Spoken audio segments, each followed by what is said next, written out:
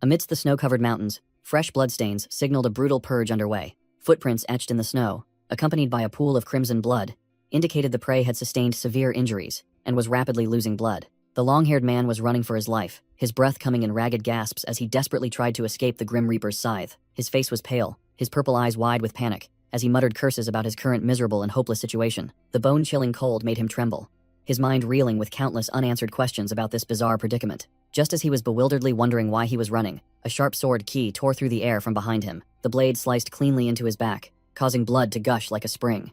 He was in extreme pain, gritting his teeth to endure the shock of the fatal blow. He let out a desperate cry before collapsing face first onto the cold snow, his body completely losing the ability to move. A great sword plunged into the ground right before him, blocking all escape routes.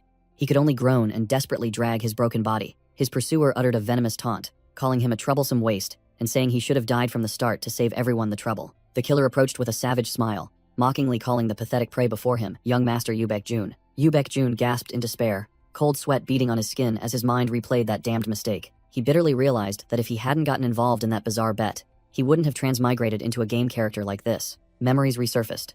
The clatter of keyboard keys and a mysterious challenge message appearing on a blue screen. An account named Godly Taesong made a tempting offer, promising the winner any wish they desired. The gamer propped his chin, a haughty smirk on his face, disdainfully dismissing the offer from some clueless newbie in the VIP waiting room. He confidently boasted about having just easily cleared Baek-jun's character storyline, as if it were child's play. Suddenly, the player list vanished completely, leaving him alone, staring at the empty, perplexing screen. The image of Baek-jun, clad in white, appeared prominently on the interface of the game Path of Heroes. The game world unfolded brutally, with a giant snake monster roaring amidst a storm of monsters pouring through a spatial gate. The game launched spectacularly, with images of a female mage unleashing dazzling spells, promising fiery combat that captivated all eyes. The developers boasted about a detailed open world with 5 unique characters and countless mysteries awaiting players to discover. The reality, however, was a painful deception, as characters died like flies, resulting in a grand total of 0 players clearing the game in its first year. He collapsed in despair before the pathetic leaderboard, as the game's difficulty reached a forbidden level with an average clear rate of only 0.1%. The achievement board clearly showed a terrifying disparity.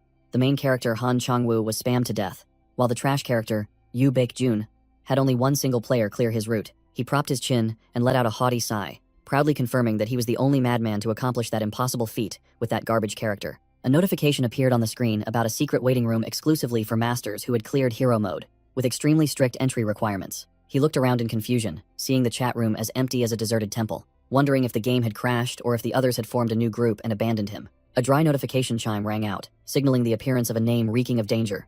XX Godly Taesong XX. He realized the room owner had just arrived, while the other casually chatted a blunt question, wondering why there was still one person left who hadn't been kicked out. The room owner, Taesong XX, ignored all surrounding questions, focusing only on saying what he wanted, making him feel that this person was truly arrogant and unpleasant. A fictional-sounding bet appeared on the screen, promising the winner any wish, making him gape in surprise. The clatter of the keyboard echoed as he mockingly asked if he could wish to become a handsome millionaire, though he remained half skeptical. When he asked about the penalty for failure, the room owner replied bluntly that he hadn't thought about it, making the suspiciousness of the matter skyrocket. The other suddenly asked for confirmation if he had truly cleared the game, and of course, he immediately typed an affirmation to show off. His hand paused on the keyboard as he realized he was craving to show off his achievements.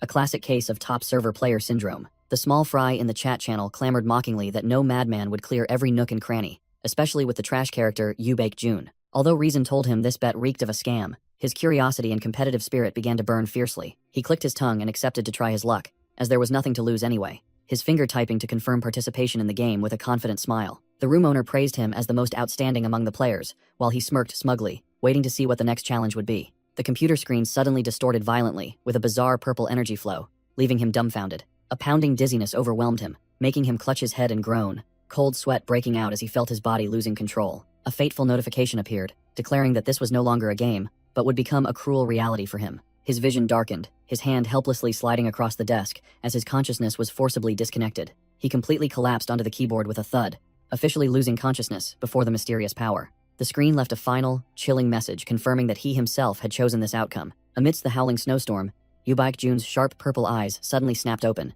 filled with extreme horror. A figure slowly rose amidst the white snow, with countless questions dancing in his mind. Baek-jun touched his unfamiliar face, cold sweat trickling down as he realized he was in a completely different body. Standing alone amidst the cold forest, he looked around in confusion, wondering what the hell was happening to him. Baek-jun froze, his face blank, feeling each icy snowflake fall onto his cheek. He raised a trembling hand to gently stroke it, bewilderedly wondering where this long hair had come from. Yu Baekjun frantically grabbed a lock of his jet black hair, unable to believe he now possessed such an ancient-style appearance. His sharp purple eyes darted to the side, full of vigilance, as he heard a strange sound amidst the snowy forest. A man, leading a group of disciples, strode imposingly forward, blocking Yu Baekjun's escape route amidst the white landscape. The man smiled amiably in greeting, calling him young master, in a chillingly familiar tone. Yu Baekjun broke out in a cold sweat, muttering the name Shin Woo-hyun and wondering if this was a nightmare. Shin Woo-hyun confirmed his identity as master with a perpetual smile, while Yu Baekjun was still reeling from the shock of seeing a game NPC appear right before him. The master's eyes darkened dangerously,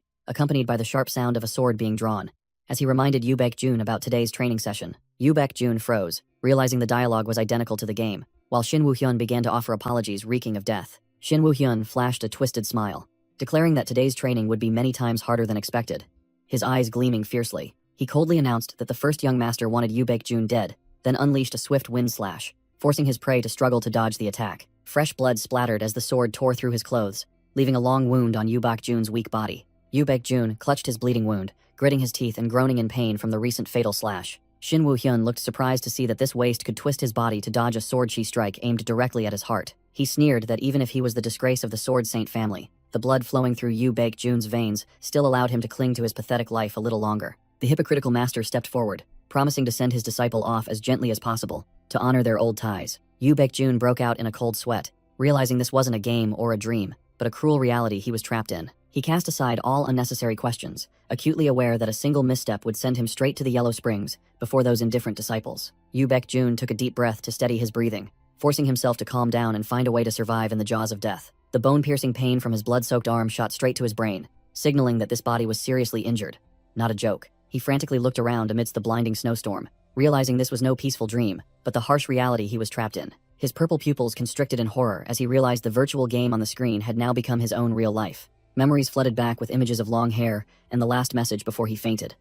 All the data perfectly matched the in-game character. He turned back in shock to look at his pursuer, confirming that he had truly transmigrated into the worthless body of Yu Baekjun, who was being hunted by Shin Woo-hyun. Shaking off his confusion, his gamer instincts kicked in, telling him to prioritize his life above all else, as he had cleared this scenario hundreds of times already. He rummaged through his memories for Yu Baekjun's survival route, something he had relentlessly grinded in the game to find the only way to live. Facing the surrounding enemies, he immediately identified the first step in this character's survival textbook, an extremely bizarre tactic. Shin Woo-hyun was dumbfounded when he saw his prey suddenly turn and flee for his life, creating a wind-splitting burst of speed amidst the white snow. The disciples and the hypocritical master could only stand rooted in the snowstorm, listening to the howling wind as they watched the retreating figure of the one who had just made a spectacular escape. A disciple stood dumbfounded, silently watching the direction the enemy had fled, unable to utter a word. A terrifying shriek tore through the silent, white, snowy expanse, sending chills down their spines. Yu Baekjun fell face first into the snow with a thud, his legs seemingly having given out after the excessive burst of speed. Fresh blood dripped onto the white snow while his enemy taunted him about this pathetic escape attempt.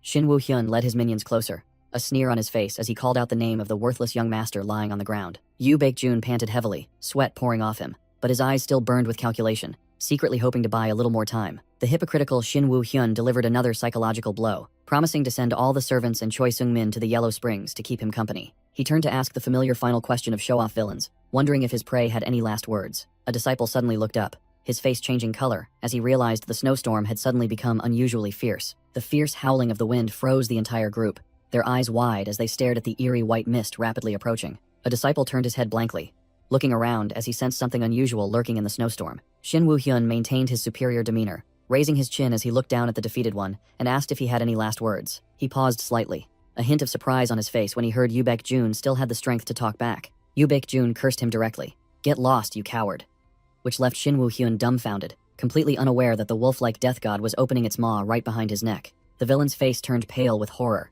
his pupils constricting as he realized the deadly killing intent surging from behind him. A shower of fresh red blood splattered into the air, tearing through the silent space after the brutal bite. The giant monster landed with a heavy thud, its pitch-black fur standing out against the pristine white snow. Shin Woo-hyun stood rooted to the spot amidst the blinding snowstorm, next to the towering figure of the beast that had just appeared. He touched the bleeding scratch on his cheek, muttering a guess that the scream earlier had lured this high-level snow wolf to join the fun. A desperate scream rang out, making Shin Woo-hyun spin around, witnessing the disciples being savagely torn apart by the frenzied wolf like mere weeds. Shin Woo-hyun frowned in annoyance, feeling humiliated that his useless subordinates were so easily torn apart by those puny snow wolves. He coldly judged the disciples as worthless trash with no future use, while the pack of wolves was starting to become troublesome due to their overwhelming numbers. The villain calculated that he needed to clean up this mess quickly before everything spiraled out of his control. Shin Woo-hyun's eyes flashed with sinister killing intent. He decided to prioritize dealing with the thorn in his side, Yoo Bak-jun, before worrying about the wolves. Ignoring the disciples who were becoming easy prey for the monsters, he leisurely walked through the snowstorm, sword in hand, to hunt down his main target. The snowstorm raged fiercely through the ancient forest, concealing all traces of the chase and the desperate screams. From a deep, well-camouflaged snow pit came the painful groans of someone desperately clinging to life. Yoo Bak-jun sat, slumped at the base of a tree, clutching the bleeding wound on his abdomen, his breath coming in heavy gasps from exhaustion and the bone-chilling cold. His hands trembling from pain, he cursed and wondered if he had mixed the medicine incorrectly, as the pain relentlessly tormented his body. The familiar ding sound rang out, and the system panel announced that he had successfully crafted the nameless ointment, which provided powerful wound recovery and extremely potent cold resistance. Yoo Bak-jun's eyes flashed with hope as a brilliant golden light effect signaled that the medicinal power of the newly crafted ointment was activating. The deep gash on his thigh hissed and quickly closed up, thanks to the potent healing ability of the nameless ointment. He let out a sigh of relief, muttering to himself in praise for having mixed it perfectly, down to the last millimeter, to save his pathetic life. Leaning his head against the tree trunk, he reminded himself never to mistake this character's route, the cursed route he had spent over 2 years grinding to clear. Sitting slumped at the base of the tree amidst the pristine white snow, he temporarily set aside his physical pain to try and swallow this harsh reality. His gaze drifted into the indefinite distance, his expression pensive and calculating, as if reloading all the game data in his mind. After a moment of contemplation, he let out a bitter curse, realizing his current situation was utterly ruined. He bitterly wondered why he had transmigrated specifically into Yoo Bak-jun of the illustrious Sword Saint family in Seoraksan, and no one else. In his gamer memories, the image of the martial god appeared, the supreme being who had quelled the gate incident and left behind a legacy that helped this family become a formidable power in Korea. And ironically, the man sitting under the tree, waiting to die, was the successor of the Six Knights, one of the prestigious five-colored fortress, Yoo Bak-jun. Yoo Bak-jun leaned back against the tree trunk, utterly exhausted. He lamented that this cursed reality was tens of thousands of times harder than just sitting and playing a game. He bent down to check the gash across his abdomen. Fortunately, the freshly crafted herbs had helped stop the bleeding and keep him warm, but their effects would only last a mere 30 minutes. Sitting slumped in the freezing snow, he reassured himself that he had to think fast, as time was running out, and every decision now would cost him his life. His purple eyes narrowed with calculation as a memory suddenly flashed of a system notification he had seen earlier. Confirming that the Hero's Road system still existed in this world, Yoo Bak-jun coldly ordered the status window to open to check his strength. A brilliant golden light appeared before him. But what met his eyes was a pathetic status window, with all categories, strength, agility, stamina, and mana ranked at the lowest F grade. Yoo Bak-jun glared at the trashy status window, just as he had expected, and couldn't help but feel bitter inside. Looking closely at the ruined achievement panel, filled with scores of 1/100 and completely devoid of any skills or traits, he confirmed that this was literally a pristine blank slate. He broke out in a cold sweat, admitting the harsh truth that with this body, he was currently nothing more than a harmless mobile scarecrow amidst a brutal battlefield. Yoo Bak-jun's route was truly desperate, starting with a fatal wound. A single slip-up, losing too much blood, or being caught by his pursuer, would result in an immediate game over. He fully understood that the snow wolves would only buy him a few minutes, as Shin Woo-hyun was no small fry. Not to mention the man held a powerful tracking artifact. As if being weak as a noodle wasn't enough, he searched himself only to bitterly realize he was in rags, without a single piece of equipment to defend himself. Amidst the bone-chilling cold, he wondered how on earth he was supposed to survive this Yoo Bak-jun living hell route when everything was against him. Suddenly, his purple eyes flashed with a sharp glint as his gamer brain started calculating, finding a narrow opening. He decided to go all in, charging straight towards the maze forest, the only place that held a chance to turn the tables in this precarious situation. Meanwhile, the corpses of the poor snow wolves lay scattered across the white snow, blood flowing like rivers, signaling that death was drawing near. The disciples stood surrounding the bloody battlefield, their morale high after swiftly clearing out the obstructing monsters. Shin Woo-hyun stood there with a terrifyingly calm expression, as if slaughtering the wolf pack had cost him no effort at all, while the artifact began to glow. A disciple breathlessly reported to the master about the extremely strong reaction from the trace-tracking magic artifact. Shin Woo-hyun clenched the glowing necklace in his hand, growling that he would catch and finish off the rat who dared to provoke him this time. The junior disciples pinpointed the prey's direction and reported that the enemy was rushing headlong into the death trap of the maze forest. Shin Woo-hyun, with icy eyes, ordered his subordinates to prepare to risk their lives for this pursuit. He turned and walked away, muttering in his mind about his insane ambition to be recognized and usurp Yu Tairang's position. Rushing footsteps crushed the white snow as the fugitive ran for his life, fleeing from death's scythe. Yoo Bak-jun panted like an ox.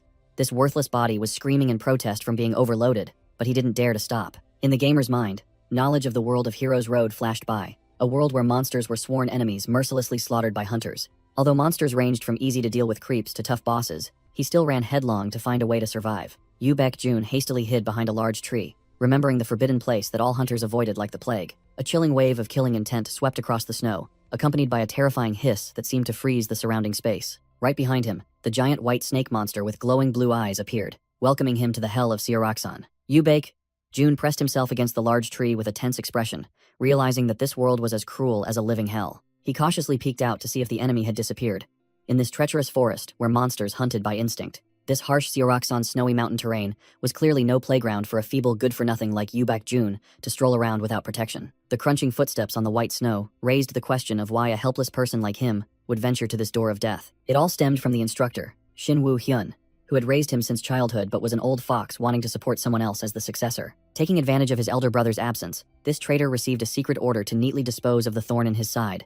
Him, in the shadows. Shin Woo-hyun had dragged him up to this cold Seoraksan plateau with the sole purpose of sending him to meet his ancestors and be rid of him. Yu Baek-jun panted like a plowing ox, recalling the game's basic strategy. Players had to survive this snowy stage and then drag themselves back to the family clan. But he suddenly slammed to a halt, stomping his foot firmly onto the snow with a decisive thud instead of continuing to flee. His eyes sharpened as he declared he had found his target.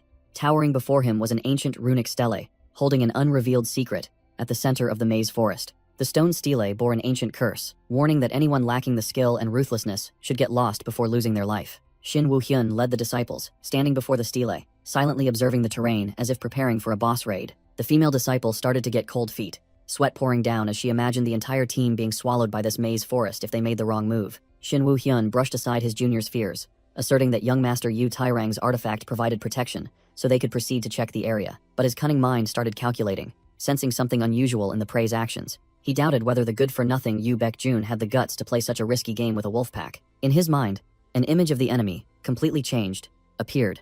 As if controlled by a different player, the entire group stood frozen in the snowy weather, their breaths forming white mist as they awaited the next attack order. Shin Woo-hyun suddenly signaled to move, his eyes sharp as razors. He had caught the signal. Examining the fresh footprints on the snow, he sneered, asserting that the prey was injured and certainly hadn't crawled far. The snowy wind howled through the deadly forest, signaling that a bloody hunt was about to begin. Shin Woo-hyun raised his fist, signaling an emergency stop, making the female disciple behind him break sharply, her face drained of color. He pointed his sword forward, firmly asserting the prey's direction for his inexperienced juniors to follow. Receiving the order, the entire group immediately accelerated, their rapid footsteps tearing through the pristine white snow in pursuit of the target. The female disciple ran, cold sweat pouring down, her intuition telling her something was terribly wrong with this route, but she didn't dare to speak up. Unable to hold back any longer, she questioned Shin Woo-hyun, saying that the group seemed to have been running around aimlessly for a while now. Shin Woo-hyun turned back with eyes sharp as razors, growling a reminder for her to recall what kind of cursed place this map was, daring to suggest going straight. The girl, still bewildered,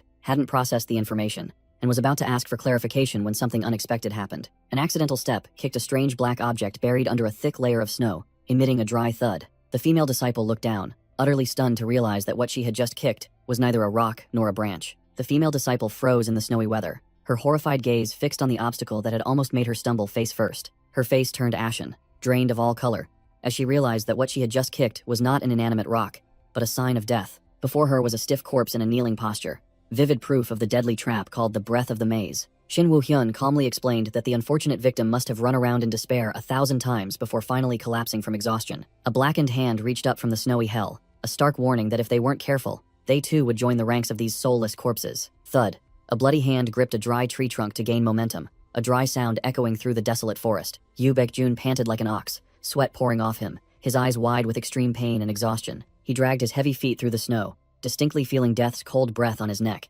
and silently marveled at the miraculous restorative effects of the herbs. His distinctive purple eyes widened, nerves taut as bowstrings, as he sensed a cruel truth invading his mind. Seeing the fresh bloodstains on the white snow, his instinct told him this was the real deal.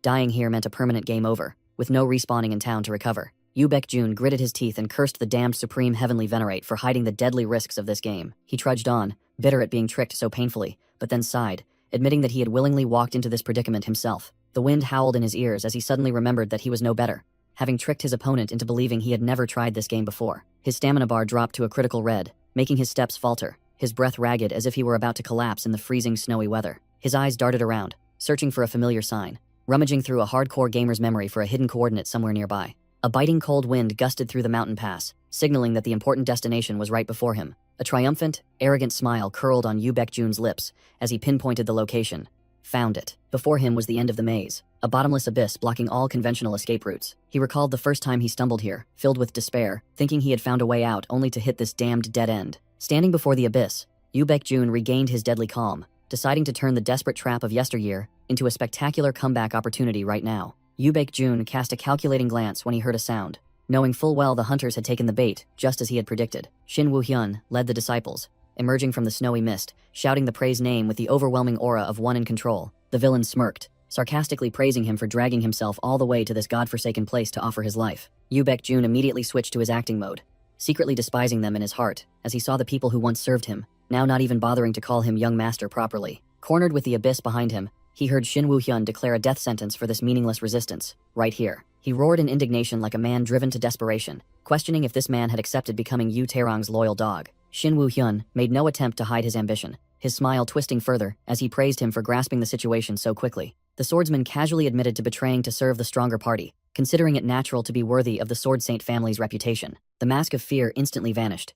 Yu Baekjun's eyes turned sharp and cold as he confirmed that all events and dialogue were exactly like the game's storyline. Having tested the mechanics and dialogue, he turned his back to the abyss, deciding not to waste another second on these trash NPCs. Yu Baekjun's eyes widened in calculation, realizing that if he dragged out the act any longer, this pathetic life would freeze before he could do anything. He collapsed onto the freezing snow with a thud, his battered body seemingly reaching its final limit. His face was pale, cold sweat poured down like a stream as his mouth stammered, refusing the approaching death with extreme fear. Looking at his hands stained with fresh blood, he knew he was about to bleed dry and die without needing to wait for the frost or his enemies to act. Shin Woo-hyun looked down from above with pity, sarcastically remarking that the prey seemed about to self-destruct before he could even swing his sword to finish him off. The traitor drew his sword, which glowed with a blue murderous aura, promising to grant the victim a peaceful death as a final blessing from a superior being. Yu Baekjun still trembled uncontrollably, but his tone suddenly changed 180 degrees as he thanked his opponent for his false kindness, saying this was the last time. Before Shin Woo-hyun's bewildered gaze, not understanding what was happening,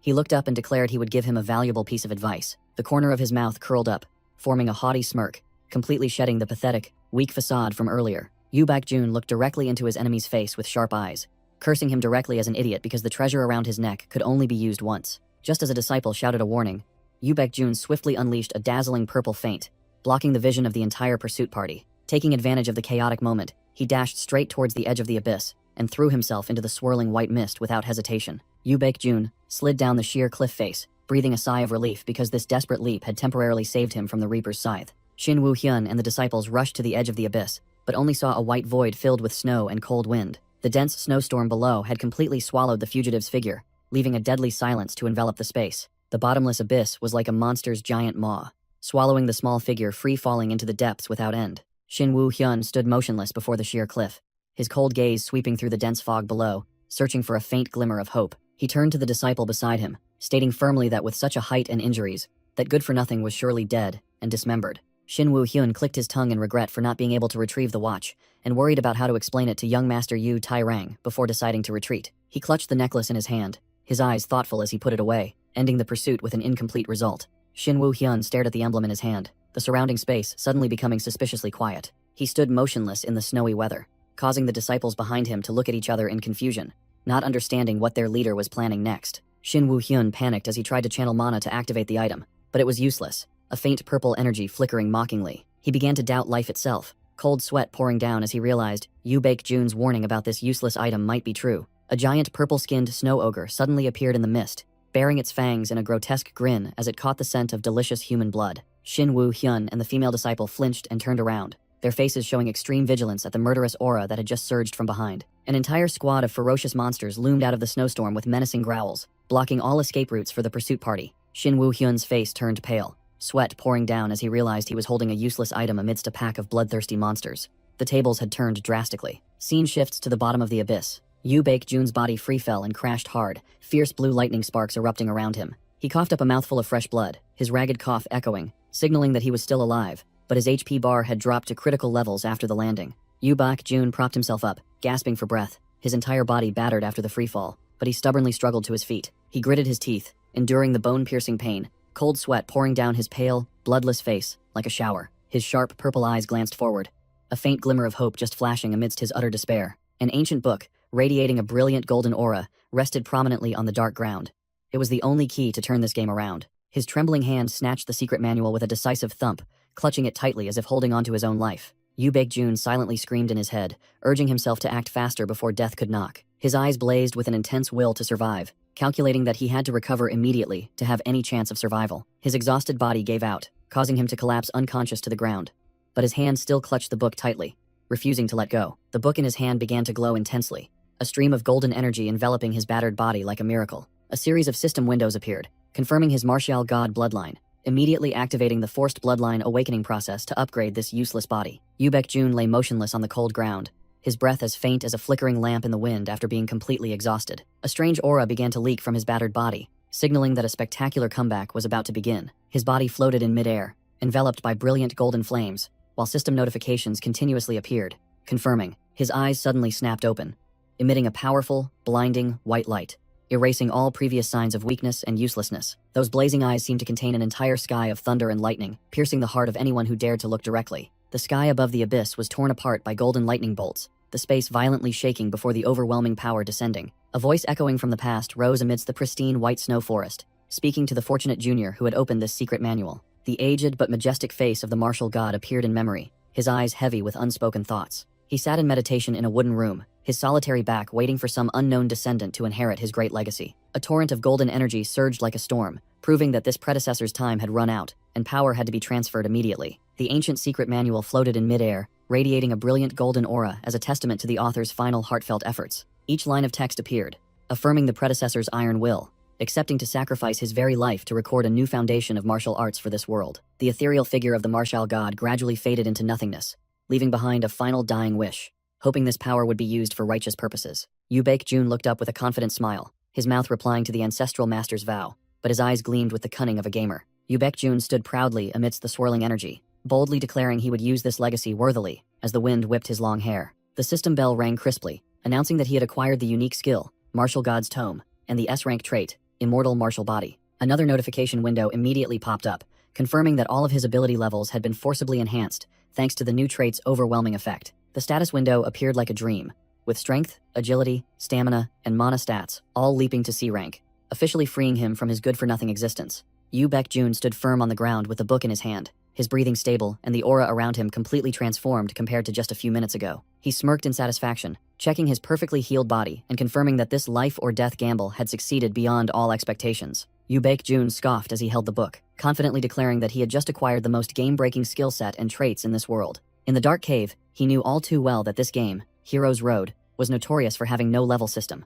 To get stronger, one could only grind relentlessly to increase proficiency. In his previous life, Yu Baekjun himself had suffered immensely, enduring all kinds of torment due to the hellish difficulty this character had to endure. But now, times had changed. The skill window displayed two dazzling golden lines, confirming he possessed the EX rank Martial God's Tome and the S rank Immortal Martial Body. His eyes were sharp and calculating, affirming that the price he paid for almost dying was entirely worth it to gain this power. He carefully examined the Immortal Martial Body trait, a ridiculously overpowered buff that granted the body infinite martial arts talent and the ability to comprehend any technique in an instant. Not only did this trait make his stats skyrocket, but it also allowed him to master skills tens of thousands of times faster than ordinary people.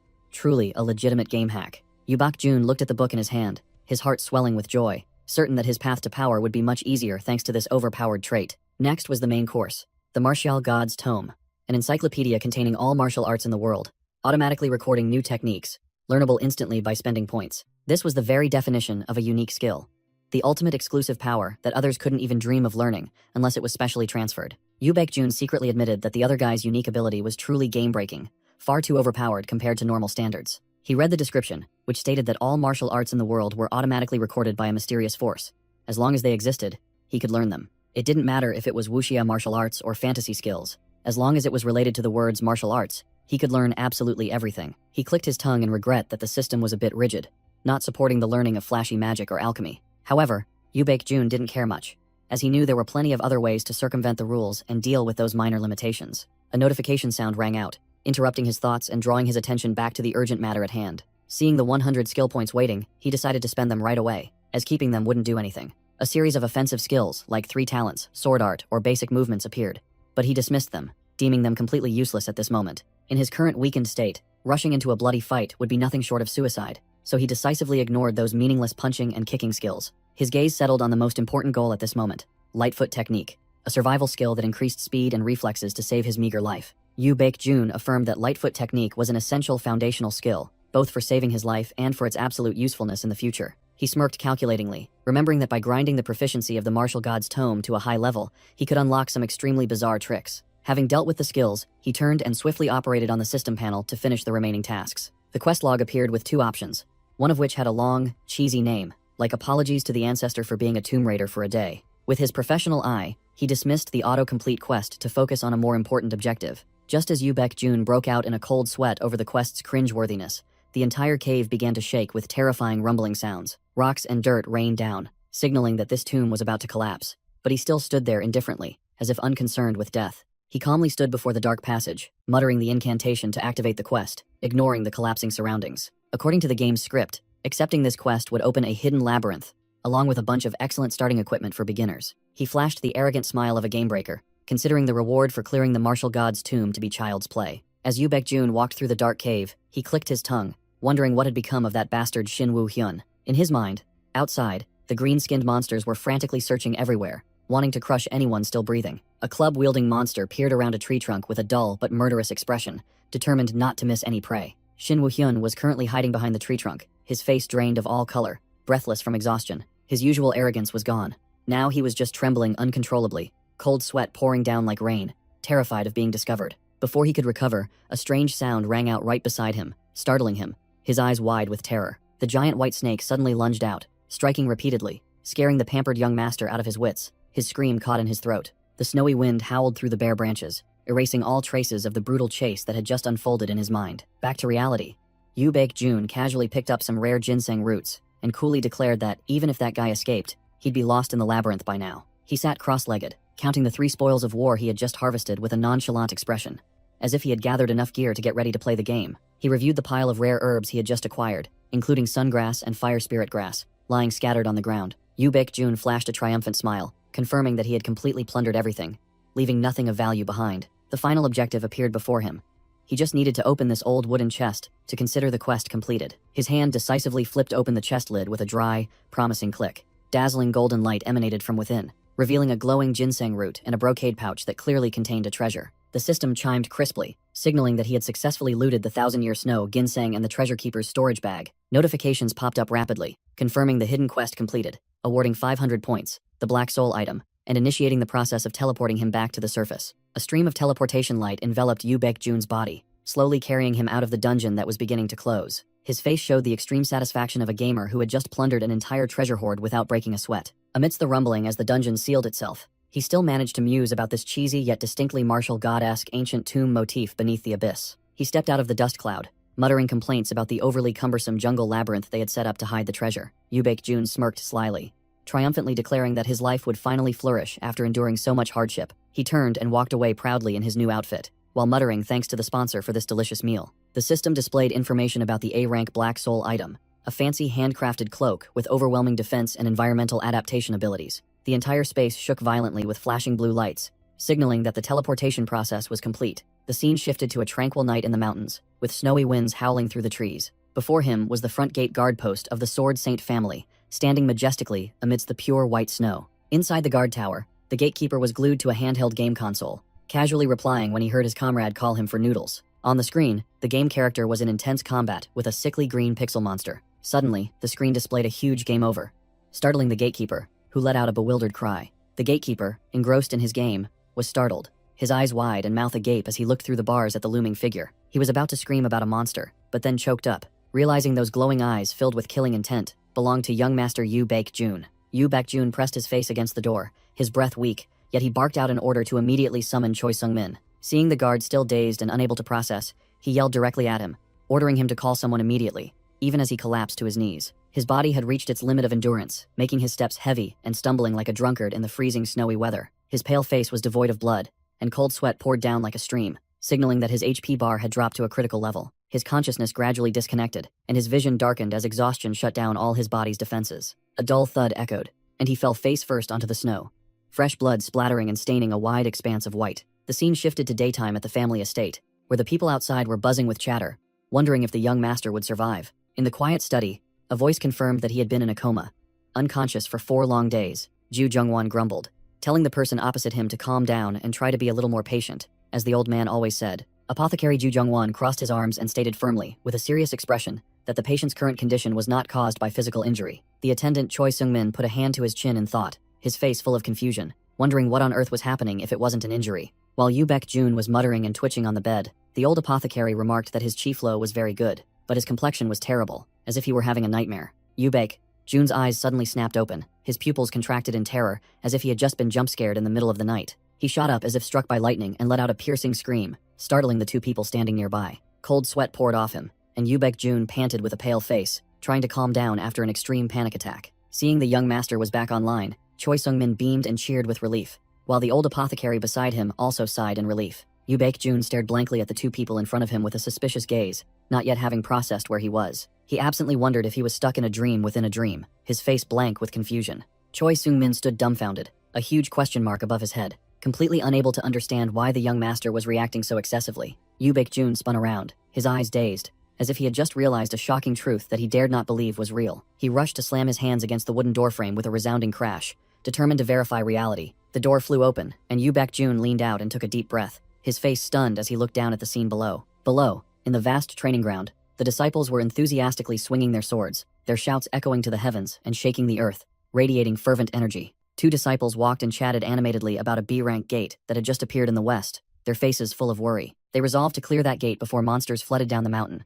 completely oblivious to the gaze looking down from above. Yu Baek-jun broke out in a cold sweat, his mouth stammering soundlessly as he recognized this terrifyingly familiar scene. The old apothecary Ju Jungwon clasped his hands behind his back and calmly confirmed to the young master that this was indeed the renowned Sword Saint Manor. Before him was the entire grand and majestic family estate, a colossal domain befitting a legendary great clan. Yu Baek-jun stood frozen on the spot, sweat pouring off him as he realized his nightmare was a cruel reality. He slumped down like a lost soul, muttering despairingly, while old Ju Jungwon looked at him with a sympathetic gaze. To hide his confusion, he clutched his head, feigning pain, and asked if this body had sustained any injuries. Choi Seung-min and the old apothecary immediately panicked. One demanded to brew medicine, the other intended to fetch nourishing food immediately. Yu Baek-jun hastily called Choi Seung-min back just as the attendant was about to turn and run off to make arrangements. He tried to maintain a calm expression as he asked for the date, and learned that he had been unconscious for the past 4 days. As soon as he asked for the year and received the answer, January 2035, a golden system panel suddenly appeared before him. The attendant quickly asked permission to leave and prepare things, leaving him alone in the room with the hovering virtual screen. A calculating and arrogant smirk appeared on Yu Baek-jun's face as he accepted this reality. A crisp notification sound rang out, confirming he had completed the quest Catch Me If You Can and earned a sweet 100 bonus points. Yu Baek-jun let out a long sigh, staring at the completed quest notification panel and feeling a sense of relief at having preserved his small life and returned to the real world. The magnificent scene of the Sword Saint family appeared under the blue sky, a false sense of peace concealing deadly undercurrents surging within. Yu Baek-jun sat down at the dining table with an inscrutable, thoughtful expression, while the attendant Choi Seung-min stood meekly beside him, awaiting orders. The clinking of cutlery against the ceramic plate echoed as he cut a piece of steak, beginning to scheme his next moves in this game of life and death. He chewed noisily to fill his empty stomach, fully understanding that returning to the family estate was no safer than that godforsaken place. Seolwon. Choi Seung-min bowed his head in silence, while his master was pondering the cruel truth that this place was the bloodiest political battlefield. He continued his energy replenishment, in his mind envisioning the familiar scene of all great clans, where children had to trample over each other to contend for the family head's seat. Powerful shadows successively appeared in his mind like predatory beasts. Yu Tairang, Yu Jung-yun, Yu Kang-ho, and Yu Min, with gleaming eyes full of ambition. And finally, him, Yu Baek-jun, the youngest brother, sitting and eating ravenously with a ridiculously harmless expression among the hungry wolves. The fresh red juice flowing from the rare meat reminded him of 3 unfortunate siblings who had been mercilessly purged by the monster Yu Tairang in the Succession War. Yu Tairang sat there like an uncrowned king. The entire family implicitly understood he was guaranteed the next family head's seat, and no one dared to utter a word. Yu Baek-jun cut the meat while listing the defeated. From the old fox Yu Kang-ho to the eldest sister Yu Jung-yun, all had long since relinquished power. The knife blade scraping hard against the plate was like the nagging question in his head. Why did those 3 still have to die when the situation had already been completely decided? Bloody memories flooded back, replaying the scene of the beloved eldest brother mercilessly slaughtering his own kin without hesitation to clear his path. A cruel smile revealed the dictator's ambition. He swore not to leave any seeds of disaster that could threaten his throne. The deathly shadow of Yu Tairang stood towering amidst piles of corpses, using fresh blood to end all trivial succession disputes once and for all. Yu Baek-jun chewed noisily, fully understanding that that madman wanted to completely eliminate the possibility of anyone forming factions to oppose him. He swallowed the piece of meat along with the firm conclusion that Yu Tairang was pursuing absolute power that no one was allowed to touch. While intensely analyzing, hunger suddenly struck, and he suddenly made a blank face and heartily praised the steak as incredibly delicious, truly satisfying his foodie soul. Pushing his hunger aside, he finalized his ultimate goal. The main antagonist in this scenario was the eldest brother, Yu Taerang. Yu Baekjun wiped his mouth and checked the time, realizing today was the 15th of January 2035, and there were only 2 years left until the old man would hand over power to Yu Taerang. His eyes turned cold as he calculated that if he didn't deal with that crazy older brother before the deadline, his small life would definitely be extinguished. He stood up abruptly, startling the attendant, affirming in his mind that once Yu Taerang seized family power, he would become an untouchable final boss. Handing the pile of dishes to Choi Sung-min, he remembered the valuable information that the antagonist was busy grinding levels on Seorak Mountain and would return in exactly 2 months. Yu Baekjun grabbed his bag and walked out, ignoring the attendant's pleas, determined to grind this map to oblivion to increase his strength before the main boss returned. His bare feet pounded on the wooden floor, affirming the cruel truth of this family. Only those with the biggest fists had the right to speak. He walked with full confidence, simply thinking that if he became overwhelmingly powerful, the people in this family would have to bow down and acknowledge him. Fortunately, right within the Sword Saint family's compound, there was a perfect location for him to begin his game-hacking plan. Yu Baekjun stood tall before the pharmacy door, mentally preparing to gather resources and buff this frail body of his. The pharmacy sign appeared before his eyes, marking the first farming spot where he would concoct medicines to turn the tide. Yu Baekjun looked up with sharp eyes, mentally listing the great teachers, or more accurately, the gold mines he would exploit for resources. He decisively pushed open the wooden door, determining that his ultimate goal right now was to grind furiously to buff this weak body. The steady rustle of a pestle grinding herbs echoed, signaling that this was the production site for the necessary doping agents for his transformation plan. Ju Jungwon was engrossed in preparing medicine when he was startled by a strange sound coming from the entrance. The old pharmacist spun around with a bewildered expression, uttering a sound full of doubt upon discovering the uninvited guest. Yu Baekjun gripped the cloth pouch at his hip, preparing to unleash his fake lines to legitimize his intrusion and scavenging. He walked over and calmly explained that since no one answered his calls, he had to take the liberty of going up to the second floor to find someone. Flashing a textbook-friendly smile, Yu Baekjun gently asked permission to look around and scout for treasures. Ju Jungwon froze for a few seconds, his eyes wide as he questioned why a young master would be interested in snooping around this medicine room. Yu Baekjun concluded by saying he wanted to understand his own illness, but in reality, his eyes were scanning like radar, searching for good items to loot. Ju Jungwon stopped grinding herbs, looking up at the intruder with a face full of huge question marks. This old man was no pushover. He was a veteran pharmacist who had served since the previous family head's time, possessing a rare and hard-to-find set of top-tier healing skills. Regardless of the world's power struggles, he only buried himself in researching herbs, a true crafting enthusiast who cared nothing for worldly affairs or fame and fortune. Back then, he also had the heart to pass on his life's accumulated secrets to the family members as a way to show absolute loyalty. But the descendants were all muscle-brained fools who disdained medicine, thinking money could buy anything, leaving him desperate as he couldn't find a true disciple. While the old man was regretting the past, Yu Baekjun, standing behind him, had already begun plotting to snatch the divine medicine to hack his growth level. The pouch at his hip glowed brightly, signaling that the item that would help him break through his power limits was now within reach. Ju Jungwon returned to his work,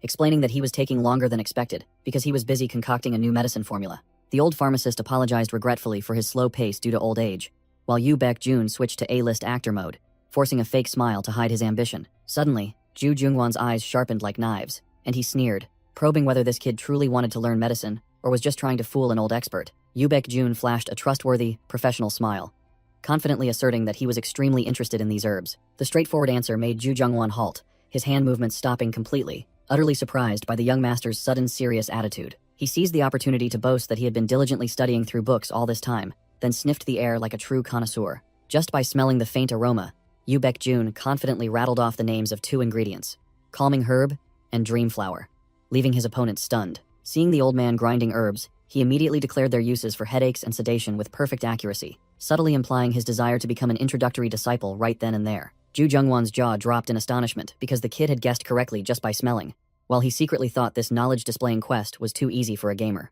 To legitimize the treasure trove of knowledge in his head, he fabricated a story about having tasted all sorts of plants until he knew their flavors by heart, like a reborn divine farmer. While the old man was still pondering a strange scent, he immediately concluded it was shriek leaf, a dangerous poison that ordinary people would flee from at the mere mention of its name. Having his professional secret exposed, Ju Jungwon broke out in a cold sweat, his voice trembling as he quickly confirmed it and tried to explain why he put poison in the medicine. Without needing his explanation, he revealed the hidden knowledge that this poison, when heated by fire, would transform into a powerful divine medicine that greatly boosted vitality, leaving the old man stunned, as if he had just found the truth. Ju Jungwon looked at Yu Baekjun as if he were a living saint, regretting that such innate medical talent was born into a den of martial arts fanatics. In the old man's eyes, the useless kid now shone with the dazzling aura of a world-saving genius, suppressed by life's currents. He lowered his head and sighed deeply, filled with immense regret that such a good seed bore the surname of the bloodthirsty Sword Saint family, instead of being a healer. Returning to reality, Ju Jungwon inquired if Choi Seung-min had told him about being attacked by monsters during his stroll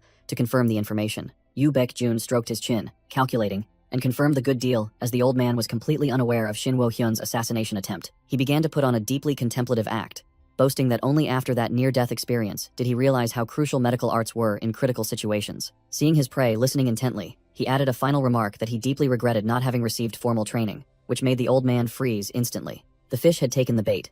Ju Jungwon spun around with eyes shining like headlights, offering to teach the young master his craft right away. Yoo Baek-jun feigned bewilderment, pointing at his own face as if he couldn't believe a high-level pharmacist like Ju Jungwon would accept him as a disciple. He maintained his feigned humble attitude, asking if the old man was busy, while the old man chuckled and denied it, eager to secure this potential disciple as quickly as possible. Yoo Baek-jun widened his eyes, acting touched when he heard Ju Jungwon declare his readiness to arrange time to impart medical arts immediately. The old pharmacist warned that he would have to test his entry-level proficiency, while he bowed respectfully as if he had just struck gold. Ju Jungwon kindly invited the young master to drink the freshly brewed medicine, completely unaware that he was falling into the psychological trap of a veteran gamer. The scene outside the Sword Saint family's mansion remained majestic and cold under a blanket of white snow, concealing the schemes within. The familiar ding sound rang out, and a quest panel appeared, requiring him to demonstrate his medical knowledge to formally acknowledge a master and unlock awesome professional skills. Sitting cross-legged on the bed, Yoo Baek-jun smirked confidently because he had already crushed this trivial test hundreds of times in the game, so there was nothing to worry about. He assessed Ju Jungwon as a trustworthy NPC to place his faith in, completely unlike the power-hungry and ambitious Shin Woo-hyun. Continuing to sift through data, he confirmed that the attendant Choi Seung-min was also a loyal pawn, absolutely devoted due to the original owner's family saving his life years ago. Although that attendant was utterly useless in martial arts, loyalty was a rare commodity, and he smiled triumphantly, knowing that was more than enough to build his own empire. Discarding all calculations, Yoo Baek-jun's eyes turned sharp and intensely focused, his body beginning to exude an aura, preparing for his next move. The damn system displayed a quest panel, insulting him as an anchovy saint, and demanding he run for 6 hours to grind his stamina stats. Yoo Baek-jun's jaw dropped, and cold sweat poured down him like a stream, as he saw the insane stamina requirement the game presented for this weak body. Ignoring the disciple's sarcastic remarks about his title as the weak young master, he grabbed his training gear and walked straight out with a defiant attitude. The long-haired disciple wondered about this sudden change, but he merely gave a perfunctory reply and ignored him to focus on the main task. Choi Seung-min stood dumbfounded, his face full of question marks, seeing his master suddenly act up and demand to exercise instead of lounging around. The original owner's dark memories flooded back, with images of the family head screaming harsh words at him about his extreme weakness and uselessness. Before the entire family, the cruel father disowned his useless son and banished him for not adhering to the survival law of the strong. The Sword Saint family was likened to a kingdom of wild beasts, where strength was the ultimate truth, and the weak were merely prey for the strong to tear apart. That cruel law spared no one. Even blood ties were torn apart by the claws of power and bloodlust. The Yoo Baek-jun of the past was originally a gentle, weak individual, completely out of place like a lamb among this den of violence-worshipping monsters. The trashy disciples began to whisper and snicker, saying that this bookworm probably dragged himself to the training ground just to find a cool spot to read comics. They didn't let up, continuing to insult his scrawny physique and guffawing that if they were the family head, they would have kicked this good-for-nothing out long ago. Yoo Baek-jun recalled his past weak thoughts, once wishing he hadn't been born into this monstrous family so he could live peacefully as a bookworm. But life wasn't a dream. He stomped his sneakers on the ground, accepting the cruel reality that he was living in the lair of the Sword Saint family. He stretched, warming up his body with a confident smile, silently declaring that times had changed, and it was no longer the era for insignificant nobodies to look down on him. His feet tapped rhythmically on the ground to get a feel, his mind already loaded with all the theories and methods of skill execution like a professional gamer. He took a deep breath to regulate his breathing, his eyes highly focused, though he still had a slight doubt in his heart whether this weak body could keep up with his mind. Dismissing all doubts, he channeled force into his legs, stomping hard on the ground with a dry thud, using the propulsion to shoot forward like an arrow. Activating the Lightfoot technique, his movements became as light as a feather, gliding across the ground with boosted speed and reflexes reaching a new level. A surge of extreme excitement washed over him, and Yoo Baek-jun smirked, regaining the familiar sensation he had experienced when leaving the martial god's dungeon. Yoo Baek-jun realized that the skill activation mechanism in this world was so convenient that he could cast them instantly just by thought. He smirked, feeling that controlling his body and executing skills was much easier than he had previously worried. His joy was short-lived as exhaustion hit him. His eyes widened, mouth agape, sweat pouring down like rain, and he began to pant heavily. Yoo Baek-jun stumbled, unable to run steadily, complaining to the heavens and earth that this frail body made him feel like he was about to log out of the server. Just as he was dazed from exhaustion, a ding sound rang in his ear, making his sweat-soaked face pause in bewilderment to listen. The system panel appeared, announcing that he had completed Step 1 of the quest to escape his pathetic existence, receiving reward points and a power buff. Yoo Baek-jun collapsed to the tiled floor, groaning with relief that the quest completion notification had finally appeared. He hung his head, panting,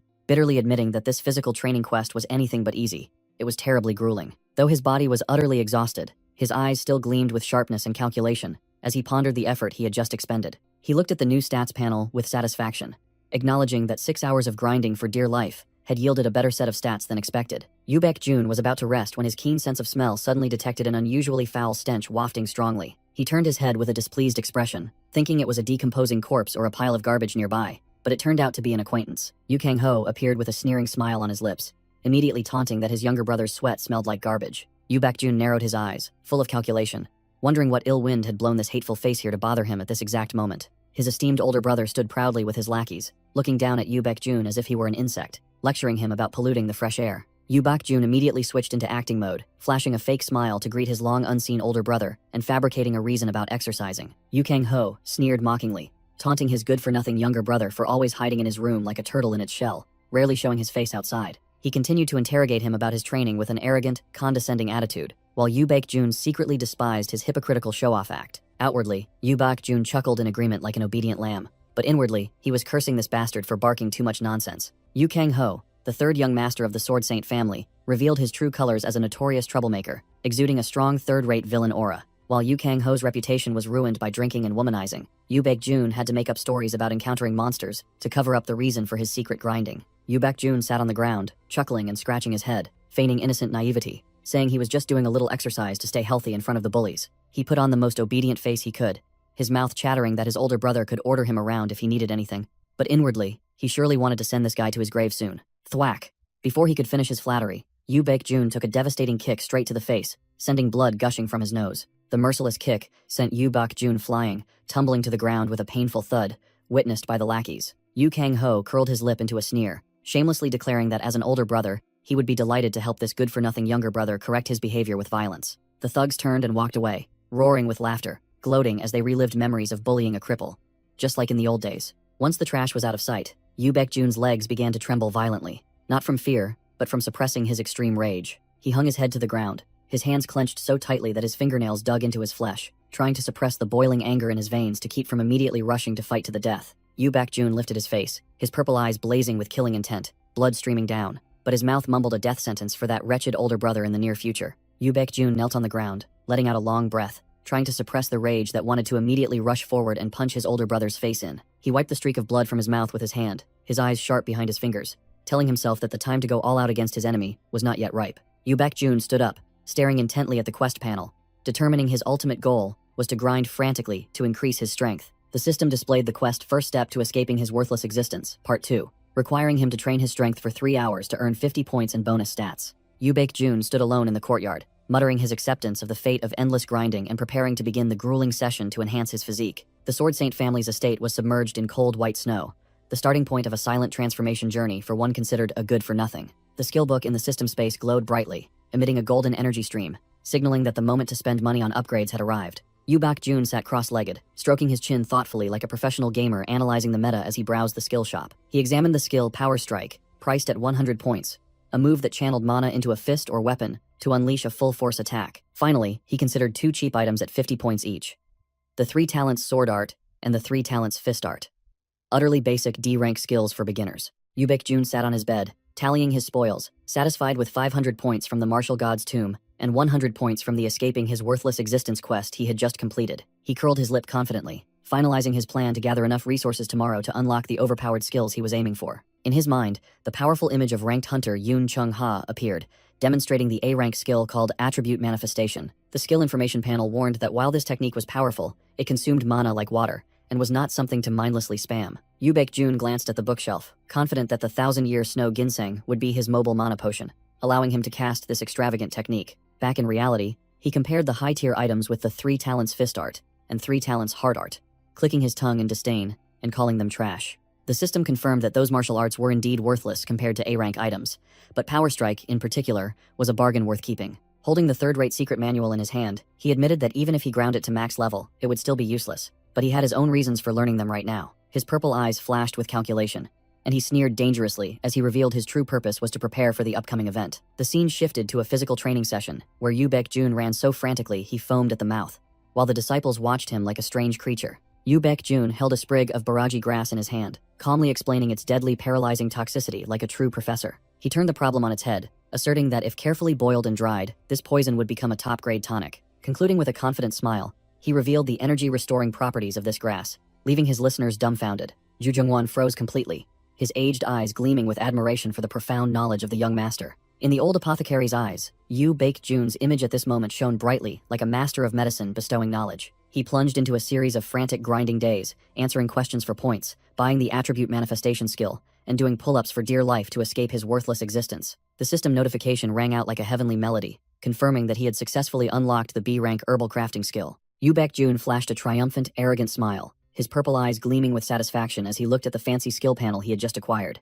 Ju Jungwon praised him profusely, affirming that the young master was now an excellent apothecary whose talent far surpassed that of ordinary quacks. The conversation suddenly quieted as Yu Baek-jun turned to look at the old apothecary with a profound gaze, seemingly plotting his next move. Yu Baek-jun glanced at the skill panel that had just appeared, scoffing as he confirmed that this game interface was exclusive to him, completely invisible to outsiders. He immediately put on an act, flattering and misleading that all the profound knowledge he had just displayed was thanks to apothecary Ju Jungwon's teachings. Taking advantage of the NPC's delight at the praise, he immediately asked the old man for help in crafting a special elixir. The old apothecary, still unaware of the gravity of the situation, excitedly asked what the young master intended to do with all that knowledge. Suddenly, his eyes widened, pupils contracting as if he had seen a ghost, witnessing what Yu Baek-jun had just pulled from his pouch. A supreme-grade 1,000-year snow ginseng appeared, radiating a dazzling aura that blinded onlookers with its extreme rarity. Not stopping there, he continued to display a series of other high-quality ingredients like sungrass and fire ginseng, leaving the old man completely stunned. Ju Jungwon broke out in a cold sweat,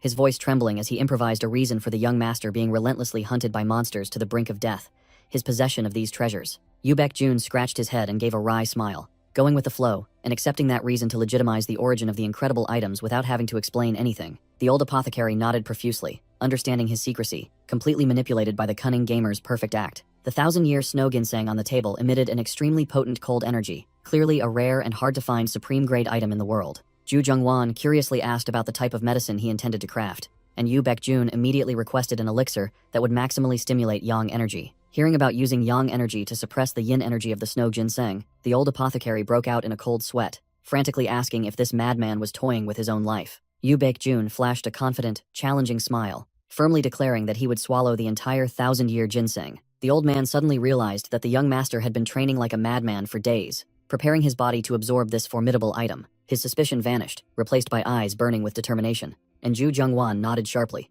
agreeing to start crafting the medicine immediately. As night fell, the system continuously announced that the herbal crafting skill had been activated with powerful assistance from the high-level NPC. A crisp ding sound rang out, announcing the successful crafting of an A-grade extreme yang pill, with a description that made one's blood surge just by reading it. The golden elixir radiated intense heat, its surging internal yang energy clearly visible, as if it wanted to incinerate everything. Yu Baek-jun sat cross-legged, meditating calmly, with two supreme items, one hot and one cold, before him, ready for the most insane power-up ever. Yu Baek-jun sat cross-legged on the table, confessing to the old apothecary that he never expected the trash he picked up from the martial god's tomb to be so useful. The two supreme items, one hot and one cold, lay on the table, radiating a dazzling aura, instantly conveying a sense of immense wealth and overwhelming power. Ju Jungwon sternly warned that he would stand guard and call for help immediately if anything went wrong, while the young master nodded sharply, indicating he understood. Facing a life-or-death moment, Yu Baek-jun swallowed hard, cold sweat beginning to trickle down his cheeks from the extreme tension. He decisively reached out and snatched the extreme yang pill,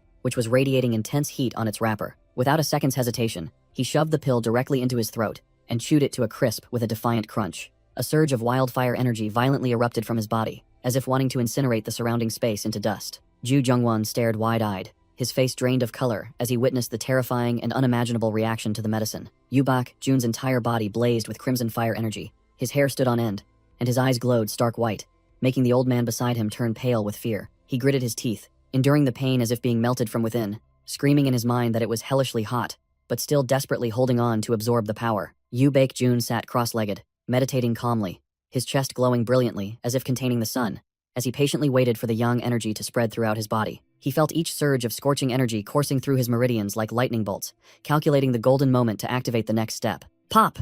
Yu Baek-jun's pupils dilated sharply, a small explosion echoing in his mind, signaling that the decisive moment of life or death had arrived. Immediately, he snatched the cold-natured ginseng from the table and shoved it directly into his mouth, chewing it ravenously to activate the yin-yang balancing mechanism. He swallowed the medicinal ingredient with a grim expression, sweat pouring off him as his body officially became a battlefield for the two opposing energies. Boom! A violent explosion of blue cold energy erupted from his body, sweeping away the heat and engulfing the surrounding space. Yu Baek-jun cursed under his breath as he felt the yin energy freezing his meridians.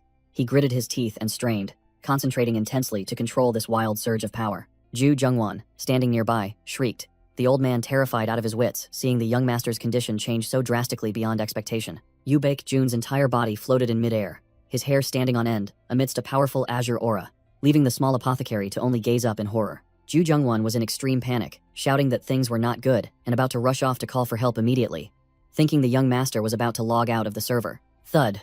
Yu Baek-jun landed decisively on the floor, his hands gripping his knees to maintain balance after his impromptu flight. Ju Jungwon stood frozen, staring at the lingering, icy cold energy still emanating from the young master. He couldn't believe his eyes at the sight he had just witnessed. Yu Baek-jun sat cross-legged neatly, his hair standing on end like a super saiyan as he channeled his energy, making the apothecary exclaim in doubt that this was a type of cultivation technique. The old man squinted, assessing the technique, realizing it was too crude and unrefined, completely unworthy of the prestigious Sword Saint clan's martial arts level. He was performing the Three Origins art, a low-level, trashy skill. Yet it was the golden key for novices to safely learn how to control the flow of energy. Whoosh! The chaotic energy in the room began to settle, and the whistling sounds gradually vanished into thin air, restoring tranquility. Yu Baek-jun floated in the middle of the room like a deity, his body having completely mastered the wild surge of power and brought it under control. He gently opened his mouth and exhaled a breath of turbid qi, expelling all remaining impurities from his body to purify himself. Ju Jungwon stood rooted to the spot, cold sweat pouring down him, unable to believe that the useless young master had accomplished such an extraordinary feat right before his eyes. With his vital energy flowing smoothly, Yu Baek-jun smirked in satisfaction, his desperate gamble having succeeded perfectly. Apothecary Ju Jungwon stood dumbfounded, his eyes wide and mouth agape, unable to believe that the sickly good-for-nothing could swallow an entire 1,000-year ginseng and perform martial arts right before his eyes. Yu Baek-jun closed his eyes, regulating his breath, as the domineering aura around him gradually receded, marking the perfect conclusion of his body's limit-breaking process. His eyes snapped open, gleaming with the cold, sharp, powerful blue light of a predator awakening from a long slumber. The night wind howled in gusts, blowing away the dark clouds that obscured the full moon, as if signaling the birth of a true monster within this clan. Yu Baek-jun strode confidently across the courtyard with supreme self-assurance, his body light and agile, completely unlike his former useless facade. To Ju Jungwon's questioning about how he learned such a profound technique, he maintained a cold, mysterious expression. He scratched his head and gave a wry smile, pulling off the trick of the century with an innocent, guiltless expression, claiming he had merely picked it up by watching others. A cunning smirk flickered across his face when he saw that the old man seemed to have completely bought into that ridiculous reason. Although outwardly calm, Yu Baek-jun was sweating profusely on the inside, telling himself that this excuse was a bit too much, and fearing the NPCs would overestimate his current strength. He stretched and walked away, satisfied that his divine acting had fooled everyone and prepared for his next schemes. Yu Baek-jun stood tall in the middle of the courtyard, muttering to summon his status window to check the results of his recent act. The status window appeared like a dream, with all physical stats at C, while mana had leaped 2 ranks to B, along with a host of cool buffs from the pile of medicine he had just consumed. He grinned triumphantly, seeing his abundant mana exceed expectations, not to mention the bonus effect of super-fast stamina recovery. If he had grown stronger, he had to test it immediately while it was hot. He clenched his fist, feeling the power surging through every muscle fiber. Streams of blue energy began to leak through his fingers, enveloping his fist like a compressed energy gauntlet. This was Attribute Manifestation, a renowned skill that allowed the user to condense mana into weapon forms or armor layers around their body. This skill originally belonged to Yoon Song-ha, a monster in the game who possessed a dragon's heart, granting her the ability to produce infinite mana like a money-printing machine. Yu Baek-jun's eyes were wide with intense focus, trying to force the chaotic mana flow within his body to obey his will and replicate that formidable ultimate technique. He poured all his strength into his right arm and delivered a thunderous punch onto the cold stone ground to release his excitement. The ground cracked open under the terrifying destructive power. Ice and debris scattered everywhere, accompanied by an explosive sound that shook a corner of the training ground. Yu Baek-jun put all his might into punching the ground, triggering an explosion of ice energy that shook a corner of the training ground. The ground couldn't withstand the force and shattered, sending countless sharp ice shards flying everywhere, creating a visually stunning scene of destruction. His eyes wide with surprise, he secretly confirmed that the actual power of the punch perfectly matched what he had calculated. Looking at his fist, which was still radiating cold energy, he nodded in acknowledgement that an A-rank skill truly was top tier. Its destructive power was overwhelmingly formidable. His joy was short-lived as the side effects kicked in. His face turned pale, sweat poured down him like rain, and he had to gasp for breath. Yu Baek-jun knelt down onto the cold, icy ground, his body trembling because of the insane rate at which this skill burned through his mana. He bent over to calm himself, remembering that a tribute manifestation was originally created to vent Yoon Song-ha's overflowing mana, so it was natural for it to consume a lot of energy. It was only thanks to the medicinal power of the 1,000-year snow ginseng that he could even use it. Normally, he'd instantly run out of power. Looking up at the silent night sky, he muttered Yoon Song-ha's name with a thoughtful expression. He stood up, crossed his arms, analyzing the plot situation, guessing that the monster with the dragon's heart was probably in America by now. Yoo Baek-jun wore a calculating smile, concluding that his future encounter with that item would definitely be extremely interesting. As dawn broke, the Sword Saint family's estate appeared majestic after the night's rain, signaling a day that would be far from peaceful. The attendant, Choi Sung-min, brought in breakfast while sighing and complaining that the young master had been waking up too early lately, costing him his precious sleep-in. Noticing the unusual atmosphere in the house, Yoo Baek-jun adjusted his attire and casually asked if anything unusual was happening in the family this morning. Choi Sung-min blankly explained that since it was Sunday, all family members would gather to watch the regular training session. Yoo Baek-jun looked in the mirror, admiring his cool new black robes, then flatly declared that he would participate, despite having avoided it since childhood. Choi Sung-min, who was clearing the table, jumped in surprise, eyes wide and mouth agape, shrieking in disbelief at such an outrageous decision. Yoo Baek-jun shot a sharp glance and retorted, "As a member of the family, attending training is natural, so what's there to be shocked about?" The attendant was sweating profusely, stammering as he recalled the glorious past when the young master had once disparaged it and enraged the family head. Yoo Baek-jun brushed aside that unnecessary worry, curling his lips into an excited smile because it was almost time for the game's first main event. Yoo Baek-jun finalized his decision to participate and ordered Choi Sung-min to announce it, leaving the attendant only able to stammer yes while trembling. Decisive footsteps echoed on the stone floor, signaling the intense debut of the useless young master after a long period of seclusion. Yoo Baek-jun strode with an imposing aura in his cool black attire, a stark contrast to the anxious, sweating face of the disciple walking beside him. The disciples around them began to stare and whisper, unable to believe their eyes that the one who always skipped training had actually shown up. Ignoring the trashy gossip of the small fry, Yoo Baek-jun maintained a cold, arrogant expression as he walked. The Sword Saint family's trainees were gathered in droves like ants to perform the boring morning roll call tradition. Yoo Baek-jun swept past the crowd, secretly scoffing at the meaningless ritual that the elders had concocted for show. He stopped, stepping onto the stone platform, mentally preparing to face the important figures observing from above. Yoo Baek-jun narrowed his eyes in thought, suddenly realizing this was the first time he truly paid attention to the presence of the family head at this event. From the high-seated position of honor, a terrifying pressure emanated from the family head's back, signaling an imminent, tense confrontation. Yoo Moo-hak, the current family head of the Sword Saint family, sat regally on his throne with the overwhelming aura of a true final boss, his gaze sweeping over the descendants below. Standing imposingly behind him were the Grand Masters, a group of old men whose faces were filled with killing intent and calculation, forming an unignorable wall of power. Yoo Baek-jun was deep in thought when he startled and turned upon hearing his name called unexpectedly from the seating area of the direct lineage members. The eldest young miss, Yoo Jung-yeon, sat there with a worried expression, asking her younger brother about the monster attack, as if she genuinely cared. "I heard you were attacked by a monster. Are you all right?" Yoo Jung-yeon exuded the gentle aura of an exemplary elder sister, a benevolent smile on her lips. But in this scheming family, it was hard to tell friend from foe. Yoo Baek-jun immediately switched to acting mode, smiling brightly like a friendly beauty queen, thanking his sister, and subtly mentioning the healing efforts of apothecary Ju Jung-won. Sitting right next to her, Yu Kang-ho muttered curses with an expression of extreme disdain, shattering the fake atmosphere. What a useless piece of trash. He turned to insult Yoo Baek-jun mercilessly, considering it an unbearable disgrace for someone of Sword Saint blood to almost die from a monster. Hearing this, blood rushed to Yoo Baek-jun's head. His face twitched, his eyes wide. He had to force himself to chant a mantra of patience to keep himself from lunging and punching that brat's face in right then and there. Sitting next to the loudmouth was Yu Min, the short-haired girl with a cold expression, who propped her chin on her hand and observed, not bothering to care about the cheap drama unfolding before her. Yu Min, the fourth young miss of the family, sat with her chin propped, her eyes bored as if she were forced to watch a dull B-grade movie. Yu Kang-ho continued to spew trashy words, mocking his useless younger brother who only knew how to bury his head in medicinal books because he had no talent for swordsmanship. Yoo Baek-jun trembled violently, covering his mouth as if about to cry. But in reality, he was sneering inwardly, deciding to accelerate the bloody main event earlier than planned. The wretched older brother glared threateningly, demanding to take his younger brother away for a private lesson. But the strong scent of killing intent suggested he wanted to send him to his death. No longer bothering to play the victim, Yoo Baek-jun raised his head, revealing his sharp, cold purple eyes, and growled, ordering his brother to shut his mouth. The old grandmasters froze for a few seconds, unable to believe their ears that the obedient grandson dared to retort so sharply. Even the bored Yu Min had to widen her eyes in surprise, realizing that the real show was just beginning. Yoo Jung-yeon gaped in astonishment. The atmosphere in the room grew heavy with tension at her younger brother's sudden, sharp turnaround. Yu Kang-ho's face went utterly blank. His brain hadn't processed the information yet because he never expected the lamb to bare its fangs. Yoo Baek-jun covered his nose with disdain, openly criticizing his brother's foul breath, reeking of cigarettes and coffee, which stung him more than eating chili. Yu Kang-ho's eyes were wide and his mouth agape, stammering, asking what his younger brother had just spewed, because his brain hadn't yet processed this shock. Yu Baekjun didn't bother to argue further, turning on his heel decisively to prepare for his next move. He turned back with a provocative smile,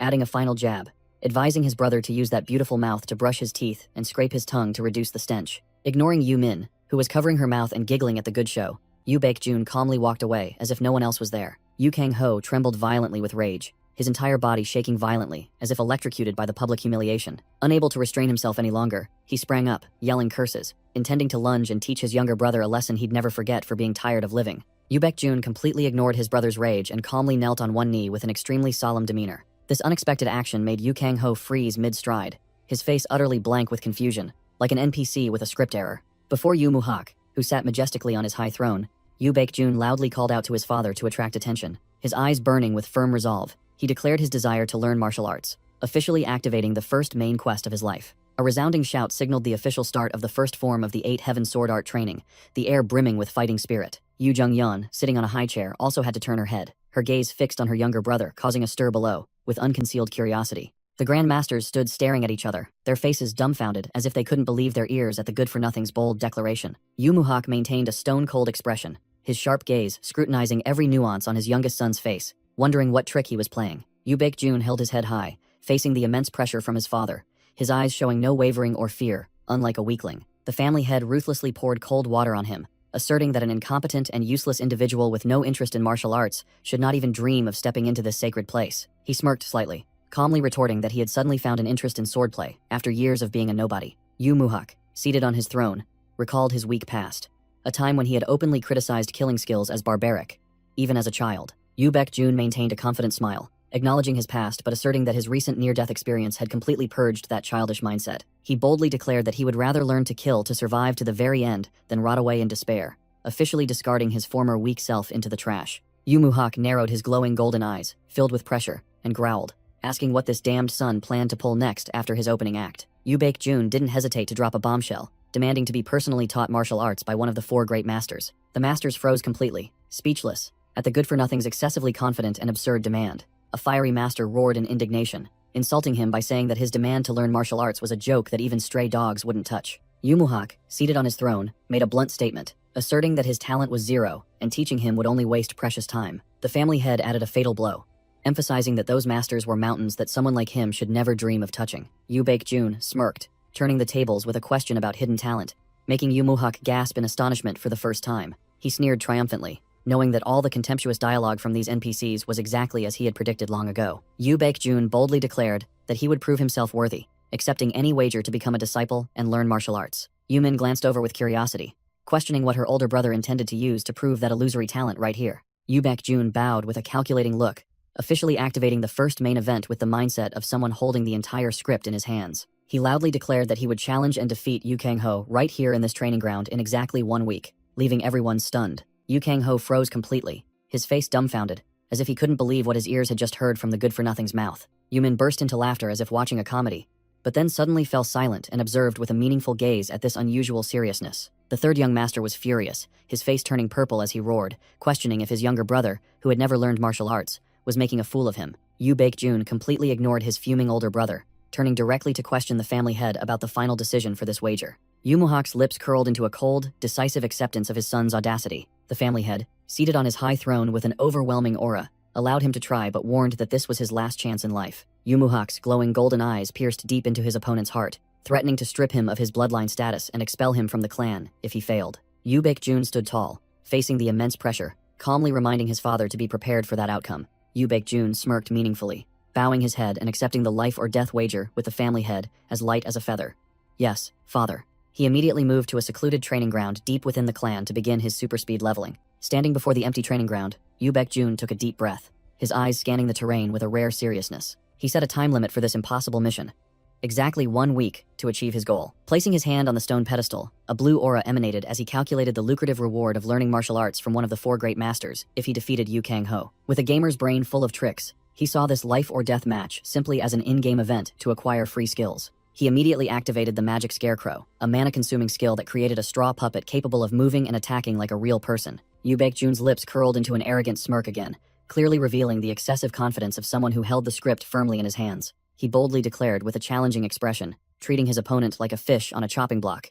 "You Kang-ho, you're dead for sure." The disciples passing by stared at each other in disbelief, unable to believe their ears when they saw the notoriously lazy good-for-nothing diligently training. The idle disciples began to bring up old stories to tease him, scoffing at how Yu Baek-jun once cried and ran away like a child when Yu Kang-ho disciplined him. They huddled together, betting on how long he would last this time, convinced that the good-for-nothing's miserable end was inevitable. Ignoring the gossip and whispers of the NPCs, Yu Baek-jun unleashed the Samjae Fist technique, a basic skill, yet the aura it emitted was unusually sharp. He executed rough-and-tumble style punches and kicks with bright, piercing eyes, attacking with full force, making the poor scarecrow tremble. The continuous combo ended with a powerful elbow strike and uppercut, the wind whistling with each of his crisp movements. Immediately, Yu Baek-jun activated the light step technique, his footwork becoming agile and leaving faint afterimages on the training ground, dazzling onlookers. He channeled mana into his fist to unleash a power strike, transforming his hand into a bluish explosive mass, ready to crush the target. The impact exploded with a loud bang. The scarecrow was blown away while Yu Baek-jun glided past like a gust of wind, completely overwhelming the target with superior power. A female disciple observing from above was suddenly startled, her gaze fixed on the figure, moving at terrifying speed below. She stood frozen, speechless, her face clearly showing her astonishment as she realized that the person they had scorned had now transformed into a true monster. On the third day of the hellish leveling streak, Yu Baek-jun relentlessly spammed skills at the poor scarecrow without mercy. His fist slammed straight into the target with terrifying force, creating a crisp explosion as if to crush the opponent. The straw scarecrow trembled violently under the pressure of the attack, suffering heavy physical damage from the endless combo. Yu Baek-jun exhaled, sweat-drenched, but his purple eyes still burned with the determination of a grinding gamer. A disciple observed from afar, his gaze fixed on the young master's solo performance with a scrutinizing, doubtful look. The disciple smirked, judging that the young master's performance was nothing special, just basic, boring, sleep-inducing exercises. In his eyes, Yu Baek-jun was simply running around, maintaining the light step technique, and then rushing in to punch and kick the scarecrow with a cheap Samjae Fist technique. However, the disciple's face gradually changed, and he began to wonder how on earth a good-for-nothing could maintain such ox-like stamina. He was utterly bewildered when he saw Yu Baek-jun maintain the light step technique all day, yet his footwork remained as steady as a rock, an unreasonably high skill level. Yu Baek-jun unleashed a powerful, wind-splitting punch, leaving the observer unable to comprehend why he chose this thorny path of martial arts, instead of settling for a peaceful life. Han Songa stood pensively observing a corner of the training ground, her face thoughtful as if considering the moves in the family's power game. Elder Lee Gunmo unexpectedly approached and questioned her, making her jump in surprise, and she vehemently denied her anxiety with a social smile. The cunning old man still persisted stubbornly, pressing her if she intended to change her mind and support the other faction, but received a cold bucket of water of outright refusal. Ignoring the threatening warning about supporting Yu Terang for an easier life, Han Songa coldly bowed and turned on her heel. She looked back with a sharp gaze, keeping her own calculations hidden in her mind and remaining unfazed by the pressure from her superiors. The silent night fell, enveloping the entire martial arts hall, but the echoes of the frantic battles had yet to cool down. Yu Baek-jun panted like an ox, sweat pouring off him, his lungs burning after a relentless, non-stop combo of grueling moves. He quickly wiped away the sweat, his eyes still blazing with intense focus and vigilance even as his body reached its limits. Around him was a chaotic battlefield of shattered magic scarecrows, lying scattered on the ground after the horrific physical torture. Yu Baek-jun smirked, praising the scarecrow's resilience after thoroughly pummeling it during his late-night grinding session. Yu Baek-jun slumped to the floor, panting, secretly marveling at the potent medicinal power of the Millennium Snow Ginseng that had helped him endure this ordeal, or he would have been long gone. As he was busy regenerating his stamina bar, a voice calling young master made him freeze, cold sweat trickling down his bewildered face. He looked up at the figure who had just appeared, his mind rapidly processing to identify the owner of that familiar voice in the silent night. Han Seonga emerged from the shadows with a worried expression, asking about his health, while Yu Baek-jun had already recognized the identity of this prime target. The hierarchy of the Sword Saint family appeared clearly like a skill tree. At the top was the family head, followed by the direct bloodline, then the Grand Masters, the instructors, and finally the low-ranking trainees. In this game of power, the Grand Masters and instructors didn't just observe, they formed factions, carefully choosing whom to support as their preferred successor. The larger the faction, the greater the advantage in the succession race, the allure of power drawing crowds like moths to a flame. However, there were still those outside that power struggle, maintaining a neutral stance, and the most reputable among them was Han Songa. Yu Baek-jun flashed a cunning, calculating smile, his eyes gleaming with satisfaction as if the plump prey he had long awaited had finally walked into his trap. He quickly snatched the handkerchief Han Songa offered, subtly questioning her recent concern to begin his recruitment plan. Han Seonga froze for a few seconds, blurting out a bewildered question at his nonchalant attitude, as if nothing had happened. Yu Baek-jun calmly wiped his sweat with the handkerchief, immediately exposing her thought that he was just a fool trying too hard, waiting to be utterly defeated. She hastily waved her hands, denying it in embarrassment, but he bluntly cut her off, admitting that anyone looking at him would think he was crazy. He turned to look her straight in the eyes,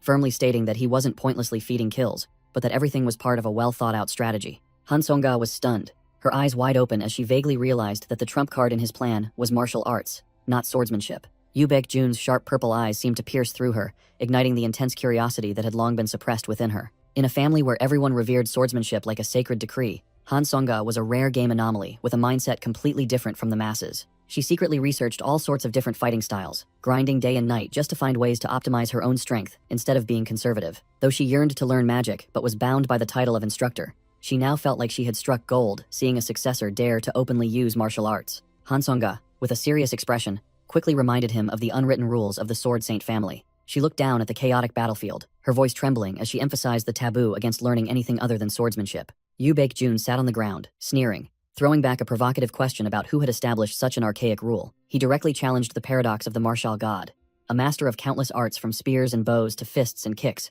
not just sword-wielding like these descendants. Seeing Han Song-ga stammer and fall silent, he immediately took the initiative and ordered her to listen carefully to his perspective. With eyes blazing with ambition, he flatly declared that he would trample over all the garbage traditions to absorb anything that would make him more formidable. Yu Baek-jun's back now exuded an overwhelming aura and resolve that made the person facing him hold their breath. Han Song-ga stood rooted to the spot, completely speechless and utterly shocked by the audacious, unconventional thinking of the monster before her. Despite his bold words, his eyes still held a hint of contemplation about the mystery of why the martial god's true legacy only consisted of sword techniques. The image of the martial god's secret manual flashed in Yu Baek-jun's mind, reminding him of a legendary character who had never appeared in the original game. Han Song-ga looked down, nodding in acknowledgement that only a young master unbound by family rules would dare to possess such groundbreaking thinking. She hesitated, biting her lip, intending to refuse because she felt inferior and unqualified. But then she smiled gently, offering to help him train if he didn't mind. Yu Baek-jun's eyes widened in triumph. The system in his mind chimed, signaling that Han Song-ga's curiosity had been successfully activated.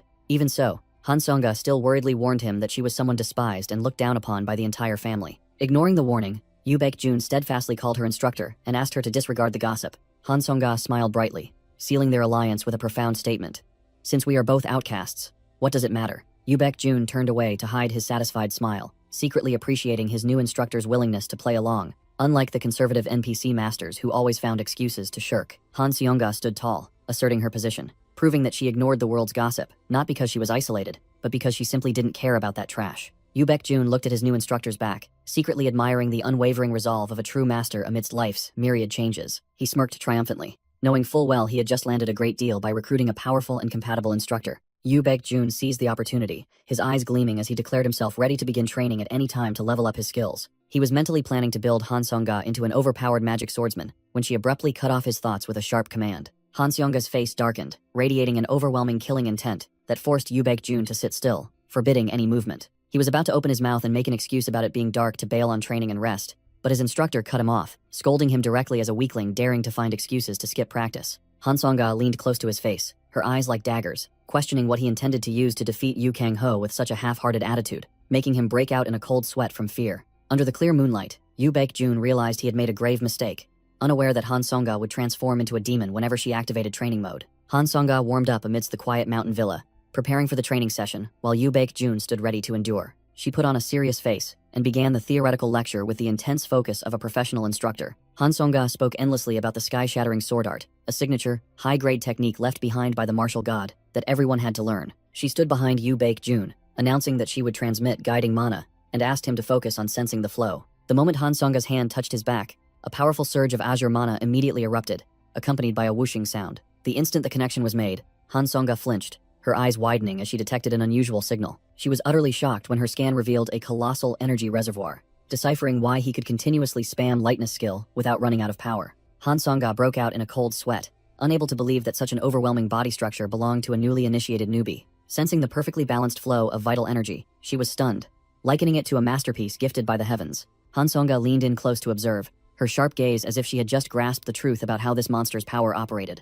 Yu Baek-jun smiled confidently, telling her to go ahead and start, while Han Song-ga was still tense and sweating profusely. She placed her hand on his shoulder, channeling her energy, silently assessing that controlling cultivation techniques was never an easy feat. A surging stream of azure energy flowed into the body of the young master, who was rumored to be an outsider estranged from the family's martial arts. Han Song-ga began to question life itself, as she realized the absurd disparity between his innate talent and his actual combat proficiency. Her face completely changed color, her mind reeling with a myriad of questions about the monster standing before her. Memories flooded back, showing the disciples mocking those who flattered and sided with the heir, Yu Tairang. They believed those people were merely a bunch of cheap powermongers who had forgotten the true essence of martial arts. Yet, the level Yu Baekjun had just displayed through his regulated breathing shattered all those trashy prejudices. He turned back to look at her with profound, unfathomable eyes, then asked how the instructor evaluated this performance. Han Songa was completely dazed, sweating profusely, as if she had just bathed, then tremblingly uttered an admission of absolute perfection. Yu Baekjun stretched and yawned refreshingly, while Han Songa stood rooted to the spot in shock, seeing him perfectly replicate the movements after just one glance. The instructor shivered as she re-evaluated, realizing that this young master's potential might even surpass that of the prominent direct descendants in the family. Han Seonga walked away with a troubled mind, the image of Yu Baekjun and his recent performance lingering in her thoughts. Memories resurfaced with his rebellious question, challenging why the Sword Saint family was so conservative, only using swords.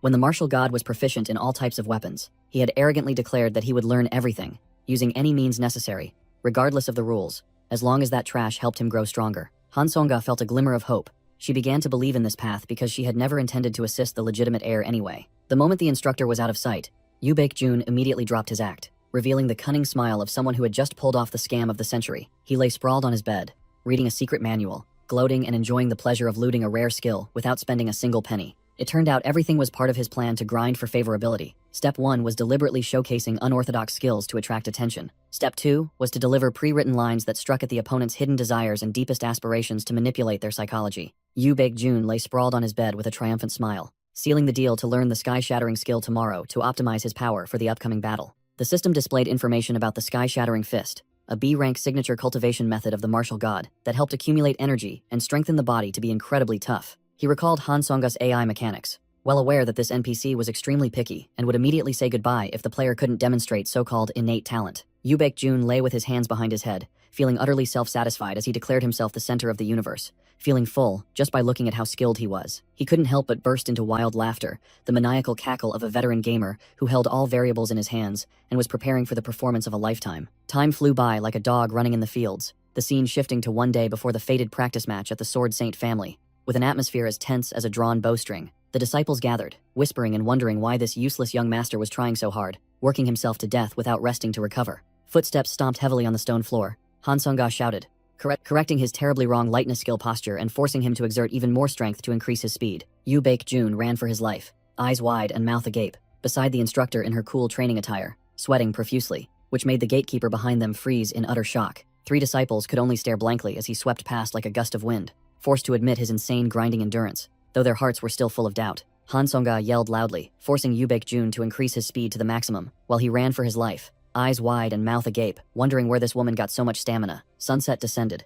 painting the Sword Saint family's training grounds red, signaling the end of a day of frantic physical grinding. Yu Baekjun collapsed to the ground, gasping for breath like a beached fish, while Han Seonga stood with her hands on her hips, looking at him with satisfaction, mixed with a hint of worry due to the excessively high training intensity. The beautiful, sweating instructor declared the session over, kindly reminding him to take care of his body to prepare for tomorrow's decisive battle. With eyes as dark as a panda's from exhaustion, Yu Baekjun still tried to act obediently, thanking his master for diligently feeding him hardships all day. Han Seonga was astonished by the notorious young master's unusually cooperative attitude, while he skillfully flattered her, saying all these achievements were thanks to her excellent teaching. He humbly admitted that the sky-shattering sword, art, and lightness skill he had just learned still had many flaws that needed to be overcome, putting on the facade of a diligent and promising student. Looking at him sitting on the ground, idly playing a flute, Han Seonga couldn't believe her ears when she heard a monstrous genius complaining about weaknesses. She was so stunned she froze when she realized he had perfectly executed Flash Step, an advanced skill she had only briefly demonstrated once. Han Seonga was utterly bewildered as she recalled the family head's declaration that he was a useless good-for-nothing, while in reality, he had just created a terrifying shockwave that cracked the training ground. The eavesdropping disciples suddenly flinched when they saw a burly, towering man stride into the training ground with an aggressive aura, as if he wanted to flatten everything. Yu Kang-ho appeared with a menacing, murderous expression, growling his sworn enemy's name in a cold, threatening tone. He roared a furious curse, his eyes bulging and bloodshot, as if he wanted to devour his opponent alive immediately. Han Seonga spun around in astonishment, realizing that the person who had just arrived to cause trouble was none other than the family's infamous third young master, known for his mischief. The rapid footsteps halted, signaling an imminent fiery clash right in the middle of the training ground. As the troublemaker had approached his target, the instructor immediately stood in front of her favorite student to protect him, while Yu Kang-ho glared, warning her not to meddle in others' affairs. Before Han Seonga could understand what was happening, the young master's insolent and arrogant attitude left her dumbfounded and speechless. Ignoring the instructor's intervention, Yu Kang-ho swept past her like a whirlwind, charging straight towards his target at dizzying speed. This madman, without a word, immediately threw a powerful hook punch at Yu Baek-jun, who was sitting on the ground exhausted, causing Han Song-ga to panic intensely. His rough hand tightly grabbed Yu Baek-jun's collar, violently lifting the exhausted person up with extreme aggression. But the victim's eyes remained cold. Yu Kang-ho roared into his opponent's face, his eyes bulging, questioning whether his useless younger brother considered him a joke. Yu Baek-jun casually spat to the side with a loud thwip, putting on an innocent face and pretending not to understand what was happening. Despite being grabbed by the collar and lifted, he calmly wiped his mouth while his enraged older brother pressed him, asking why he hadn't reported to their father about canceling the match. Yu Baek-jun's purple eyes flashed with disdain. He retorted, asking why he should cancel the match when he held absolute victory firmly in his grasp. Yu Kang-ho gritted his teeth, declaring that fighting trash was an insult, but was immediately cut off by a sarcastic call of older brother. The third young master paused with a puzzled expression as his younger brother compared his grimace to a dog needing to relieve itself. Yu Baek-jun displayed a provocative smile, delivering a fatal psychological blow by directly asking his opponent if he was afraid of losing. He added a finishing blow, reminding him that this match had been approved by the patriarch, meaning no one had the right to withdraw or renege on the agreement now. A disciple standing nearby gaped, sweating profusely as he witnessed the insane verbal battle and the incredible audacity of the seemingly weaker party. Yu Kang-ho's face darkened. He stood frozen, realizing he had completely fallen into his cunning younger brother's inescapable linguistic trap. Yu Kang-ho lowered his head and let out a mad cackle, like a lunatic, to hide his extreme bitterness at being cornered by his younger brother's sharp logic. He released his grip from his opponent's collar and admitted he had spoken out of turn, trying to salvage his last shred of dignity before being forced to retreat. Yu Baek-jun watched his esteemed older brothers retreating back with sharp eyes, bidding him farewell with a subtle reminder about the rules. He flashed a deathly smile and added a final statement that sent shivers down the listeners' spines. The competition rules did not forbid taking an opponent's life. Yu Baek-jun warned his opponent to prepare thoroughly, leaving Han Song-ga rooted to the spot, utterly shocked by his ruthlessness. Han Song-ga was completely speechless, her dazed eyes fixed on the student who had just issued a bloody declaration of war, unable to utter a sound. Yu Kang-ho angrily turned and walked away, veins bulging on his hands, secretly cursing his younger brother for humiliating him so badly in front of everyone. The disciples who had been eavesdropping began to whisper and bet on how long tomorrow's match would last, their attitudes mocking and disdainful. Yu Baek-jun turned and invited Han Song-ga inside as if nothing had happened, leaving her to stammer a nod and follow his arrangements. Time passed quickly, and the most anticipated fateful day finally arrived, casting a tense atmosphere over the entire family. The dusty arena scene signaled an impending bloody showdown, the air thick with the smell of gunpowder. Yu Jung-yeon and Yu Min ascended the stands, discussing who was responsible for choosing this dusty location. The eldest young lady smirked meaningfully, knowing that her younger brother, Yu Baek-jun, was the one who had arranged this unique combat venue. She glanced down at the arena, seeing Yu Kang-ho already waiting like a fierce beast, while the main character had yet to make an appearance. Her sharp gaze immediately shifted to the group of old-fashioned elders gathered in the VIP area. The family's high-ranking leaders were already seated around the empty main chair, exuding an invisible pressure that weighed heavily on the arena. Yu Jung-yeon secretly showed her disdain as she watched the Grandmasters openly supporting Yu Tairang's faction, but her eyes quickly swept past those minor figures, searching for the truly important person. Jaeon, the female Grandmaster with a face as cold as ice, was the strategic pawn she needed to win over to her side at all costs. Yu Min suddenly patted her older sister's shoulder, gesturing towards the entrance as she spotted today's star performer making an appearance. Yu Baek-jun strode into the combat area with the relaxed demeanor of someone taking a leisurely stroll, followed by his tense attendant. Choi Seung-min was sweating profusely, his face pale, trying to remain calm amidst the suffocating pressure from his surroundings. The crowd began to whisper and chatter, noticing Han Song-ga's unusual presence beside the infamous good-for-nothing. Amidst the falling snow, Yu Baek-jun mumbled, assessing the quality of this shoddy wind barrier. He casually complained that the barrier only blocked wind, not cold. His attitude so flippant it was as if he were on vacation, not about to fight. Yu Baek-jun turned with a meaningful smile, teasing his attendant who stood frozen in fear beside him. Choi Seung-min hesitated, then spoke, trying to reassure himself and his master that he believed in the young master's victory. The attendant recalled the insane training sessions he had witnessed firsthand, affirming that his belief was well-founded. However, Choi Seung-min still kept his head down, worried that Yu Kang-ho's insane ferocity would severely injure his master, even if he won. Yu Baek-jun remained silent, his eyes growing deep and inscrutable at his subordinate's anxious concern. Han Song-ga flinched, sweating profusely as she heard her cunning student speak, as if the outcome was already decided. Before she could recover, she was utterly flustered, her face drained of color, when it was announced that the old patriarch was personally arriving. In contrast to his teacher's panic, Yu Baek-jun merely glanced sideways with an oddly calm and indifferent expression. He looked towards the high platform from which an oppressive aura emanated, casually muttering that it was time for the show match to begin. The cunning fellow took off his cloak and handed it to Han Song-ga to hold, seizing the opportunity to drop a meaningful question to pique her curiosity. He looked towards his older brother, who was shirtless and flexing his muscles in the distance, and began to expose his wild, reckless past. He recounted how Yu Kang-ho had once recklessly charged at a monster, resulting in his right arm being shattered, forcing the family to piece together every fragment of bone. Han Seonga bewilderedly took the cloak like a puppet, still not understanding why he was suddenly recounting this secret family history. While he was speaking volubly, the familiar announcement sound rang out, making Yu Baek-jun pause, his eyes flashing with extreme interest. The system window appeared with an incredibly intense quest: teach the bully a lesson he'll never forget, and become the family's mad dog to claim all the rewards. Yu Baek-jun formed a calculating smirk, pleased that the system had already prepared a feast for him. On the towering main chair, Patriarch Yu Muhak leaned back majestically, his deep eyes observing what kind of show his descendants would put on. The short-haired referee stepped onto the balcony, preparing to signal the start of the dramatic family battle. He quickly performed the bowing ritual, and the surrounding atmosphere began to grow stifling and tense. The referee loudly declared the practice match officially open and pressed to know if both sides were ready for a bloody fight. Yu Baek-jun tightened his gloves, his purple eyes flashing with a sharp gaze, completely calm and confident under pressure. Yu Kang-ho trudged forward like a wild beast, dragging his wooden sword across the floor, his face dark with towering rage. Both stood facing each other in the vast training ground, one as still as water, the other as furious as fire, creating a stark contrast. Yu Baek-jun smiled with satisfaction, seeing his opponent in his prime state to serve as a punching bag, implicitly confirming his readiness to receive the attacks. Yu Kang-ho gnashed his teeth, his eyes bloodshot, with the sole intention of immediately killing this arrogant younger brother. Yu Kang-ho growled, declaring he would beat his opponent to death right there, then urged the match to begin. As soon as the referee shouted, "Start," the ground trembled from the murderous charge. Yu Kang-ho fiercely unleashed the sky-shattering sword art, 9 dragon fangs. But due to his immature skill, he could only muster a weak 5 dragon fangs. The good-for-nothing young master still loudly proclaimed that this was enough to deal with the outsider, then unleashed a surge of energy to surround his target. Yu Baek-jun merely shifted his body slightly, and the entire surge of energy glided past him in a flash, looking as effortless as a stroll. He dodged the attack by a hair's breadth with terrifying composure, his glowing purple eyes illuminating every movement of his opponent. Memories of his past life flooded back. His gamer self had once slammed his mouse onto the table, utterly frustrated with this game. He sat in a dark room, tearing his hair out, trying every possible build, but still stuck on the Yu Baek-jun character line. The gamer's face was contorted with frustration, wondering how on earth to overcome the early game boss named Yu Kang-ho. He threw his head back and complained to the heavens that no one bothered to play this useless character to offer guidance, but he was still determined to find a loophole to win. In his gamer self's memory, Yu Baek-jun sat blankly on a chair, muttering, simulating a smooth combo chain that ended with a finishing blow. Suddenly, his pupils dilated. A bold idea unexpectedly clicked in the seasoned gamer's shrewd mind. He sprang from his seat, exhilarated and smug,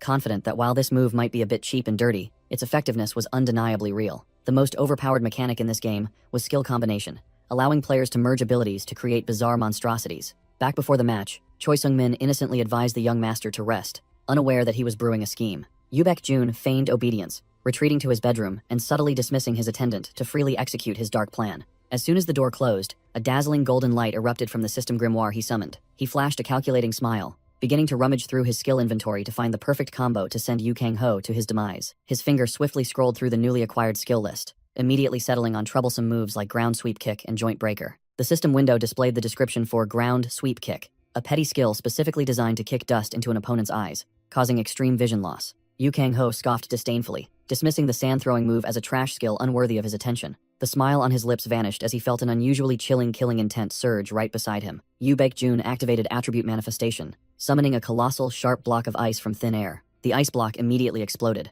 forming a storm of razor-sharp fragments that fiercely bombarded the target. Yu Kang-ho cursed, hastily using his scabbard to block the unexpected attack in a struggling posture. Before he could recover, he took a devastating kick that sent his internal organs into disarray. He gritted his teeth through the pain, still straining his neck to shout that these petty tricks wouldn't be enough to defeat him. In response to his stubbornness, a powerful strike punched him directly in the face, making his features sink deep into the fist. The powerful punch sent Yu Kang-ho flying backward, fresh blood splattering into a beautiful arc. Yu Baek-jun's hand immediately seized the sword hilt, cutting off all escape routes for the defeated opponent. Yu Baek-jun's iron-like grip tightened around his opponent's wrist, stifling all feeble attempts at resistance in vain. Killing intent erupted as he raised his scabbard high, preparing to deliver a cruel, punitive blow upon the trembling, defeated opponent. Choi Sung-min and the grandmasters below were stunned, speechless, their faces drained of color at the unimaginable events unfolding. Yumin's eyes widened in astonishment as she witnessed the scabbard lash down with wind-splitting speed, creating a powerful, jarring impact sound. Yu Kang-ho's face contorted with extreme pain and fear. He stammered, trying to say something, but his throat was choked. He let out a pathetic scream that echoed across the arena, collapsing to the ground, clutching his broken arm in a posture of utter humiliation. Ignoring his opponent's ear-splitting screams, like a pig being slaughtered, Yu Baek-jun maintained an icy, emotionless face, devoid of any pity. Activating Lightfoot skill, Flash Step. His figure glided, leaving afterimages, causing the defeated general to stumble and fall onto the cold ground. Yu Baekjun approached, his purple eyes piercing deep into his opponent's soul with contempt. "You look pathetic, brother." Seeing his enemy staggering, unable to stand steadily, he added a fatal remark. "You talk about killing me and all that, but with such a weak skill level, how can you even scratch me?" Yu Kang-ho panted, his face twisted with resentment, as he shouted, interrupting his opponent in utter helplessness.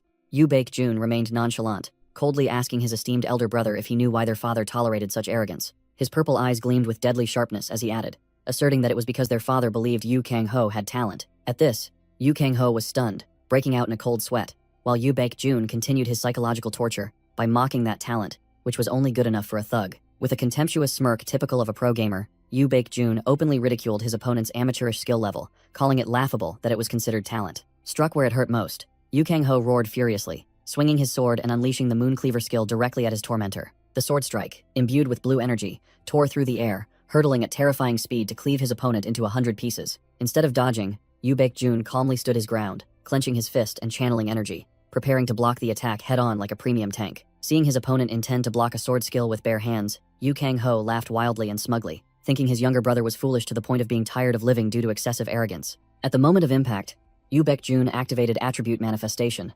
His energy-clad fist slammed directly into the sword blade, halting the attack just in the nick of time. Yu Baekjun stood firm like a mountain, exuding an oppressive aura as he easily neutralized the aftershocks from the recent attack, causing the surrounding ground to crack. Yu Kang-ho's eyes bulged, sweat pouring down him as he realized that absurd power was chi, something he couldn't believe a supposed good-for-nothing possessed. Fourth, young lady Yu Min, who always maintained a cold demeanor, couldn't hide her extreme astonishment at witnessing this unbelievable comeback. Looking at his opponent's arrogant back amidst the dust, Yu Kang-ho tremblingly blurted out a bewildered question about how he knew how to use chi. Yu Baekjun shot into the air, coldly declaring the Sword Saint family's cruel rule.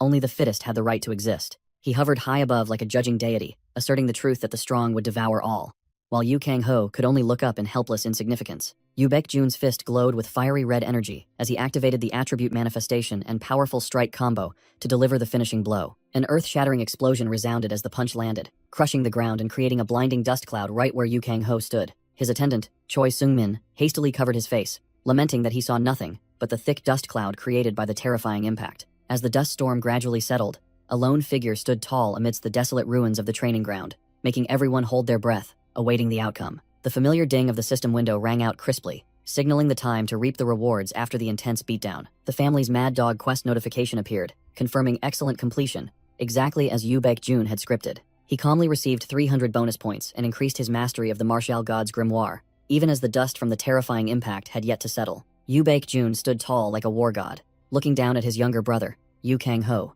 who lay flattened on the ground, utterly devoid of any power to resist. He flashed an arrogant, ambitious smile, declaring that he would strip the defeated opponent of everything: his mansion, wealth, and status. Yu Baekjun clenched his fist, gesturing towards the stands, asserting the cruel truth that everything naturally belonged to the victor. A gasp of utter disbelief escaped, unable to trust one's ears at this incredibly insane upset. Lee Gunmo and Jaeon broke out in a cold sweat, realizing he had imbued his chi with attributes and mastered it in just a short week. The red-haired elder hastily clarified that Han Songa had only taught him the basics, not any profound secret techniques. The other grandmasters also gaped in astonishment, unable to believe that such overwhelming power was entirely self-taught by the supposed good-for-nothing. Yu Jung-yun frowned skeptically, recalling how her father had tried every method on her good-for-nothing younger brother. All in vain. Yu Mahak sprang from his throne, his face stunned as he realized he might have misjudged the potential of his outcast son. The old man curved his lips into a meaningful half-smile, as if he had just found an interesting new toy after years of boredom at the pinnacle of power. The eldest young lady coldly ordered Han Seonga to immediately bring Yu Baekjun to her private room for a personal assessment. Yu Baekjun exhaled, feigning exhaustion from depleted mana, while Han Songa, still in shock, praised his recent feat. He casually changed his shirt right in the middle of the arena, shocking the female instructor because he didn't have a single scratch on his body after the battle. Yu Baekjun narrowed his eyes at Han Songa with the calculating expression of a gamer checking an NPC's stats and affection level. In his eyes, she was now nothing less than a glowing, high-grade item, inviting the player to recruit her as a personal disciple. He received the new clothes and secretly affirmed that if this were a game, he would definitely recruit this teacher into his main party. The conversation was interrupted when an old servant appeared, respectfully announcing that the family head was summoning Yu Baekjun for an audience. Yu Baekjun calmly deduced that the old man would surely ask him whom he wished to choose as his master, so he said he would go for the audience right after changing. He walked decisively on the cold ground,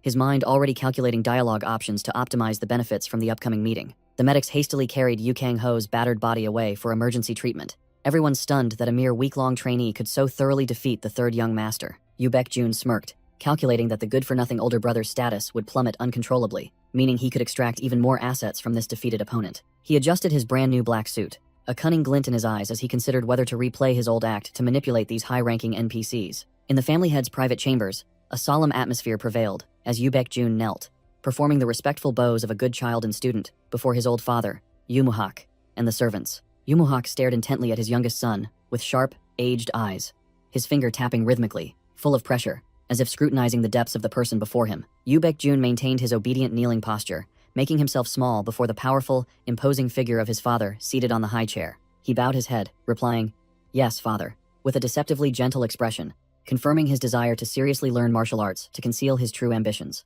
Yu Muhak declared loudly before Lee Gunmo that the Grand Masters were the pillars of the family, and only those with exceptional talent were qualified to be taught by them. Yu Muhak narrowed his aged eyes, full of doubt, and directly asked his youngest son where he got such immense confidence to demand such privileges. Yu Baekjun put on an innocent expression, casually asking a rhetorical question, as if his overwhelming power was an undeniable truth. The timid servants' hearts pounded, and they stammered, calling for their master as the tension in the room grew taut like a bowstring before the young master's audacity. The family head smirked, seemingly amused by his troublesome son's arrogance, cleverly hidden beneath a veneer of politeness. Seated grandly on the high chair, Yu Muhak stipulated that he could not learn from all the Grand Masters standing there as mere scenery, but had to choose selectively. Lee Gunmo, standing nearby, added a warning, saying that if he were rejected, he would have to accept it gracefully, and not throw a tantrum or complain. Yu Baekjun knelt on the floor, obediently agreeing aloud, but in his mind, he was rapidly calculating the flaws in this family's so-called fair rules. He glanced at Lee Gunmo and the bald old man beside him, his gamer's processor beginning to filter the list, knowing full well these elders had already chosen sides for other heirs. Yu Baekjun immediately discarded the useless options that would reject him,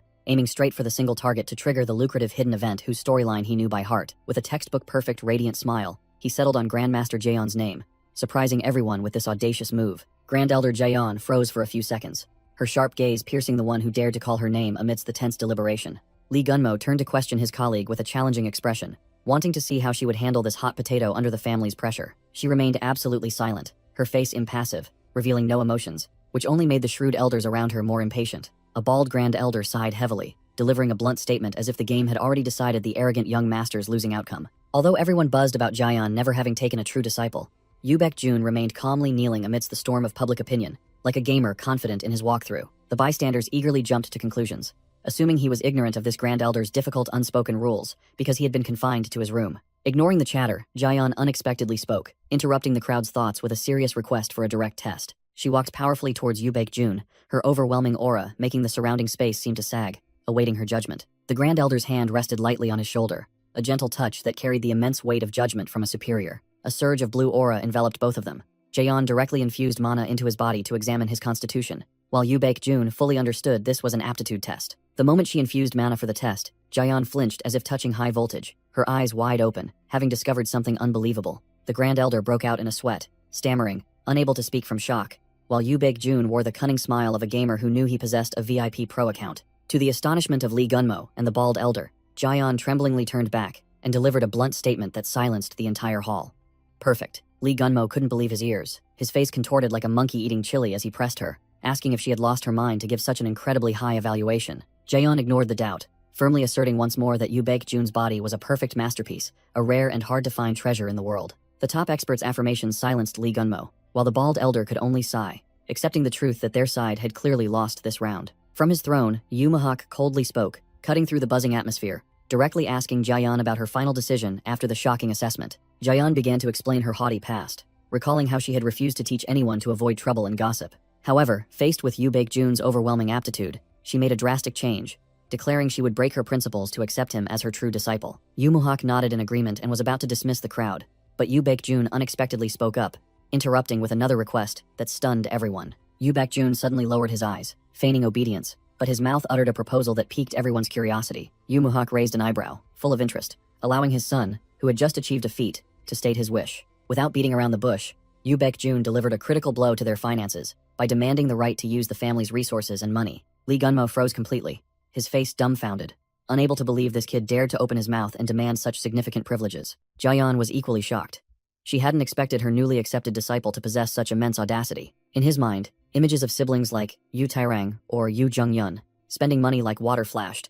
While he had lived like a neglected child, he understood clearly that only by being granted the right to use the family's assets would he truly be recognized as a core member of this family. With the mindset of a hardcore gamer, he knew he needed mountains of money to build his character for the future, so he seized the advantage to close the deal immediately. Yumohak smirked, thoroughly satisfied. It seemed his son's blatant greed and ambition perfectly suited his taste. The old man issued a cruel verdict, ordering all assets of the good-for-nothing Yu Kang-ho to be stripped and transferred as a reward to Yu Baek-jun. The servants stood rooted to the spot, their faces drained of color upon hearing the master's brutal punishment order. Yumohak sat grandly on his throne, coldly ordering the complete freezing of his good-for-nothing son's assets until he came to his senses, making the servants turn pale with fear at his ruthlessness. The family head's aura exuded terrifying pressure, accompanied by a deep, dull rumble, his golden eyes blazing as if to crush anyone who dared to object. The female servant broke out in a sweat, stammering, unsure how to react to this tense situation. Yu Baek-jun coldly cut off that cheap pity, questioning the female servant in return whether this punishment was truly excessive. He added a fatal question about whether that defeated opponent had neglected his training, while Yumohak silently observed with sharp eyes. The female servant tremblingly admitted that the other person had talent, which was why his bad habits had been tolerated for so long, completely cornered by his logic. Yu Baek-jun concluded with a simple truth of this world.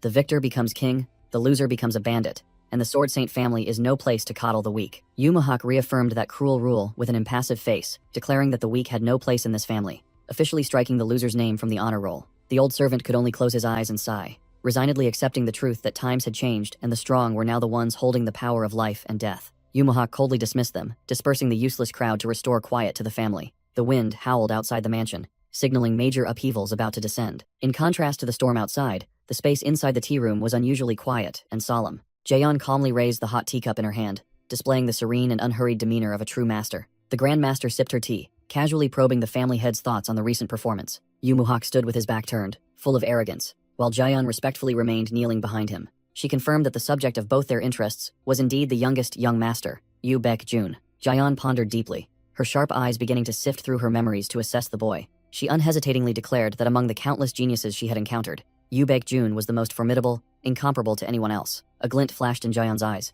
She seemed to be vaguely realizing the terrifying potential hidden within him. Yumohak stood with his back turned, full of authority, contemplating that his youngest son's power might have reached the level of the family head. The old man squinted suspiciously, muttering that this matter was far too strange compared to the norm. Memories flooded back, confirming that for all these years, he had been nothing but incompetent, showing no signs of genius whatsoever. Yumohak pieced together the events, suspecting the turning point occurred when his son went missing for a few days after the monster attack. He firmly asserted that this was the only reason explaining this spectacular transformation before Jaeyeon. Instead of anger, Yumohak smirked with keen interest, as if he had found an exciting game stage. The arrogant old man declared that the battle for the succession now had a new, unexpected variable. Wind swept clouds across the brilliant sky, signaling that the family's era was about to shift. The quiet estate under the snowy sky concealed fierce undercurrents about to erupt. After recovering, Yu Baek-jun immediately plunged into grinding, sitting on his bed to study secret techniques to absorb the essence from nature. The system window displayed dazzling golden text, confirming that the martial god's tome had been upgraded to 2 stars, unlocking an overpowered feature that allowed copying even character traits.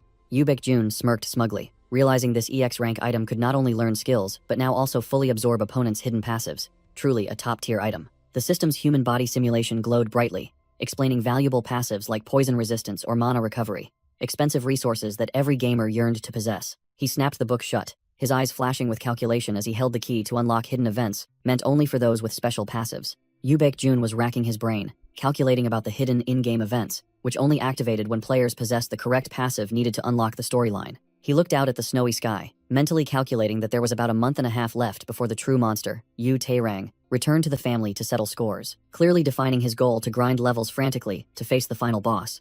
Yu Baek-jun decided it was time to leave his safe zone and venture into society to earn his keep. Before officially leaving the mountain, he decided to utilize his attendant to gather intelligence, meticulously preparing for his upcoming hunt in the outside world. Choi Sung-min bewilderedly received the order to go to a bar in Gangnam to investigate the auction item list, obediently nodding to unconditionally obey his master, even though he didn't fully understand the purpose. The game map appeared, revealing the wretched roguelike mechanic where enemy base locations constantly changed with each playthrough, forcing him to recalculate all variables when directly interfering with the storyline. Yu Baek-jun calculated the optimal move, deciding to delegate errands to NPCs so he could focus on siphoning skills from his defeated older brother. He was overwhelmed by the mountains of gold, silver, and jewels piled in the courtyard, the fruits of years of grinding by the good-for-nothing Yu Kang-ho, now belonging to the victor. While engrossed in appraising his assets, a call of young master rang out, making him turn his head to check the identity of the disturbance. A pair of hands presented a powerful black card, an important item he thought his attendant was handling. The black card shimmered in his hand, proof of the Sword Saint family's willingness to spend and their massive wealth.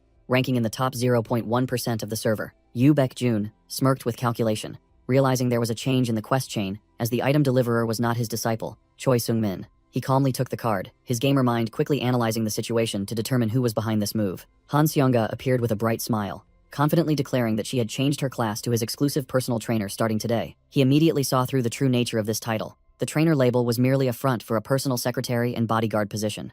Yu Baek-jun stood facing his new teacher, silently accepting the recruitment of a versatile party member to aid in his upcoming grinding efforts. Yu Baek-jun smirked with calculation, realizing Han Seonga's true value as a high-level guide NPC, whom he absolutely could not let slip from his party. He smiled and sealed the deal immediately, jackpot echoing in his mind, his attitude as joyful as if he had just opened a golden chest and acquired a free, high-quality recruit. A cold wind swept through the ancient pavilion, signaling that the peaceful period for him to focus on the grinding phase had begun. Yu Baek-jun sat alone in his study, meticulously turning each old page to research the most optimal character build for the current stage. With the goal of learning at least one new trait to aid his long-term training, he flipped through books rapidly until he found what he needed. The system window appeared, introducing the C-rank trait, the Satiated One, a passive buff that made the body tougher and dramatically increased stamina recovery speed, as if being recharged. Though paying to spend 300 points on an expensive C-rank skill, even more costly than an active skill, Yu Baek-jun was forced to pay because the buff from the 1,000-year-old ginseng had worn off. He recalled himself training until he was spitting blood,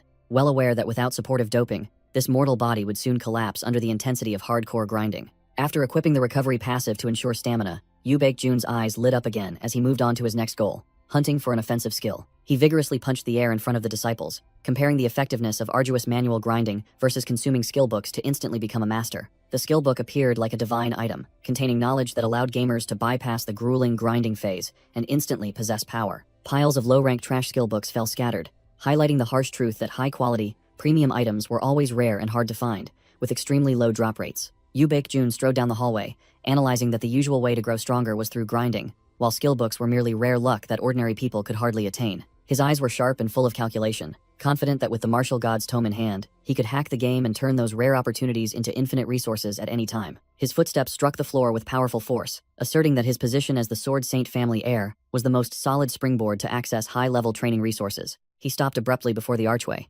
realizing that the golden moment to unleash his power and utilize all the privileges of his young master status had arrived. Yu Baek-jun observed the disciples training in the distance, clearly determining that his current status was a huge advantage for him to outperform everyone on this server. Grandmaster Jaeyeon appeared with a professional, polite smile, eagerly inviting young master Yu Baek-jun into the lion's den with an attitude full of respect. The quiet scene inside the light-filled room created a solemn atmosphere, completely contrasting with the pragmatic calculations in the gamer's head. Jaeyeon sat calmly at the tea table, appearing hospitable as she inquired about his tea preferences, but her demeanor still exuded the scrutiny of a seasoned master. Yu Baek-jun held the teacup in his hand, uttering a bland pleasantry, but his eyes remained cold and inscrutable. Jaeyeon was satisfied with his cooperative attitude. She immediately got to the main point, imparting martial arts to this rising young master. As a master, she looked him straight in the eye and posed the core question of what he wished to learn, so she could plan her instruction accordingly. Yu Baek-jun paused for a beat, raising the teacup to his face as if to buy time and heighten the drama for his upcoming answer. He uttered two short words, powerful enough to shock the entire quiet tea room. Fist arts. Jaeyeon froze mid-motion, her eyes wide with astonishment, her hand holding the teacup stiffening at the request that completely deviated from her expectations. She couldn't believe her ears, her face showing extreme bewilderment, and had to ask again to make sure the boy wasn't insane. Yu Baek-jun calmly sipped his tea, reaffirming his decision to completely go against the usual game meta without any hesitation. While this entire family revered the sky-shattering sword art, an overpowered signature skill that allowed its users to instantly ascend, Jaeyeon looked at him as if he were an alien, gently reminding him that this was the Sword Saint family, not some random boxing dojo. Yu Baek-jun calmly retorted with a rhetorical question full of arrogance, asserting his unshakable position here and that he knew exactly what he was doing. Jaeyeon froze completely, her face clearly showing bewilderment as she hadn't yet processed the challenging answer from this young man. He calmly explained, while enjoying his tea, that he wasn't disparaging sword arts, but that fist arts were merely a warm-up for a series of overwhelming skill combos later on. Yu Baek-jun smiled ambitiously, declaring his desire to master all forms of martial arts to reach the omnipotent realm, master all classes, like the martial god of old. He firmly asserted that he would learn and fully utilize anything that increased his power stats, determined to build his character in the most formidable way possible. Jaeyeon was speechless, her eyes wide as she stared at the one uttering such crazy yet convincing words. Yu Baek-jun laid his cards on the table, directly addressing her expertise by mentioning that she had dedicated her life to researching the martial god's martial legacy. His eyes gleamed with calculation as he directly asked if there were any valuable items in that treasure trove of knowledge for him to loot and upgrade himself. The tea room fell silent as the Grand Master considered the bold and utterly pragmatic request of the new disciple. Jaeyeon smirked meaningfully, her eyes flashing with extreme interest, as she realized she had just stumbled upon a potential monster perfectly suited for her research. Yoo Baek-jun chuckled inwardly, having cornered his opponent. He knew exactly what secret she held, which was why he had approached her proactively. Jaeyeon nodded in agreement, her sharp eyes acknowledging that this young man had researched the information far too thoroughly. She revealed that, after years of grinding across the world and scouring all historical records, she had only found a single set of the martial god's fist arts. Yoo Baek-jun listened intently as the Grand Master warned him about a critical game bug. This secret manual was merely a patchwork, partially restored item. Jaeyeon sat calmly opposite him, succinctly confirming that the item he wished to loot was, in fact, nothing more than trash. She looked him straight in the eye, emphasizing each word that it was an incomplete set of fist arts, lacking crucial parts, and extremely risky. The Grand Master advised him to follow the current meta. If he wanted to be strong, he should just learn the Breaking Heaven sword art, instead of heading into a dead end. Jaeyeon slammed her teacup onto the table with a clatter, asserting that sword arts had countless overwhelming variations, while those fist arts were mere garbage compared to 9 dragons. Yoo Baek-jun stubbornly refused to follow the beaten path. He firmly maintained his stance and demanded to learn those flawed fist arts at all costs. Jaeyeon turned away, utterly speechless and helpless in the face of this eccentric disciple's inexplicable stubbornness. Jaeyeon sighed helplessly at the young man's persistence, finally concluding that he was too stubborn. She nodded, agreeing to teach, indulging the young master's bizarre wish even though she felt something was off. Both entered the training ground, noisy with the shouts of the disciples, the air thick with the smell of sweat and strenuous grinding. Yoo Baek-jun secretly appreciated the Grand Master's keen eye for talent, believing she had recognized his hidden potential. Jaeyeon poured cold water on his enthusiasm, declaring that these fist arts were so meager that only 2 basic techniques remained. She looked him straight in the face, emphasizing once more that this was a flawed item, with most of the martial stances completely lost. Without further ado, Jaeyeon placed her hand on the wooden post, activating a brilliant blue stream of mana that made the surrounding space tremble. The aura gathered, forming magic scarecrows around the training ground, preparing for a real demonstration. The disciples froze, jaws agape in astonishment, seeing a Grand Master personally instructing the infamous young master. A familiar ting sound rang out, and a system window appeared, assigning a skill replication quest with a sweet reward of 200 points. Yoo Baek-jun smirked arrogantly, looking at the quest window with only one thought in his mind: easy as pie. Jaeyeon stood with her back to him, exuding the aura of a Grand Master, coldly declaring that she would now show him the first form. Her face darkened with intense concentration, and her low voice rang out, beginning to chant the name of the secret technique. A boom shook the ground as Jaeyeon stomped her foot, a powerful force erupting so intensely that the surrounding air seemed to scream. The magic scarecrow in the distance began to sway violently under the invisible pressure storming towards it from the Grand Master. The sharp gust of wind from the unreleased move made the fabric on the scarecrow's head flutter, as if it would tear instantly. Jaeyeon gracefully moved her hands, summoning streams of emerald mana that spun around her, forming a beautiful yet deadly vortex of leaves. She channeled all her strength into her right arm, unleashing a wind-rending punch. Her sharp eyes locked onto the target.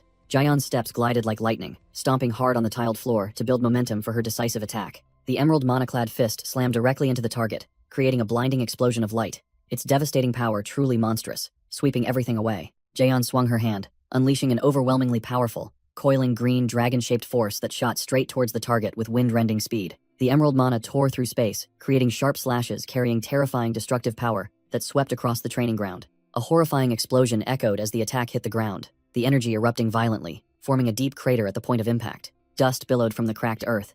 Jaeyeon stood there, regulating her breath after unleashing the destructive ultimate technique that sent shivers down observers' spines.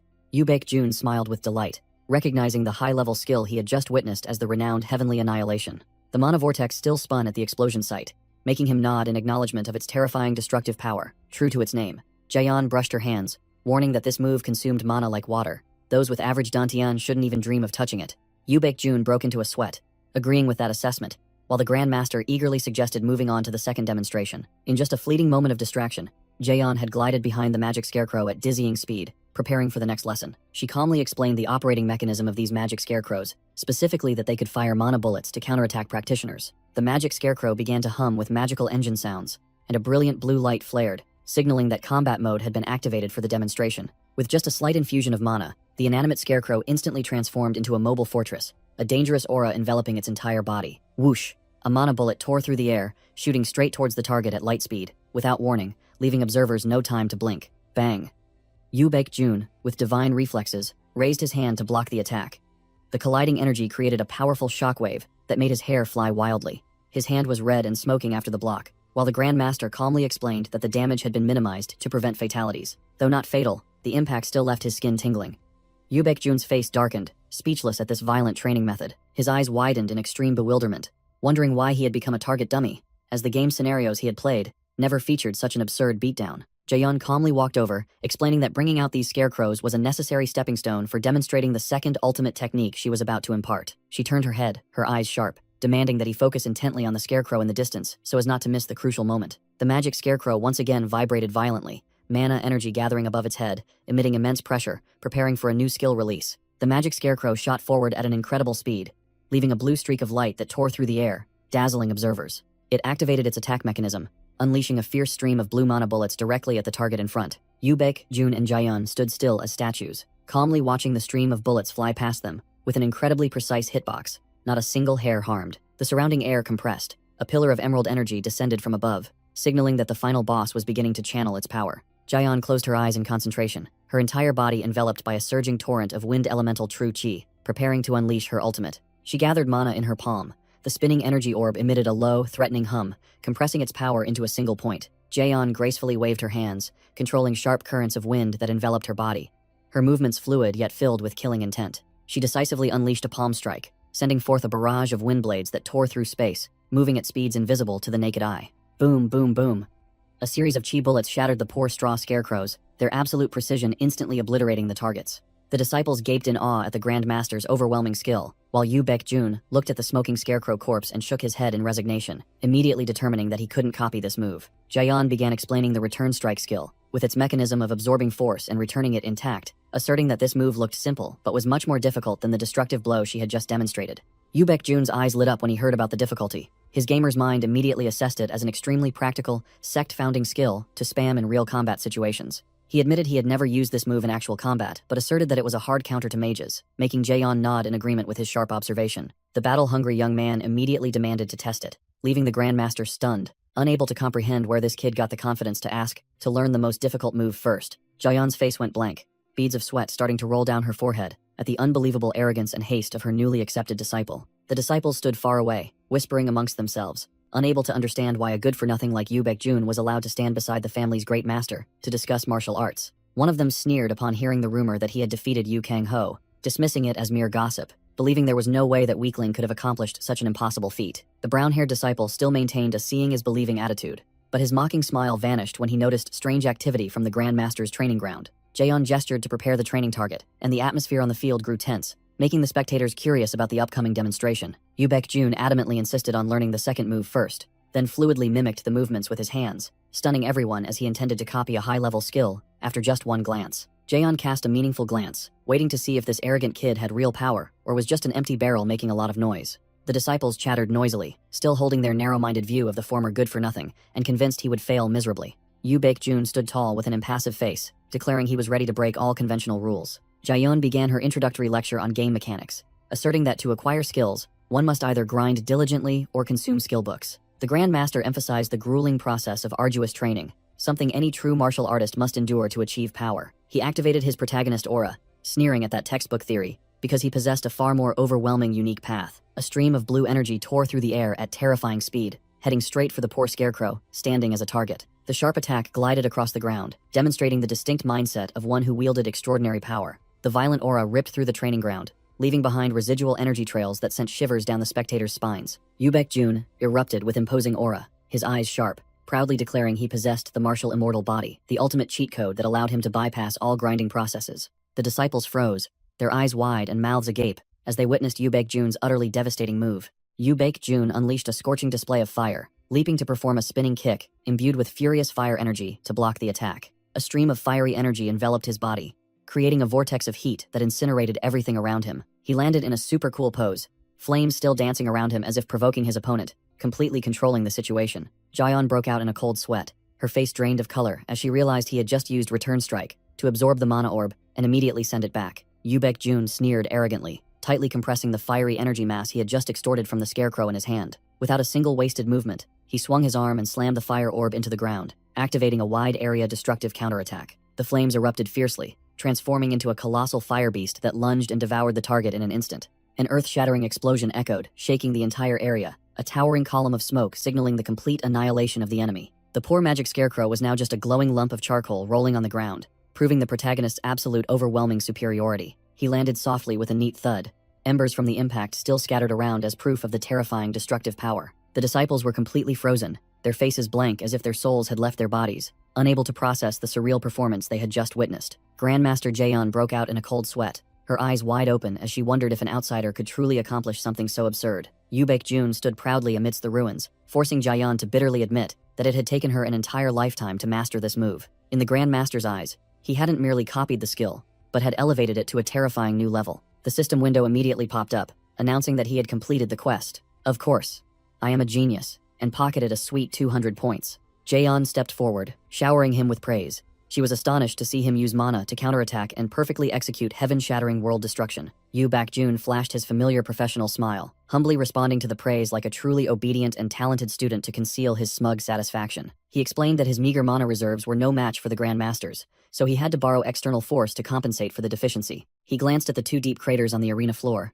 then feigned a sigh, saying that his skill level was still far inferior to Jaeon's overwhelming original. Jaeon mused, likening the heavenly destruction she once prided herself on to merely an empty cart making a lot of noise, utterly incomparable to the recent performance. The Grandmaster stared intently at him, her gaze completely changed as she respectfully addressed him as young master. Jaeon unhesitatingly admitted that from the very first glance, she had sensed the extraordinary innate talent emanating from him. She firmly asserted that throughout her teaching career, she had never encountered anyone as overwhelmingly powerful as him, leaving the disciples behind her speechless with embarrassment. Jaeon turned her back, her tone softening as she confessed that she didn't know if she was skilled enough to teach a monster like him. Yu Baek-jun broke out in a cold sweat, so stunned he was speechless upon hearing a high-ranking Grandmaster express self-doubt about her teaching abilities in front of her student. A familiar ding sound cut through his thoughts. He glanced to the side, recognizing the scent of a newly triggered hidden scenario. The system window glowed brightly with the image of a coiling dragon, announcing that he had activated the hidden mechanism of the quest and officially embarked on the path to becoming the martial god's successor. He strained his eyes, scanning the new quest's content,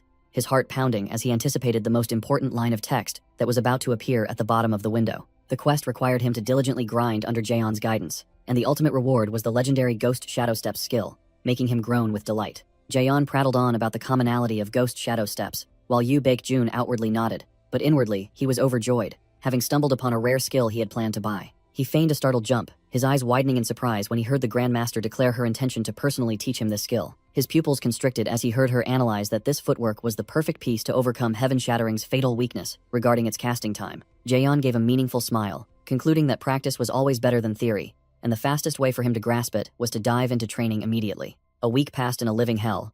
Yu Baek-jun was literally worked to the bone with an insane training intensity that would make ordinary people scream. He lay sprawled on the cold stone floor, eyes glazed over, gasping for breath, and groaning that he had reached his body's limit after days of being utterly drained. As he lay gasping like a beached fish, he suddenly froze when he heard the Grandmaster unexpectedly praise his excellence instead of her usual harsh words. Jaeon stood with her arms crossed, looking down at her disciple sprawled on the floor, her eyes gleaming with unconcealed satisfaction at the tenacious vitality and potential of this little monster. She smiled, acknowledging that in just one short week, he had comprehended and leveled up both Ghost Shadow Steps and Heaven Shattering at rocket speed. Yu Baek-jun immediately switched to his deep acting mode, giving a humble, forced smile and asserting that he was still very green and inexperienced compared to the Grandmaster's supreme skill. Yu Baek-jun lay sprawled on the cold stone floor like a dead fish, while Jaeon stood with her arms crossed, sarcastically asking if he was idly dreaming of catching up to a Grandmaster's level. Ju Jungwon and Han Songa suddenly appeared. The old apothecary bowed, quipping that such a thought was indeed too arrogant, even for a young master like him. Jaeon narrowed her eyes, recognizing an old acquaintance, and exchanged polite greetings with apothecary Ju Jungwon and Han Songa after a long time apart. The old apothecary brought recovery medicine to save Yu Baek-jun's small life, while Jaeon greeted him back with the formal title of Envoy of Nature. Han Songa bowed respectfully, but Jaeon didn't beat around the bush and went straight to the main point, asking what brought the two of them here. Yu Baek-jun gulped down the bitter medicine, raising his innocent eyes to look at the old man, who was staring at him with a suspicious expression. Holding the empty cup, he suddenly realized that these people were still stuck in the past, and completely unaware of the latest developments in the story. He nonchalantly announced the shocking news that Han Songa had officially become his direct trainer a week ago, leaving even her stunned. Everyone burst into laughter when Yu Baek-jun exposed how Han Songa had once boldly declared she would remain neutral and not side with anyone. Han Songa blushed furiously, coughed awkwardly to hide her embarrassment, and mumbled that one must know how to change their views to suit the times. Jaeon chuckled, apologizing for the excessive joke, confessing that she only wanted to tease a little because she was so happy to see her beloved disciple again after a long absence. Han Songa broke out in a sweat, seriously explaining that her decision to switch sides and become his direct trainer was not a rash or easy one. Jaeon interrupted with a concise, "I know," leaving Han Songa frozen in surprise at the elder's understanding. The elder smiled confidently, asserting that she always had absolute faith in Han Songga's careful consideration because she was a cautious person. Ju Jungwon stared at Yu Baek-jun, who was calmly drinking tea, the old man's eyes full of scrutiny and contemplation about this master-disciple relationship. Jaeon stood up and brushed off her clothes, declaring an end to the lessons and promises here to move on to more thorny political matters. Her eyes suddenly became sharper and more serious than ever, signaling that extremely important information was about to be revealed. Both Ju Jungwon and Han Seonga paled, horrified when Jaeon announced the grim news that the monster Yu Tairang would return in just over a month. She turned to look directly at Yu Baek-jun, asking the crucial question of whether he truly harbored ambitions to inherit the Sword Saint family. Jaeon concluded with a cold warning that everything was set, and he was now too deeply entrenched in the power struggle with no way out. Yu Baek-jun calmly analyzed that his revealing his fangs would not sit well with his siblings, even mentioning the possibility of joining the faction of the good-for-nothing Yu Kang-ho. He sneered arrogantly, considering the prospect of having to grovel under someone else's command a dull joke. Yu Baek-jun turned to look directly at his opponent with sharp eyes, asking in return if someone like him would ever stoop to such a lowly act. Jaeon breathed a sigh of relief, immediately admitting that her worries about his pride were completely unnecessary. The conversation shifted to the hypothesis that if the deceased like Yu Jongmin and Yu Rian were still alive, this power struggle would be far more complicated and bloody. The melancholic image of the late elder brother Yu Jongmin appeared through the narrative, a person once doted upon by the eldest young lady Yu Jong-yeon, whose death caused her immense suffering. Jaeon leaned in close, warning Yu Baek-jun that from this moment on, the remaining heirs would begin a fierce hunt for his head. She specifically emphasized the names Yu Tairang and Yu Jung-yeon, two individuals so greedy for power that they would readily use the dirtiest tricks to eliminate rivals. Yu Baek-jun stood with his back to the crowd, confidently asserting that he understood the situation better than anyone else, with the demeanor of a gamer who had memorized the lore. At the end of a week of hellish training, Jaeon expressed her honor at having taught a monster like him and offered heartfelt thanks before parting ways. The majestic snow-covered fortress appeared under the cold sky, signaling hidden storms waiting to erupt. Yu Baek-jun strode alongside Han Songga, their footsteps echoing in the tense silence. He pondered the untimely deaths of his two brothers, Yu Jongmin and Yu Rian, which had been fabricated as accidents. The image of a blood-soaked sword appeared in his mind, shattering all naive theories about accidental deaths. The shadowy figure reeking of murderous intent, Yu Tairang, revealed himself, wielding a blood-stained blade to clear the path for his ambition for power. He asserted confidently that Yu Tairang himself had massacred all his rivals and then perfectly fabricated the crime scene. Yu Baek-jun realized he had landed on the top purge list after daring to bare his fangs and display his skills before the world. He startled and stopped walking, engrossed in planning how to accumulate strength to confront that monster, when he saw a familiar figure. A plump, round face with chubby cheeks suddenly appeared, blocking his view, accompanied by a gasp. The attendant Choi Sung-min appeared, round as a ball, leaving both Yu Baek-jun and Han Songga stunned and questioning. Before Yu Baek-jun and Han Songga was a plump, round mass of flesh blocking the way, none other than the attendant with an unbelievably bloated appearance. The entire room seemed to shrink due to Choi Sung-min's presence. He stood there dumbfounded, making the atmosphere unusually awkward. Yu Baek-jun broke out in a cold sweat as he rummaged through his gamer memories. He recalled a bizarre storyline where this disciple developed in such a corpulent direction. He flinched, almost failing to recognize the acquaintance due to the dizzying change in appearance. It was truly a significant psychological shock. Suddenly, there was a clang of metal. A sharp blade was drawn, accompanied by surging, murderous intent, aimed directly at that moving mass of flesh. Han Songga's eyes gleamed with deadly intent. She brandished her sword and declared she would send this unfamiliar intruder to meet his ancestors for daring to trespass into the family estate. Yu Baek-jun rushed forward to intervene, hastily explaining that this was not an assassin but his attendant, Choi Sung-min. Han Songga was dumbfounded, still holding her sword, but her face clearly showed extreme confusion with a huge question mark above her head. She squinted, scrutinizing the round creature before her, her eyes full of doubt, as if asking her master if this pig-like thing was actually a person. While the other two were still debating his identity, Choi Sung-min stood there with an innocent, harmless expression, completely unaware that he had just narrowly avoided being decapitated. Choi Sung-min stood there, round as a ball, his face innocently clueless, accompanied by humorous bouncing sound effects. Han Seonga gasped in astonishment, breaking out in a cold sweat, while Yu Baek-jun helplessly rubbed his forehead, unable to believe his disciple had transformed so grotesquely. The Sword Saint family estate appeared radiant and peaceful under the sunset, signaling the imminent start of a sugar-laden tea party. The cause of the obesity was revealed: a box of premium macarons with eye-catching colors, radiating a sparkling, tempting aura. Han Songga took a bite, and was immediately overwhelmed by the exquisite flavor, her eyes widening in astonishment as she uttered words of praise. While the female swordswoman wondered about the secret behind the rich flavor, Yu Baek-jun nodded, concluding that he understood why the attendant had gained weight so rapidly, in just 1 week. Choi Sung-min stammered an explanation, while Yu Baek-jun seized the opportunity to tease Han Songga about tasting this aristocratic pastry for the first time in her life. It turned out this plump fellow had been raised in the family since childhood. Memories flooded back with an image of his mini version, just as round as he was now. Yu Baek-jun chewed his pastry and pondered, recalling information that someone had once said Choi Sung-min was an orphan. which made him feel a slight contradiction in the story. Returning to business, Choi Sung-min seriously reported on the auction at Somnium Bar, where the hot item was the corpse of a rare spirit. Han Seong-ga pointed to her own face, looking utterly innocent and bewildered. Upon hearing the next plan, Choi Sung-min eagerly presented 2 VIP invitation tickets, chattering away as he asked if his master intended to use both. Yoo Baek-jun snatched the ticket without hesitation at lightning speed, the crisp rustle of paper sounding decisive. He flashed a cunning smile, like someone who had victory assured, boldly declaring that it would be foolish not to use free items. The whole team quickly finalized the deal in the room, and Choi Sung-min began to recheck the operational timing for the auction mission. The scene shifted to Seoul's night, brilliant with lights, the blaring car horns signaling a sleepless night. Busy traffic flowed on the modern streets, a complete contrast to the ancient atmosphere of the hidden family estate. The towering skyscraper of the Sword Saint family's Seoul branch appeared majestically in the heart of the city. In the dark office on the top floor,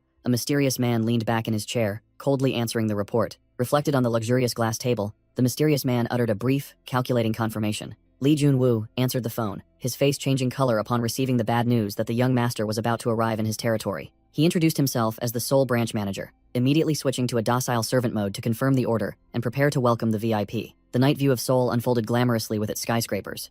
A new playground for the strong, to showcase their skills. 2 pairs of feet walked side by side on the street, a stark contrast between modern sneakers and outdated traditional cloth shoes. The passers-by stared at the mismatched pair, one dressed luxuriously, while the other looked like she had just stepped out of a martial arts film. Yoo Baek-jun, in his dapper suit, was speechless, scolding Han Seong-ga directly for her overly attention-grabbing outfit in the city. Han Seong-ga activated her high-alert radar, fearing assassination, but Yoo Baek-jun teased her, saying that her secretive attitude was precisely what made them look suspicious. The young woman tried to justify her rustic appearance, and the group continued to move under the scrutinizing gaze of passers-by, who looked at them like strange creatures. Choi Sung-min, in his casual clothes, wondered about the frequency of this naive female master's outings, as she seemed so out of place. When Yoo Baek-jun asked for the specific time, Han Seong-ga hesitated, confessing that the last time she visited Seoul was when she first advanced to master rank. Han Seong-ga explained that she had to come out to re-register with the Hunter Association after reaching master rank, while Choi Sung-min quickly confirmed the information. Yoo Baek-jun mumbled the name Hunter Association with a thoughtful expression,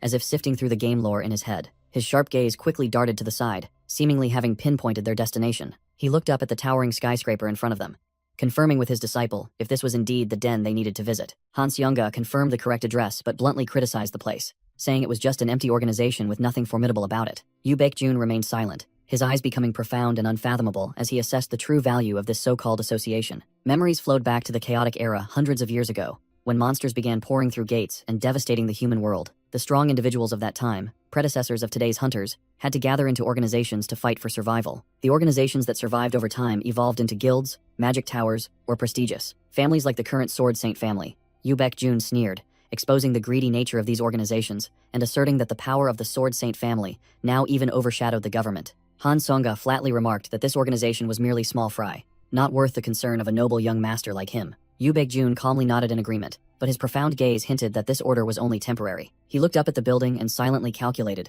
that the balance of power would completely shift when Han Chang-woo officially entered the fray. He decisively pulled out his wallet, using the power of money to quickly open a private path. Both strode confidently past the bowing receptionist, serving with the demeanor of superiors. His finger pressed directly on button B6, precisely locating the hidden VIP area underground. The electronic board flashed, signaling their arrival, accompanied by a clear announcement chime. The elevator doors slid open, revealing Yoo Baek-jun standing tall in his elegant suit, ready to step into the lion's den. Han Seong-ga froze for a few seconds, her eyes wide open in shock at the scene inside. Before them was a luxurious underground restaurant, where the elite were leisurely dining, completely separated from the world above. The banquet tables were laden with delicacies from premium steaks to fancy desserts, affirming the opulent status of the underground super-rich. Expensive red wine glasses were served by the service staff, transforming this underground space into a true paradise of enjoyment. Yoo Baek-jun was satisfied to arrive just in time, while Han Seong-ga still couldn't close her mouth at the unexpectedly grand scale of the area. Han Seong-ga couldn't hide her craving when she saw the mountain of food.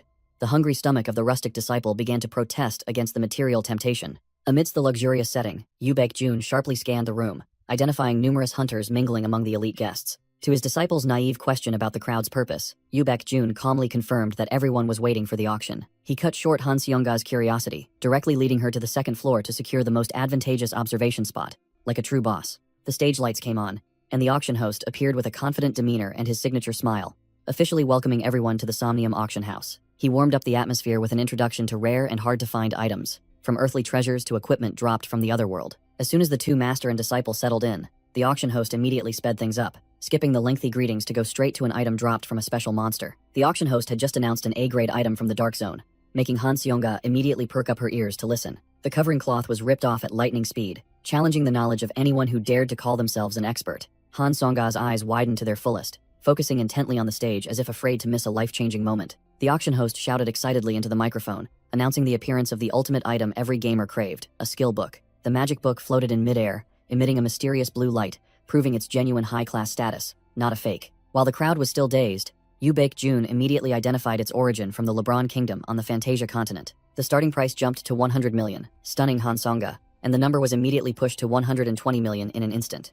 The eyes of the rustic disciple began to sparkle like car headlights as she witnessed this insane, money-burning spectacle. Han Seonga turned to look at her master with sparkling, meaningful eyes, while Yoo Baek-jun maintained his cold, emotionless face. He let out a calculating hum, seemingly pondering whether this toy was worth his money. The auction host was still shouting 140 million, while Yoo Baek-jun knew very well that Han Seonga was drooling because she was building a magic-based character, so she was definitely hooked. Yoo Baek-jun began to get annoyed, frowning at his vague memory of the artifact's name. He needed to find it quickly, not waste time playing around. He narrowed his eyes, looking down at the auction floor, muttering that it was time for the main character or the real item to appear. A fierce money battle erupted as the rich bidders continuously pushed the price from 200 to 240 million, making the atmosphere as hot as a frying pan. Suddenly, a hand-raised bid paddle number 18, cutting through all the noise with the decisive demeanor of a wealthy individual. Bidder number 18 stunned the entire hall by shouting a price of 1 billion, an insane all-in move that crushed all other opponents in an instant. The rich bidder's face was revealed with tired, dark-rimmed eyes and an arrogant expression,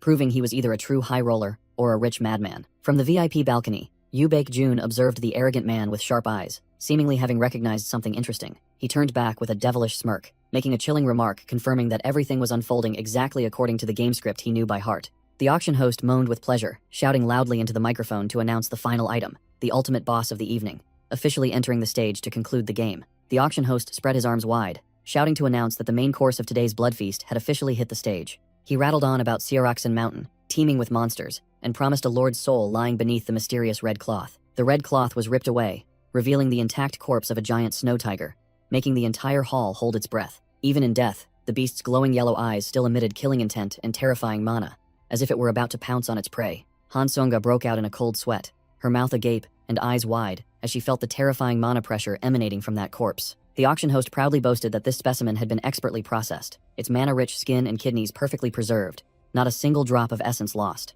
An impatient VIP guest slammed the table and shouted, demanding to know the starting price immediately, instead of listening to the tedious advertisement. While the spiky-haired rich bidder sat with his arms crossed, silently biding his time, the auction host began to announce the opening bid for the monetary battle. He shouted into the microphone a crazy starting price of 1 billion, a sum that ordinary people wouldn't dare dream of earning in a lifetime. The entire hall immediately erupted into chaos as the rich bidders vied with each other, raising the price from 1.5 billion to 2 billion in just a few short seconds. Yoo Baek-jun sat in the VIP section, coldly observing the crowd, frantically driving the price sky-high like moths to a flame. He turned to confirm that the main target was the snow tiger's corpse, his sharp eyes like a scanner appraising every fiber of the prey. In his mind, he quickly analyzed valuable parts like the skin and heart, affirming that he would fully utilize everything dropped by this boss. Without hesitation, Yoo Baek-jun decisively raised paddle number 207, officially joining the high society's money-burning game. While the small fry only dared to inch up the price, he directly shouted 6 billion, making the rich bidder below gape in horror. The entire hall below fell silent,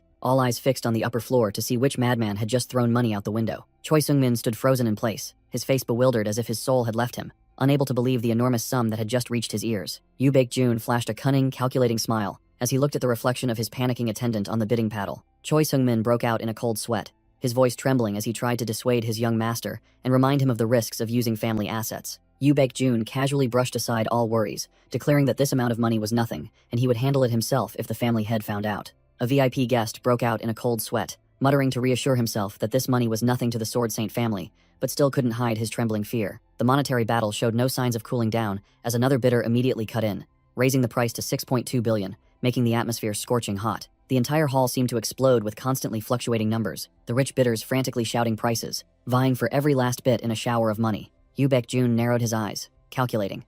He fully understood the value of the snow tiger's corpse, knowing his opponents wouldn't give up easily, so he decided to go big. Ignoring his attendant's weak pleas, Yoo Baek-jun directly threw out the number 10 billion, instantly freezing the atmosphere. Choi Seung-min froze completely, his eyes wide open, as if he couldn't believe his ears at his master's outrageous arrogance. The auction host groaned with pleasure, shouting excitedly as he saw the price skyrocket to an unimaginable sum in an instant. The spiky-haired rich bidder sat motionless, facing the suffocating pressure from the powerful all-in bid and the final question from the auction floor. He gnashed his teeth, sweat pouring like a river down his tense face, and cursed under his breath, utterly frustrated at encountering someone crazier than himself. He was completely defeated by the insane price jump from 6 to 10 billion, bitterly admitting that he had no chance of fighting back in this game. The spiky-haired rich bidder broke out in a cold sweat, his eyes bloodshot as he recalculated his entire fortune to go all in on this round. He looked up at the VIP section with extreme resentment, silently cursing that pretty boy who had just ruined his plans. Yu Baekjun sat leisurely with his legs crossed, looking into a mirror, leaving his opponent bewildered as to just how rich this young master truly was.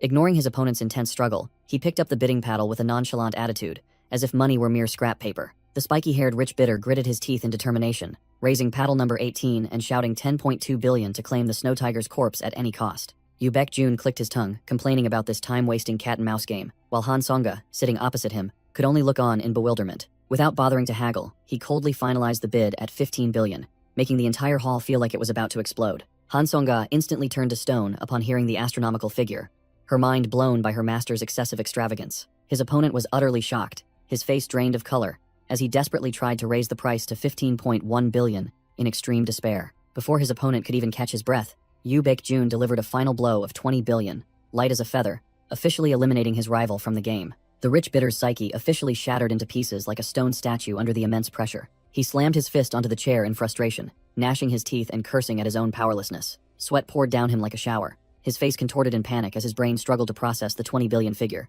The arm holding the bidding paddle trembled uncontrollably, and he finally gave up in despair as he heard the countdown. Yu Baekjun leisurely glanced back with an arrogant gaze as the auction time ticked down to its final seconds. The gavel struck, and Yu Baekjun officially acquired the item with the demeanor of an absolute victor. The auction host stood beside the enormous snow tiger corpse, loudly declaring the end of the item auction. He continued to stir up the atmosphere, promising more exciting entertainment for the VIP patrons. The cityscape at night, brilliant with lights, appeared, concluding an auction reeking of money. Yu Baekjun picked up the spatial bag, examining it and appearing quite pleased with its unexpectedly convenient features. Yu Baekjun leisurely explained the mechanism of the spatial bag containing the enormous tiger corpse, leaving Han Songa wide-eyed and dumbfounded as she listened. He suddenly called out to Han Songa, breaking the silent atmosphere on their way back. Han Songa looked bewildered, her face full of question marks as she heard him mention the unfamiliar name, Stargle. He then shifted to ask about the Magic Tower, a formidable name that anyone in their circles would surely know. An image of the Supreme Mage organization appeared, full of authority, asserting its unrivaled position, no less than that of the Sword Saint family. Yu Baekjun walked and analyzed the insane harshness of the training process there, a place reserved only for true monsters. He exposed Stargle's origin as a collection of failures mercilessly discarded by the Magic Tower. His steps paused for a beat, as he mentioned the mercenary title that people had given them. Yu Baekjun's eyes turned sharp and cold, as he seriously and completely rejected that flashy, fake facade. He uttered a chilling, murderous statement, asserting that the true nature of the Stargle group was nothing more than a trashy criminal gang. The vultures began to reveal their crazed, greedy nature as soon as they caught a whiff of valuable magical items. An entire gang, numerous as ants, immediately surrounded Yu Baekjun and Han Songa, blocking all escape routes in the dark alley. The spiky-haired Stargle leader, with his dart-ringed eyes wide open, greedily demanded to brazenly steal the snow tiger corpse without any regard. The small fry whispered their calculations, planning to quickly kill and rob them, judging their targets to be wealthy but weak. They smugly confirmed that they had deployed sound-insulating magic to conceal their crime, preparing to execute their targets in silence. Yu Baekjun coldly issued a brief command, officially unleashing the monster beside him. Han Songa's demeanor instantly changed, her face darkening with murderous intent when she saw her master being disrespected by those trash. The leader shivered with a cold dread, utterly bewildered by the sudden surge of materialized killing intent emanating from the girl. He hastily shouted an attack command, and all his subordinates simultaneously activated glowing magic circles to unleash concentrated damage. Countless pillars of magical energy crashed down thunderously, as if to crush the master and disciple in an instant, commencing the battle. Han Songa looked up in a daze as Yu Baekjun's sturdy back suddenly blocked her view. He lightly waved his hand, conjuring a verdant mana wall to block the sneak attack. A barrage of magical firepower from the small fry rained down, but it was utterly powerless against the absolute protective shield. Yu Baekjun stood calmly with his arms crossed in the eye of the explosive storm, treating the enemy's killing blows as nothing more than fizzling fireworks. His eyes, sharp as ice, pierced through the smoke, seeing into the hearts of the trembling scum on the other side. The minion broke out in a cold sweat, his face drained of color, stammering, unable to comprehend why their attack was so useless. Another mage cursed bitterly, desperately pouring all his mana into the magic circle in utter despair. Yu Baekjun didn't bother with words, swinging his hand to unleash a powerful, wind-rending force in return. His face was expressionless, his eyes highly focused as he controlled the energy stream to sweep away the gnats.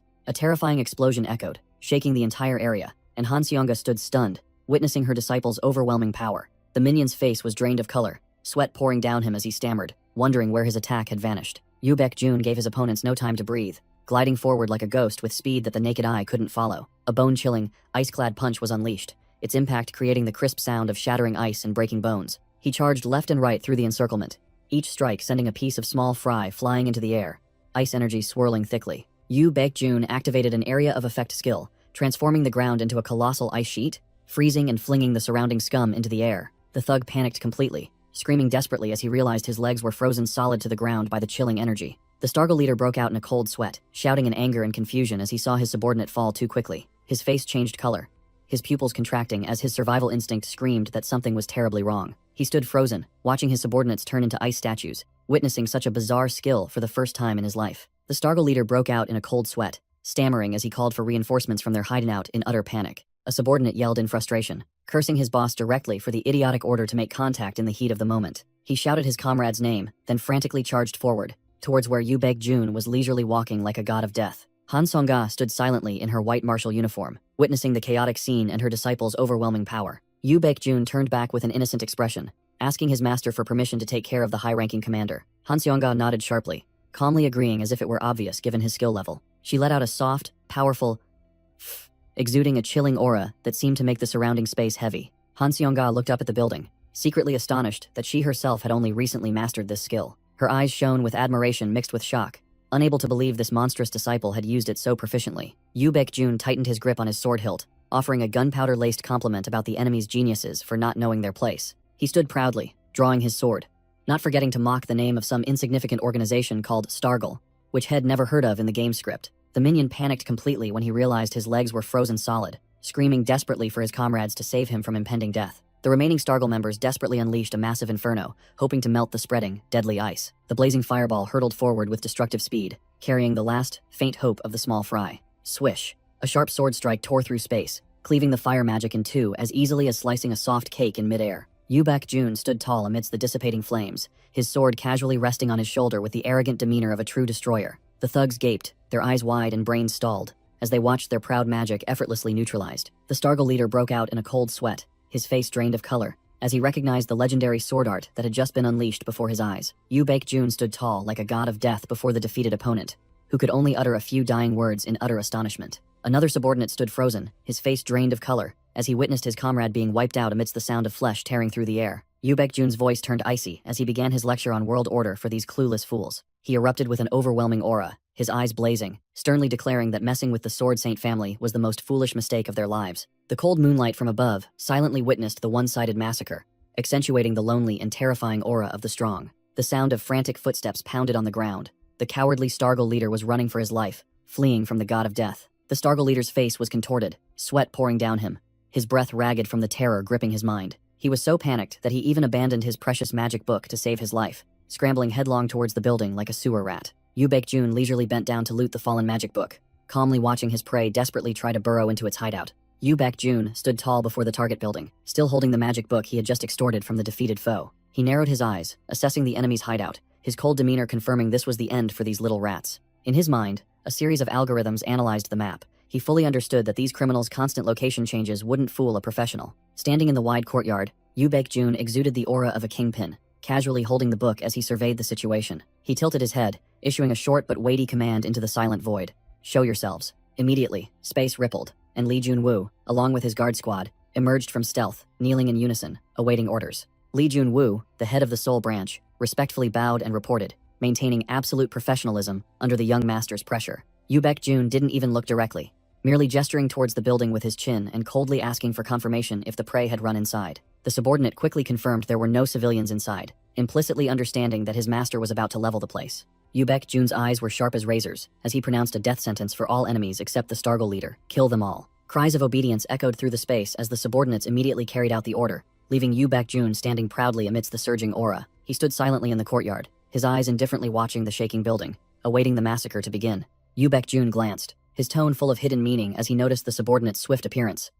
Outsiders would think, "I just summoned you here." He turned his back, revealing that he had been followed ever since he set foot in Seoul, while the building's glass windows began to crack under an invisible pressure. He recalled Lee Jun-woo and the guards secretly tailing him, realizing that the Sword Saint family had secretly ordered his escort, not just Han Songga's. The entire building shook violently, glass shattering like rain as he nodded in acknowledgement. Indeed, this is the sole privilege of extreme difficulty. Yoo Baek-jun stood bathed in the glittering rain of glass, with the calm and composed demeanor of one who wields ultimate power. He flashed a satisfied and arrogant smile, reveling in the feeling of absolute dominance that his family's status brought. Overwhelming power. The scene of the massacre reeked of blood. The Stargirl leader leaned against the wall, gasping amidst the corpses of his useless Stargirl members. He coughed violently, fresh blood gushing from his mouth and splattering onto the cold floor. The leader's eyes widened in horror, cold sweat pouring down him like rain, as he stammered, asking the identity of the one who had just annihilated his gang. "Who are you?" He screamed in despair and indignation, blood smeared across his face. "What kind of monsters are you to attack me?" Lee Jun-woo stood there with a cold, emotionless face, silently looking down at the defeated man as if he were a pile of trash. The leader glanced suspiciously when he saw Lee Jun-woo indifferently refusing to answer, pressing, "What else do you want?" Yoo Baek-jun stepped out with a regal aura, his subordinates behind him loudly declaring their identity, making the space feel as if it would explode. "We are the Sword Saint clan." The Stargirl leader was stunned, staring wide-eyed at the people before him, his brain seemingly unable to process the information he had just heard. He suddenly burst into raucous laughter, his face contorted with mockery, as if he had just heard the funniest joke of the century. "Pfft, ha ha ha," he sneered, mocking them for putting on an act. "What kind of trick is this? The Sword Saint clan? Why would you recluses from Mount Seoraksan show your faces here?" A horrifying impact sent fresh blood splattering, wiping away the arrogant smile of the one who had just spoken so boldly. A broken tooth flew out of his mouth, clattering onto the cold ground, signaling that the leader's front teeth were officially gone. The Stargirl leader clutched his stomach, writhing and screaming in extreme pain as fresh blood uncontrollably gushed from his mouth. Lee Jun-woo grabbed his head tightly and yanked him up without mercy, ignoring the pathetic man who was coughing violently and covered in blood. A purple killing aura enveloped Lee Jun-woo as he threw a warning punch, coldly cautioning him to think twice before speaking to the young master if he didn't want more bones broken. Yoo Baek-jun stood there with the demeanor of a true boss, casually inquiring about the situation, while Lee Jun-woo confirmed that the remaining small fry had been dealt with cleanly. Yoo Baek-jun ordered him to be tied up and taken to the third basement level, causing the leader, despite being thoroughly beaten, to look bewildered and ask again in confusion. Lee Jun-woo looked down at the defeated man with pity, delivering the harsh truth that the secret basement had already been completely cleared out. The scene shifted to a dark room filled with towering bookshelves, a silent atmosphere enveloping the mysterious space. Even footsteps echoed, breaking the silence.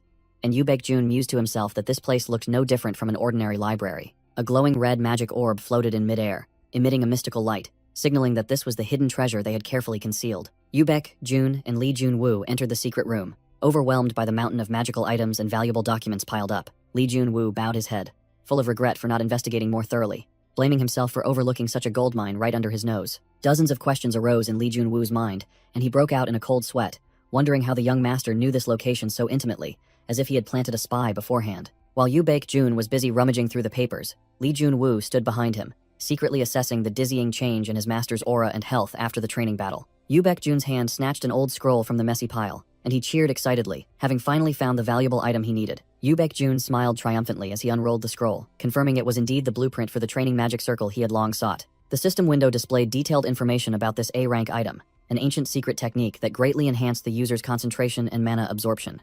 Yoo Baek-jun quickly calculated its true value. Although its individual effect was somewhat weak for its rank, it was excellent for long-term team-level grinding. Yoo Baek-jun's sharp eyes glinted with greed, and he decisively ordered that this entire hideout be plundered clean, with everything brought back to the clan, leaving not a single scrap. Yoo Baek-jun coldly turned and walked away, leaving the Stargirl leader for Lee Jun-woo to handle and escort back to the clan like urgent cargo. Lee Jun-woo realized that the Magic Tower people would soon catch wind of this, and that pathetic man would be an extremely valuable diplomatic asset to win them over. Lee Jun-woo's face briefly showed astonishment as he pieced things together, realizing that his master had planned this move in advance, rather than coincidentally sparing the enemy's life. The Stargirl leader now lay sprawled, like a hog tied up, becoming the perfect sacrifice for the Sword Saint clan to establish relations with the Magic Tower. Lee Jun-woo broke out in a cold sweat as he recognized his master's profound strategic vision.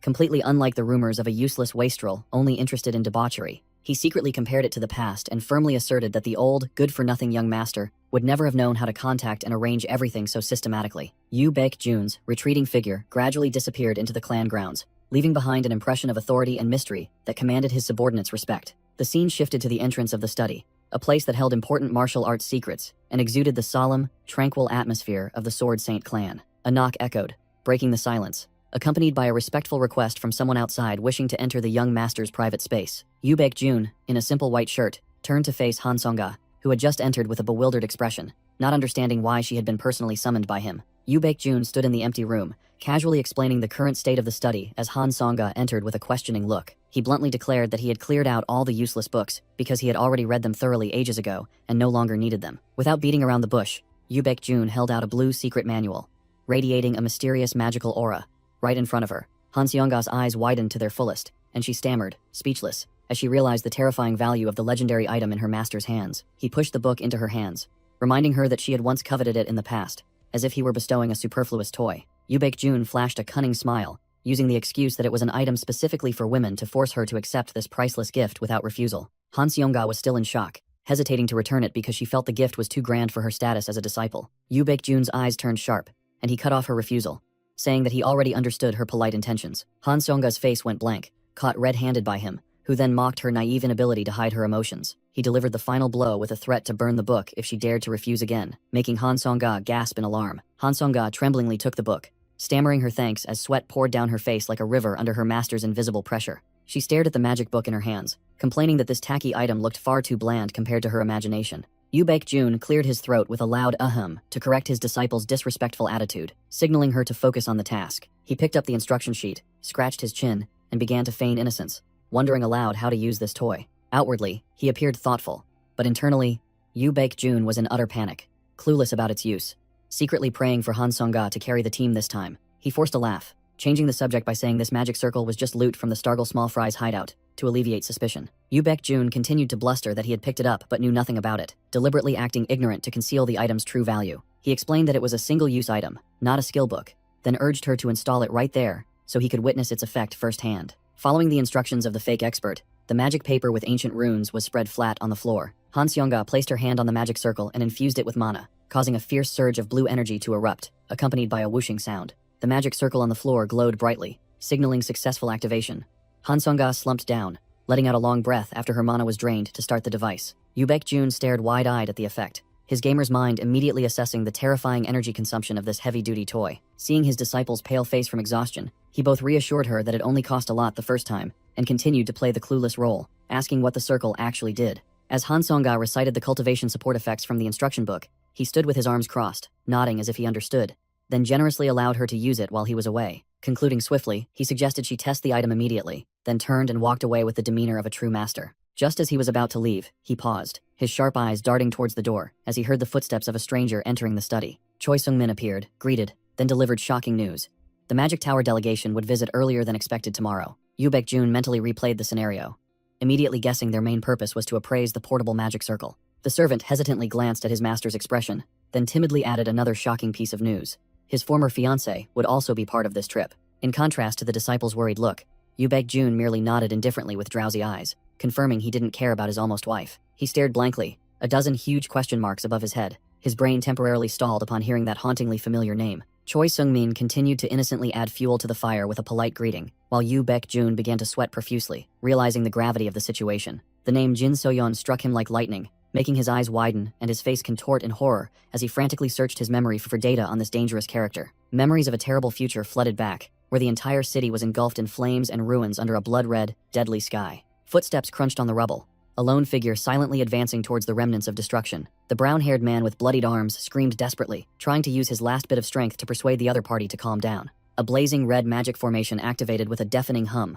coldly questioning the cruel revenge. Jin So-yeon stood at the epicenter of power, her small figure the source of a colossal magic matrix that devoured the entire space. Her eyes glowed with destructive light, her hands reaching out to control the flow of energy with cold indifference and overwhelming power. Witnessing that absurd sight, the man could only scream in utter bewilderment, completely collapsing before a power beyond his comprehension. The balance of power was completely shattered, Jin So-yeon's face utterly cold and emotionless amidst the destructive storm poised to swallow everything. A terrifying explosion ripped through the night, instantly blowing away an entire skyscraper, sending bricks and stones scattering like rain. The entire city collapsed like dominoes under the destructive power, engulfed in a sea of red flames and desperate screams. The system window displayed a giant game over, making the gamer version of Yu Baekjun furiously smash his keyboard, cursing as all his grinding efforts went down the drain. He clutched his head helplessly before the computer screen, admitting that this playthrough had once again reached a bitter dead end because he couldn't handle the difficult scenario. Jin So-yeon appeared with the overwhelming aura of a protagonist, destined to become the next master of the Magic Tower with her supreme power. A game-breaking character possessing S-rank empathy,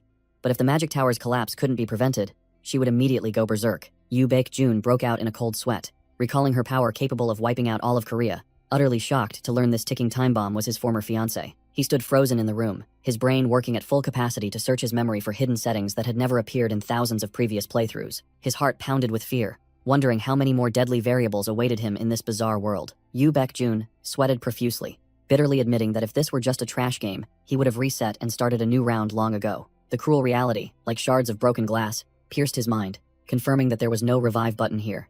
Death meant the end of the game. Horrifying memories flooded back of the night he transmigrated into this character's body, when he was being relentlessly hunted by Shin Woo-hyun in the snow. Even though he had used his cunning mind to clear the scenario and loot the secret manual, the strange variables still left him utterly bewildered. He was clenching his fists in helplessness when Choi Seung-min entered with a worried expression, interrupting his dark thoughts. Yu Baek-jun changed his expression faster than a pancake, shedding his panic and coldly asking about the Magic Tower delegation's schedule. He ordered preparations to be made to mentally welcome his acquaintances tomorrow morning, leaving the servant frozen, not understanding anything. The silent night enveloped the Sword Saint family, signaling a sleepless night of grinding to prepare for the upcoming psychological battle. A pair of legendary three-striped slippers appeared utterly out of place on the floor, which was brightly glowing from the recently activated magic formation. Yu Baek-jun meditated within the magic circle, combining the heaven-shattering heart technique to rapidly buff his strength before the critical moment. Yu Baek-jun closed his eyes tightly, trying to organize the chaotic data in his mind to solve each problem one by one. In his mind, the threatening image of Jin So-yeon appeared, an unpredictable variable alongside other unknown risks. He bitterly admitted that he was completely blind to information and had no reliable data whatsoever. Memories of his true self, drifting in oblivion, flooded back, making him ponder the reason for his transmigration and how to return to his old world. Everything about his true body, or the identity of that supreme entity, was a complete blank. However, his eyes snapped open, sharp and clear, as he had identified an unchangeable truth. His hand clenched tightly at the hem of his robe, concluding that clearing this character's storyline was his only chance to log out. Yu Baek-jun stood up with an imposing aura, a glowing demon face pattern on the back of his robe, determined to survive and see the game's ending. He told himself with a serious expression that this was the best play he could make at this moment. His decisive footsteps firmly pressed against the floor. He began his first mission, to gather intelligence immediately. The wind howled mournfully through the cold, snowy peaks, enveloping the sacred land of the Sword Saint family. Blinding sunlight began to shine down on the pristine white snow, signaling the start of a long day full of trouble. Yoon Ye-bin let out a distinctly loud sigh, revealing a bored expression as if she were about to undertake a trashy mission. She crossed her arms, complaining about this nuisance while the disciple standing behind her could only silently endure. A disciple wearing an earring spoke up, wondering about the whereabouts of the patriarch since he was nowhere to be seen. Yoon Ye-bin indifferently explained that the old man had gone down to the dungeon to train, leaving them to handle the guests themselves. The disciple reconfirmed the intelligence that Jin So-yeon would also be present during this visit. Yoon Ye-bin narrowed her eyes suspiciously, wondering what on earth in this remote mountain region had attracted her attention. The wind began to swirl around the teleportation formation, as she was still calculating what the magic tower intended to do. A sudden voice from behind commented on their early arrival, making Yoon Ye-bin glance back. Yu Baek-jun led his entourage out from the white snow with an arrogant demeanor, making Yoon Ye-bin look back warily. She uttered his name, her face clearly showing tension as if she had just encountered a comet. Yu Baek-jun greeted his former elder sister with a polite yet gunpowder-laced tone amidst the freezing winter. The disciple standing nearby broke out in a cold sweat as Yoon Ye-bin questioned him about the guide's identity and the name Yu Jung-yun. Yu Baek-jun smirked mockingly, exposing how the other party had once declared neutrality but was now acting contrary to it. The subordinate could only remain silent, sweat pouring down his face, caught between the high-pressure verbal sparring of powerful individuals. He put on a fake innocent expression to mock the fickleness of humans, startling the other man. Yu Baek-jun leaned close to his subordinate's ear, gritting his teeth and threatening that he seemed to prefer this faction over the elder sisters. His eyes glowed with an eerie purple light, exuding overwhelming killing intent, and a devilish smile to intimidate his subordinate. The disciples stood frozen, their faces drained of color as they felt the terrifying pressure sweep over them. Yu Baek-jun maintained a poker face, his sharp gaze unwavering under the opponent's pressure. Everyone stood, rooted amidst the blizzard, the atmosphere as taut as a bowstring as the two factions glared at each other, awaiting the next move. Yoon Ye-bin turned and left, uttering a curt remark to end the meaningless argument and cool down the heated atmosphere. She smirked meaningfully, leaving a warning about a future reckoning that sent shivers down the listener's spine. Yu Baek-jun snorted, ignoring her, while Choi Seung-min and the others looked bewildered as the teleportation array began to activate. The magic circle beneath their feet glowed brightly, ancient runes radiating a surging blue energy that engulfed the surrounding space. He stood proudly amidst the light, reassuring his trembling subordinates with the condescending tone of a superior. Beads of sweat rolled down his cheeks. Yu Baek-jun reassured himself to treat this like a game, keeping a cool head in the tense situation. The entire group was drawn into the magical light, their bodies gradually dissolving into the void to leave the cold, snowy mountain region. His feet landed firmly on the array at their destination, and he muttered, cautiously assessing the surroundings. A voice rang out, signaling inspection time. accompanied by the faint whistle of wind across the face of the newcomer. Jin So-yeon, the heir to the magic tower, appeared with an elegant demeanor, dusting herself off while complaining about the unsanitary conditions of this remote place. The mages stood around the magic circle in the snowy forest, exchanging polite greetings as if this were a class reunion, not a battlefield. Jin So-yeon immediately switched to her sweet girl persona, smiling brightly and asking about the well-being of an old acquaintance after a year apart. Yoon Ye-bin appeared with a sharp look, responding with flattering compliments about the other's beauty, creating an atmosphere of close sisterhood laced with gunpowder. The conversation was cut short when a tall, dark figure swept past, causing Jin So-yeon to turn her head in confusion. Jin So-yeon's cat-like eyes widened completely. She froze for 5 seconds, utterly speechless as she recognized the terrifyingly familiar aura. Yoo Baek-jun strode confidently through the snowy landscape, passing the crowd and making a cold remark about meeting an acquaintance again. His footsteps crunched firmly on the snow, each movement exuding the confidence and invisible pressure of a powerful individual. Yoo Baek-jun stopped, his sharp purple eyes looking down at Jin So-yeon, who stood rooted to the spot, creating an intensely tense staring contest between the two powers. Yoo Baek-jun broke out in a cold sweat but still tried to activate his deep acting mode, greeting his old acquaintance with an intimate tone as if there had been no separation. Jin So-yeon asked back in bewilderment, unable to believe her ears that he dared to call her by her given name so casually. Her cat-like eyes narrowed dangerously. She immediately questioned his disrespectful and impudent way of speaking. Yoo Baek-jun's face paled, his mind screaming in panic as he realized he had chosen the wrong dialogue option and accidentally triggered a death flag. Purple killing intent flared around Jin So-yeon as she pressed him again for a proper address, her face looking as if she wanted to send him to the scoreboard. He gulped, cold sweat streaming down his face from the terrifying pressure emanating from the monster disguised as a beauty. Amidst the romantic snowy landscape, Yoo Baek-jun stood frozen, the words "I'm screwed" appearing prominently in his mind as he realized he had just massively self-destructed. The scene shifted to a flashback. An old diary on the table revealed confidential information that these two had actually gotten along very well in the past. Choi Sung-min, both hesitant and gossipy, reported the game lore, asserting that the mage had once harbored very deep feelings for the young master. Yoo Baek-jun crossed his arms, seriously analyzing the storyline, realizing that their past breakup was due to his father's crude interference, not personal conflict. In his panic, the memory of the old pharmacist, Ju Jung-won, suddenly flashed like a lifeline for his excuse of temporary amnesia. Yoo Baek-jun broke out in a cold sweat, his mind screaming curses because the completely wrong intelligence about their good relationship almost made him log out of the server. He tried to suppress his fear, swallowed, and steered the conversation towards her trip's purpose to avoid the death hanging over his head. Jin So-yeon nodded in confirmation, gently raising her hand to prepare to cast a skill, causing the air around her to thicken with mana pressure. The crisp sound of cracking ice echoed as sharp ice crystals coalesced in her hand, proving her monstrous level of power control. She smiled ambitiously, declaring her intention to grind to optimize her newly acquired ice power. Jin So-yeon explained that she needed to find the coldest place on this mountain to farm mana, her eyes burning with the passionate fire of a hardcore grinder. Yoo Baek-jun narrowed his eyes, calculating, his brain rapidly processing as he realized a golden opportunity to get a handle on his opponent and save his own skin. Yoon Ye-bin froze for a few seconds when the older sister asked her about a guide, her face bewildered, not understanding what was happening. Just as Jin So-yeon complained about the delay, Yoo Baek-jun immediately jumped in to steal the guide slot, seizing the chance to earn points and control the situation. Jin So-yeon crossed her arms, adopting a superior air, bluntly criticizing the family's subordinates as novices who didn't know the terrain of Seorak Snow Mountain. Yoo Baek-jun confidently stepped forward with the smile of a lore master, asserting that he knew an extremely cold monster farming spot that would suit her perfectly. Jin So-yeon smirked in satisfaction, accepting his offer as it saved her the effort of pathfinding across this vast map. He turned to order trainer Han Sung to prepare logistics, his decisive demeanor as a young master, making his subordinates simply bow and obey.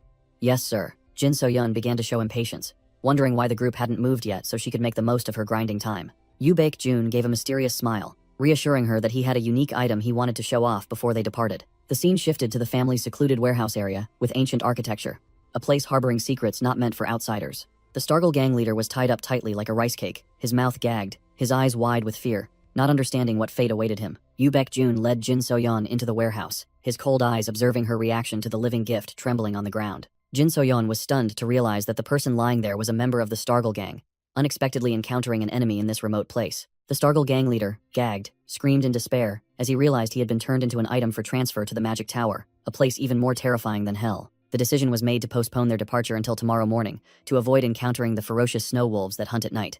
Preserving their strength was paramount. Yoo Baek-jun, in comfortable sleepwear, admitted that resting was just an excuse. He needed time to prepare his toys for the trip. Sitting on the bed, he focused intently, activating the martial god's tome, a brilliant golden light radiating as he began to delve into its vast repository of game knowledge. With skilled hand movements, he accessed the system store and immediately purchased the C-rank Friend of Snow Golems trait for the Seorak Mountain event. The system confirmed the successful transaction.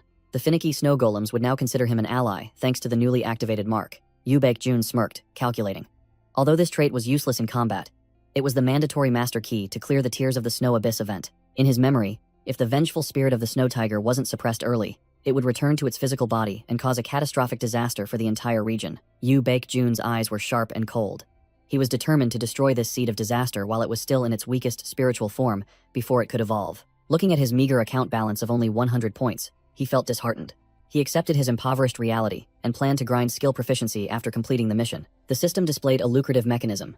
If one possessed the martial god's tome, the challenge system would upgrade to achievements for farming reward points. Yu Baek-jun slammed the book shut, finalizing his plan to grind the proficiency of this artifact to max first to unlock the point farming feature. He collapsed onto the bed with a long sigh, complaining about the mountain of work he needed to tackle to prepare for the hunting trip. Cold winds howled outside the Sword Saint family compound, signaling a tumultuous journey about to begin in the snowy mountains. Jin So-yeon huddled in her thick coat, exhaling white mist and muttering about the biting cold weather. She turned to urge her teammates, not wanting to waste another second standing frozen in this remote place. But immediately, her cold expression changed, turning into a bewildered stare at something in front of her with a look of confusion. Jin So-yeon was speechless when she saw Yu Baek-jun carrying a backpack as big as a mountain, looking exactly like a professional smuggler moving house. Yu Baek-jun put on an innocent face, pretending not to understand why Jin So-yeon reacted so excessively to his thorough preparations. He glanced at the enormous pile of luggage behind him, then casually asked again, as if carrying an entire inventory was the most normal thing in the world. Jin So-yeon looked at her teammate with a questioning gaze, not understanding what he was hinting at about their upcoming destination. Yu Baek-jun adjusted the massive backpack on his back, and casually dropped a final remark to begin their arduous journey. He flashed a confident smirk, his eyes glinting with the cunning of a gamer who already knew the script by heart. The large gate swung open, and Yu Baek-jun shouted for them to depart, then charged straight into the blinding white snow with surging momentum. The blizzard raged wildly through the ancient pine forest, transforming the picturesque scenery into a cold and cruel death trap. Two small figures trudged forward through the storm, their crunching footsteps drowned out by the howling wind, visibility reduced to a critical level. Jin So-yeon shielded her face from the wind while muttering calculations. Realizing that this blizzard, though unpleasant, was a goldmine for accumulating mana, she began to fret, fearing that with such poor visibility, it would be difficult to protect that young master if monsters appeared. Just as Jin So-yeon was about to shout a warning to stay close, she flinched, startled to see two giant snow wolves closing in on Yu Baek-jun. Her eyes widened in astonishment, completely frozen by the perilous situation unfolding right before her. Jin So-yeon's desperate warning cry echoed, but Yu Baek-jun maintained a cold expression as if he had anticipated everything. The wolf, which had just lunged to bite its prey, was caught by a hand as hard as cold steel, gripping its throat mid-air. The brutal chokehold, delivered with terrifying strength, instantly silenced the monster, its eyes rolling back from suffocation. He casually slammed the wolf onto the cold snow like a discarded sack of trash, creating an impact that shook the ground. Jin So-yeon stood rooted to the spot, jaw agape in astonishment, letting out a bewildered sigh at the incredibly swift and clean execution. As soon as he defeated the monster, Yu Baek-jun turned to scratch his head, offering a nonchalant apology, claiming the storm was too loud for him to hear what she said. He squatted beside the corpse with an innocent expression, asking what she had just shouted, like a harmless individual. The entire forest fell silent, with only the howling wind, as Jin So-yeon, speechless, watched the monster disguised as a young master putting on an act in front of her. Sensing the awkward atmosphere, Yu Baek-jun quickly changed the subject, dismissing the tension with a vague answer. She realized she had been worrying for nothing, her gaze shifting from concern to extreme suspicion as she looked at the corpse at his feet. Before Jin So-yeon could fully recover, her sharp, cat-like eyes had to strain as she spotted a group of uninvited guests slowly approaching from a distance. The monsters, with their glowing red eyes in the blizzard, began to sniff, their sensitive noses twitching as they caught the scent of prey. A large snow ogre bared its fangs with ravenous desire, confidently asserting that it smelled delicious human flesh amidst the biting cold. Before it could finish its villainous line, a sudden surge of energy shattered its shoulder, causing fresh blood to gush out like a fountain. A series of cold blue light rays tore through the snow, piercing straight into the bewildered monsters, leaving them no time to react. A precise shot pierced it from behind, the powerful icy magic attack causing the monster to stagger.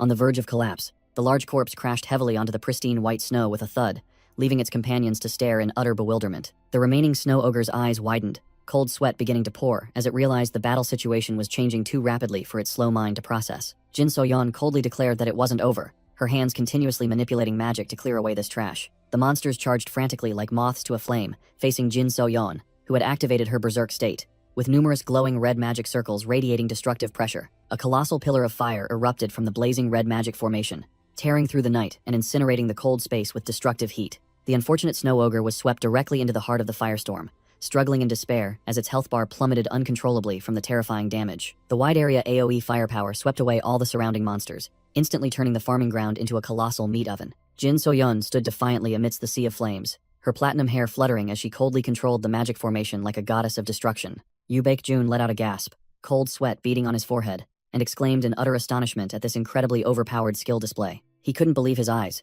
Seeing such game-breaking damage so early on, it truly was a cheat item, capable of clearing the entire map. Despite possessing overwhelming power, he still felt wary, quickly hiding behind his enormous backpack to avoid collateral damage, and continued to analyze the situation. The howling wind carried a murderous aura as a pack of snow wolves began to move from the dense forest, drawn by the recent noise and light. The monsters bared their fangs and growled, their glowing yellow eyes hungrily fixed on the delicious prey that had revealed itself, ready to tear it apart. Yu Baekjun cast a wary glance, realizing that the spectacular explosion had inadvertently drawn the aggro of the entire pack of fierce beasts in the area towards him. Jin Soyeon surveyed the battlefield with sharp, cold eyes, her murderous aura making the surrounding air feel frozen. She swung her hand, unleashing a powerful torrent of firepower, incinerating the two snow wolves, charging towards her like foolish moths. A wolf was flung far away, hitting the snow with a dry thud and instantly falling silent. Yu Baekjun activated a movement skill, gliding at dizzying speed, leaving a blue afterimage to dodge the deadly bite. He used his enormous backpack as a shield to knock back the enemy, while Jin Soyeon continued to roast the remaining one.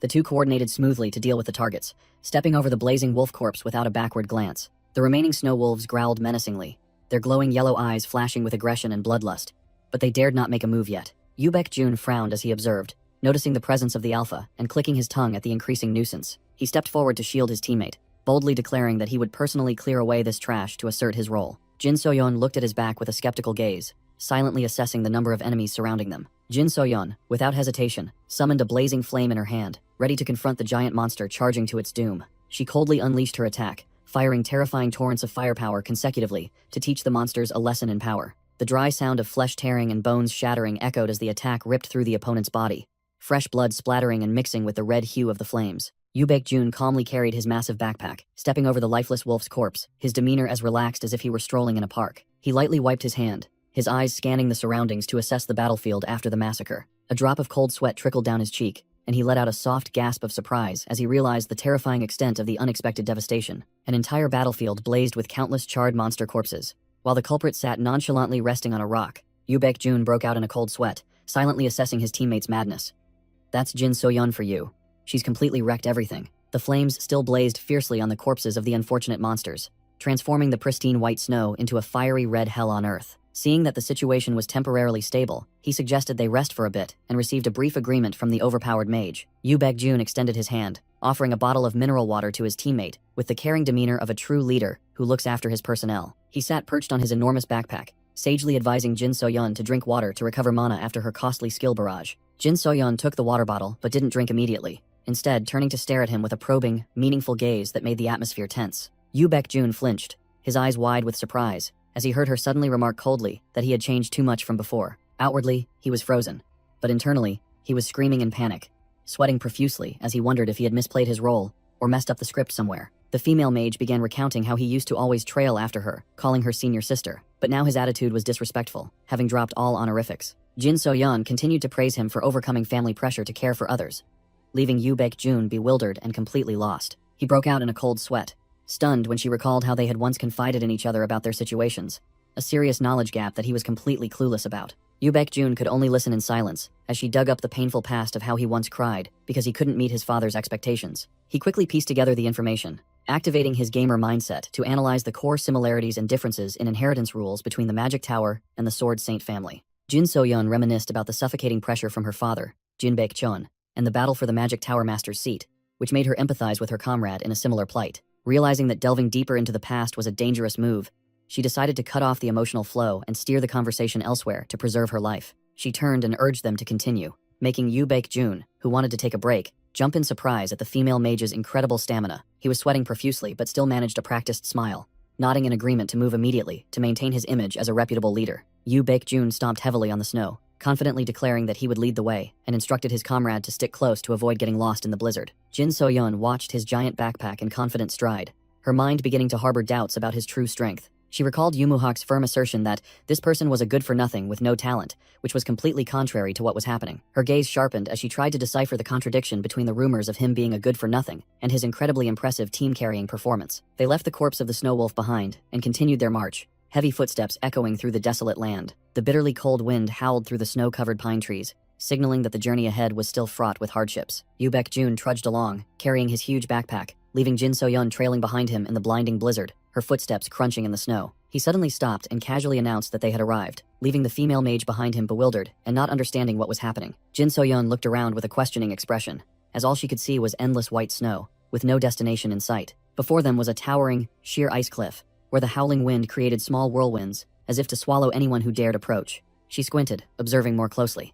The instinct of a top mage told her that something unusual was hidden behind the cold ice. Jin So-yeon suggested checking, as she sensed a strange presence, and Yoo Baek-jun immediately added praise for her keen senses to earn some favor. Without hesitation, she activated a detection spell, her blue eyes glowing brightly like headlights, scanning through nature's camouflage to scout the map. Under the penetrating gaze of magic, a mysterious cave entrance gradually revealed itself behind the thick ice and snow, invisible to the naked eye. Inside, the rock crevice was a cluster of round, spiky creatures huddled together, looking rather dull and harmless. Jin So-yeon cautiously asked about these strange monsters, but Yoo Baek-jun immediately denied it with the calm expression of someone who knew the game's script. The round creatures were fiercely debating whether the human in front of them was friend or foe, finally concluding that humans were trash that needed to be chased away immediately. Jin So-yeon stood bewildered, looking at the moving fluffballs, wondering what kind of species they were, if not monsters, to dare speak so boldly. Yoo Baek-jun offered a friendly, practiced smile, bent down to approach the target, and introduced them as a type of fairy, all while secretly preparing to use a skill. A series of system windows appeared, confirming the activation of the Friend of Ice Spirits trait, a brightly glowing snowflake-shaped mark on his hand, like a VIP card. Seeing the genuine mark, the spirits immediately did a 180-degree turn, switching to a flattering mode and calling him friend, while he calmly explained their identity to the female mage. He continued to demonstrate his understanding of the lore, explaining that their mission was to guide the souls of creatures that died on Sirak Mountain to the afterlife, like spiritual couriers. Yoo Baek-jun seized the opportunity to ask why they were all hiding in this corner, instead of performing their duties as per the usual game script. The spirits clamored to complain that their home had been robbed, and their friends brutally murdered by a bunch of thuggish-looking gangsters, forcing them to hide. Jin So-yeon pondered thoughtfully about spirits also being able to die and get trapped in this world, her gaze fixed on his huge backpack with a thoughtful expression. She maintained a skeptical attitude, feeling that their aura was off compared to her knowledge, while the spirits were crying and complaining about the resentment of their friend named Seolho. Yoo Baek-jun immediately accepted the quest when the spirits requested help to restrain the body of their comrade, who had turned into an evil spirit so they could perform purification. He concisely concluded that they only needed to restrain the target, then reached into a virtual space, leaving the spirits bewildered and not understanding what was happening. With the demeanor of a tycoon hoarding rare items, he pulled the corpse of the giant snow tiger out of his inventory, to the astonishment of the entire audience. Yoo Baek-jun wore the triumphant smile of someone who knew the script, bluntly declaring that he already had Seolho's corpse in his bag as a spare item. Jin So-yeon was startled as she pieced together the events, while he began to sweat profusely, realizing he had overdone it, and revealed a flaw. The female mage squinted suspiciously, directly questioning whether he had planned to use her to complete this quest for the spirits all along. Yoo Baek-jun was sweating buckets, trying to cover up that it was just a coincidence, while she scrutinized his bottomless bag full of powerful items. After the sweaty explanation, they continued to trudge through the snow, following the spirit's guidance to the target cave deep within the mountain. Standing before the cave entrance that emitted dark evil energy, the spirits trembled, refusing to go further, and entrusted all the heavy manual labor to the human party. Yoo Baek-jun nodded, accepting the responsibility of tanking the boss. But internally, he was assessing the extremely serious situation, as he sensed the evil energy was thicker than expected. Jin So-yeon sarcastically remarked that Yoo Baek-jun was pathetic for assuming she would help, but she reluctantly accepted, realizing this was a goldmine for farming mana. The female mage sighed in exasperation, clicked her tongue, and let the troublesome matter go, as the immediate benefits were too great to refuse. Standing before the cave entrance, Jin So-yeon shivered as she sensed a familiar ancient aura, vaguely guessing the reason her eccentric comrade had dragged her to this den. Amidst the bone-chilling cold of the cave, she felt like a fish in water, asserting that there was no better place to cultivate ice magic. Just as Jin So-yeon was about to charge in recklessly, Yoo Baek-jun hastily stopped her and bluntly declared that they both needed to take some buffs, doping, to boost their strength first. He rummaged through his bottomless backpack with a serious expression, asserting that a direct fight would surely be a wipe, so they needed to prepare with full gear to have a chance to win. A treasure trove of glistening potions appeared in his bag. He proudly boasted that these were custom-made according to his own formula, not common market goods. Yoo Baek-jun shoved a bottle of holy water into her hand, forcing her to drink it to restore mana, and began to systematically explain the strategy for using the scroll. Like a professional gamer, Jin So-yeon's eyes widened in surprise as she saw her mana surge after drinking, secretly highly evaluating the incredible potion-making ability and terrifying recovery speed of this liquid. Looking at Yoo Baek-jun's back as he asked if she was ready, she secretly acknowledged his remarkable growth in both martial arts and cunning.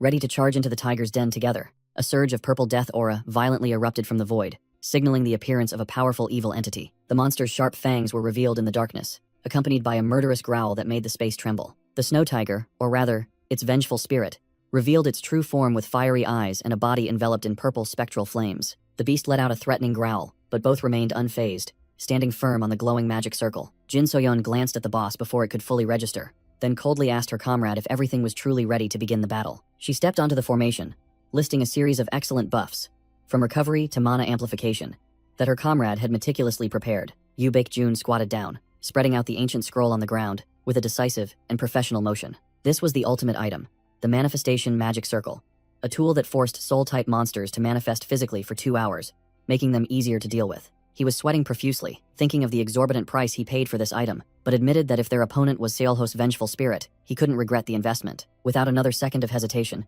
Yu Baekjun placed his hand on the scroll to activate the formation, officially beginning the intense boss raid. Yu Baekjun poured his strength into activating the scroll, and a giant green pillar of light erupted from the ground, forcing the boss to reveal its true form immediately. The snow tiger let out a terrifying roar, its ethereal spirit form now solidified into real flesh and blood, ready for a fight to the death. Seizing the golden opportunity, Jin Soyeon shouted, "Now's the time!"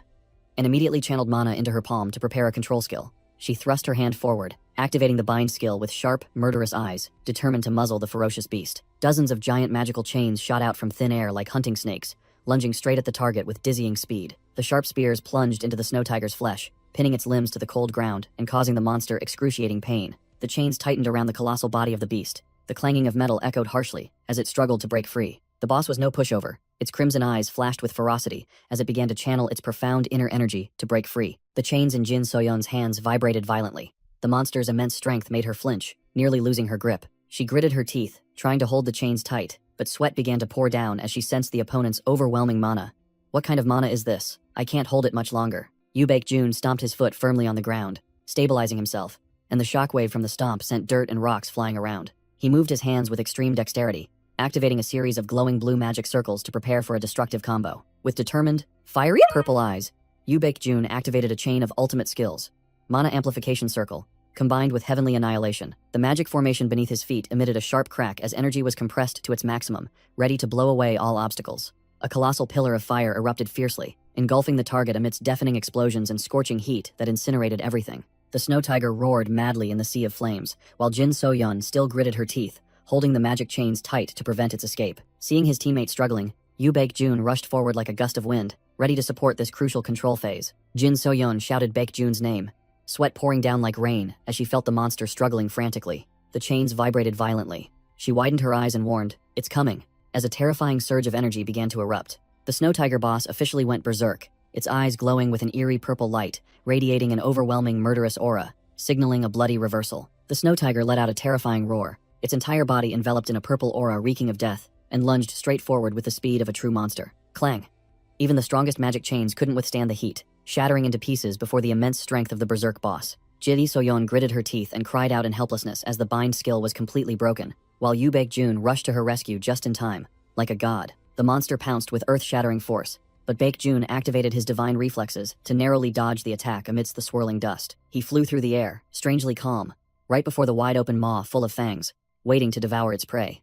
Baekjun's purple eyes flashed with intense concentration. He fully understood that any attack from this monster would deal critical damage. The harsh screech of his shoes echoed on the cold ground as he braked sharply to gain momentum for his next move. Facing the colossal, death-wreaking shadow, Baekjun coldly assessed that even a small scratch would instantly deplete his health bar. Just as the snow tiger was about to unleash its next attack, a brilliant purple magic circle suddenly appeared above its head, like a death sentence descending from the heavens. Jin Soyeon seized the opportunity, pouring all her strength into activating gravity amplification to crush the monster to the ground, creating a counterattack opportunity for her teammate. The snow tiger began to tense its body, a chilling purple aura emanating around it, signaling an ultimate skill was about to be activated. The monster's bloodshot eyes glowed brightly like headlights, its mouth opened wide to gather a colossal energy orb, accompanied by an earth-shattering roar. A devastating white breath attack shot straight out from the boss's mouth, with enough destructive power to blow away anyone who dared to stand in its path.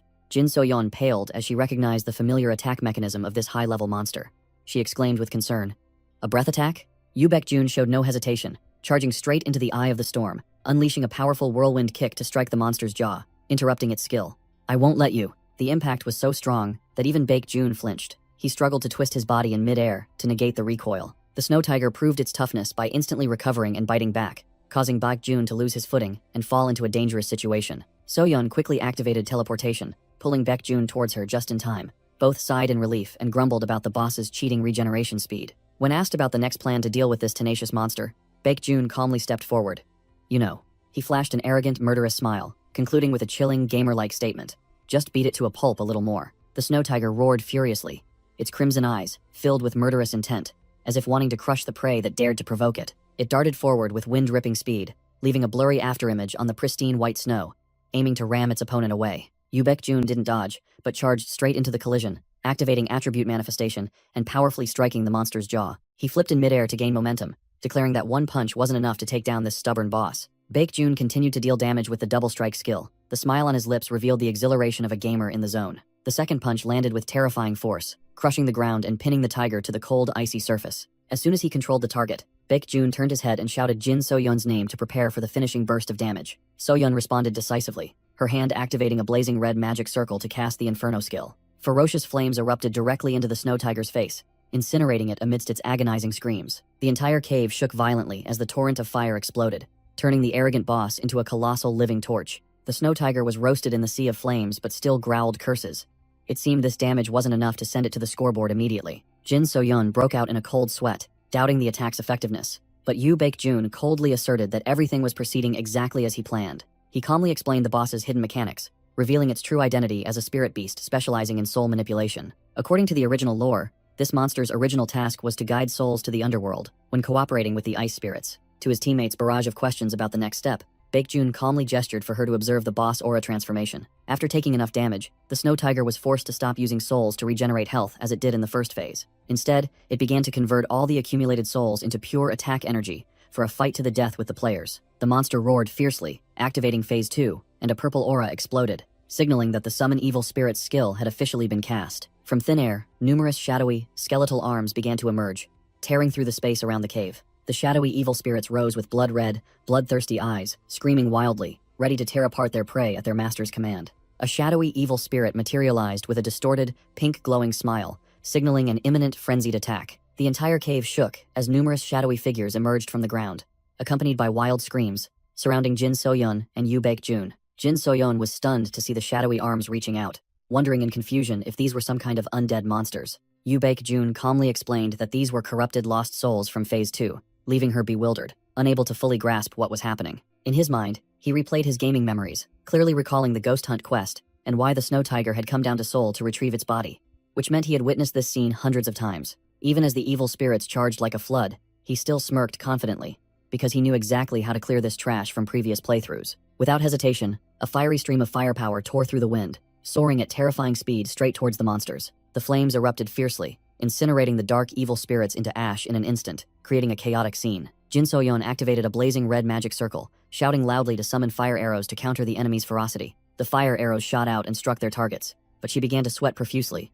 and warned that the enemy's numbers were far more overwhelming than anticipated. Jin So-yeon turned back, shouting anxiously, while Baek-jun remained calm, leisurely rummaging through his inventory as if looking for candy in the middle of a battlefield. The irritable girl complained that if he had powerful items, he should have used them sooner, instead of letting the situation get this bad. While grumbling, Jin So-yeon suddenly froze, her eyes widening in surprise as she sensed an unusually overwhelming aura. Baek-jun smirked confidently, holding up a wide-area holy magic scroll, his demeanor like a pay-to-win player preparing to clear the map. He decisively unfurled the scroll, activating the item, causing a dazzling light to erupt accompanied by a piercing shriek. A colossal pillar of holy light descended, enveloping Baek-jun, turning him into a savior, while the surrounding monsters looked bewildered. The evil spirits shrieked miserably as they were incinerated by the holy light, their bodies melting like wax in fire before the absolute counterpower. Jin So-yeon stood dazed amidst the brilliant light, witnessing the overwhelming wide-area purification sweeping away all the trash. The remnants of darkness around her gradually vanished into ash, the gloomy space completely erased by high-level magic. Realizing this was the Earth Flash, a rare item her father once gifted to the Sword Saint, Jin So-yeon was utterly shocked and questioned why Baek-jun possessed it. Baek-jun smirked mysteriously upon hearing the question about the item's origin, his expression utterly enigmatic. He nonchalantly replied, "I stole it," with a radiant smile as if boasting about a glorious achievement rather than a crime. The snow tiger, now transformed into a vengeful undead spirit, was shrieking miserably as it was severely countered by the holy attribute. Baek-jun clenched his fist, calculating the precise damage to unleash a one-hit finishing blow, while the boss was afflicted with negative effects. He stomped his foot so hard that the ground beneath him cracked, creating a stable stance for the decisive attack. The colossal monster staggered, completely losing its ability to defend against the suffocating pressure from the hunter. Baek-jun roared, "It's over, you bastard," and unleashed a fire-clad punch containing his full destructive power. The blazing fist shot out, tearing through the wind, carrying immense heat as it struck the target. The flames from the punch erupted, transforming into a colossal fire dragon that opened its maw and completely devoured the unfortunate boss. An earth-shattering explosion resounded, blowing away everything and marking the end for the stubborn monster. Jin So-yeon had to raise her hand to shield her face,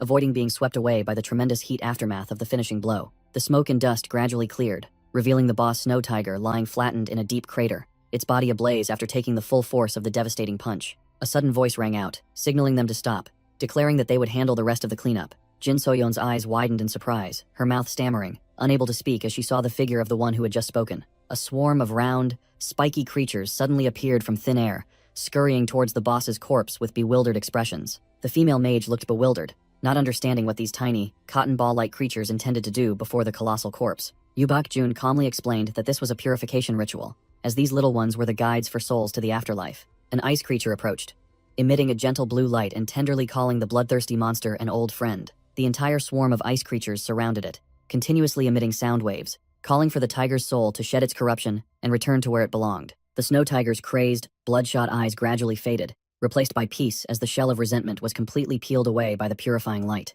The monster's eyes awakened, the crazed, deathly gaze completely gone, replaced by an unusual clarity and bewilderment. The teary-eyed ice creatures gathered around, crying tears of joy and cheering happily upon seeing their old friend restored to its original form. The snow tiger looked down bewildered at the tiny disciples urging it towards the spirit world. While the female mage was still in shock at this sight, Yoo Bak-jun interrupted the tearful reunion, making the tiger flinch and wonder about this spirit world the little ones were talking about. The male gamer stood proudly with his arms crossed next to Jin So-yeon, casually asking if the boss had sobered up after the brutal beating. The beast narrowed its eyes warily, opening its mouth to speak in a human voice, asking the identities of the two audacious strangers standing before it. Yoo Bak-jun began to speak eloquently, grandiosely claiming to be the benefactor who had saved its soul, which was being consumed by hatred. He shrugged, admitting his treatment method was a bit violent, a classic carrot-and-stick approach that silenced his opponent. While explaining to gain the boss's understanding, he reached into his bottomless inventory, claiming to be fulfilling the request of the ice creatures. Jin So-yeon's eyes were fixed on her teammate's actions, curious what bizarre toy this strange guy would pull out next from that magical bag. The snow tiger began to explain that its soul had been separated from its mortal body, which had long since been taken away by the auctioneers. The beast's eyes drooped with sorrow as it bitterly accepted the harsh truth that it had perished long ago. It still couldn't believe that a mighty spirit beast guarding the snow mountain, like itself, could be so easily sent to the afterlife by weak humans. Painful memories flooded back. The old boss growled, recounting that the cause of its death stemmed from its child being kidnapped by villains. In its memory, it had to confront a group of black armored assassins who, though few in number, possessed absurdly overwhelming power. To save its child, it was forced to fight to the death until exhaustion, finally collapsing with fatal wounds and fading memories. The monster's only comfort before its last breath was that it had managed to hide its child safely behind an eternal ice wall to escape pursuit. Yoo Bak-jun smirked, recognizing the familiar scenario of the treasure hunters in the game, but he decided to temporarily ignore it to avoid trouble. The boss turned to look at the two individuals before it, solemnly making a final request before it vanished into the spirit world. The snow tiger officially entrusted them with the task of revenge, demanding that they track down and eliminate those who had killed it years ago. The snow tiger growled, warning of the danger posed by its old enemies, asserting that they were cold-blooded individuals, willing to trample everything for personal gain. Yoo Bak-jun maintained a poker face, but his mind was already racing. He knew he would inevitably encounter this group in an upcoming major event, just like in the game's script. The boss humbly implored the two players to protect its last bloodline, while Jin So-yeon and the ice creatures quietly observed. He raised an eyebrow, provocatively questioning why it dared to place its trust in a human, the very species that had once killed it. The snow tiger unhesitatingly affirmed its absolute trust in him. It gratefully recalled how he had gone to great lengths to carry its bulky corpse all the way back to its lair for a proper burial. Memories resurfaced of Yoo Bak-jun, sitting among the ice creatures. It was he who had saved these tiny beings, and its own soul. The image of him unleashing a powerful, fiery punch to purify and rescue it from evil control was still vivid in the boss's mind. Yoo Bak-jun began to play act, feigning complaints about his weak skills and low combat power, claiming he wasn't strong enough to carry the team, all to extort more support from the NPC. As expected, the boss fell for the trap and promised to bestow supplementary power, making Yoo Bak-jun smirk triumphantly for having extracted more delicious rewards. Yoo Bak-jun squatted, waiting for the moment to loot, while Jin So-yeon stood guard.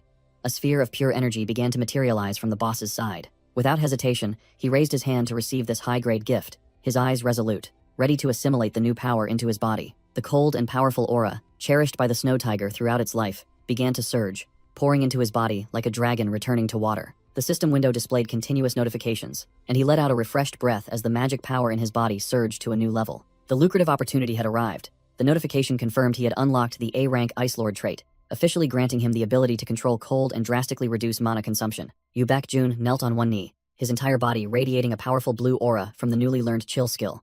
ready to slow down any enemies daring to approach. Observing from beside him, Jin Soyun's eyes widened in surprise, and she secretly highly praised her comrade's remarkable power increase. After absorbing all the essence and testing his new power, he stood up and loudly declared that the moment of farewell had arrived before the ice spirits. The snow tiger looked at him with a profound gaze, calmly explaining that death was merely a trivial matter for a spirit beast like itself, one that travels between two worlds. However, the boss' eyes softened with reluctance as it watched the ice spirits crying desperately, calling their friend's name one last time. The ice spirits cried profusely, tears streaming down as they witnessed the snow tiger's massive body begin to vanish into nothingness. The boss turned to look at Yu Baekjun one last time, asking for confirmation about the plan to descend to the spirit world that he had boasted about earlier. He looked directly into the snow tiger's eyes, firmly asserting, "Just wait.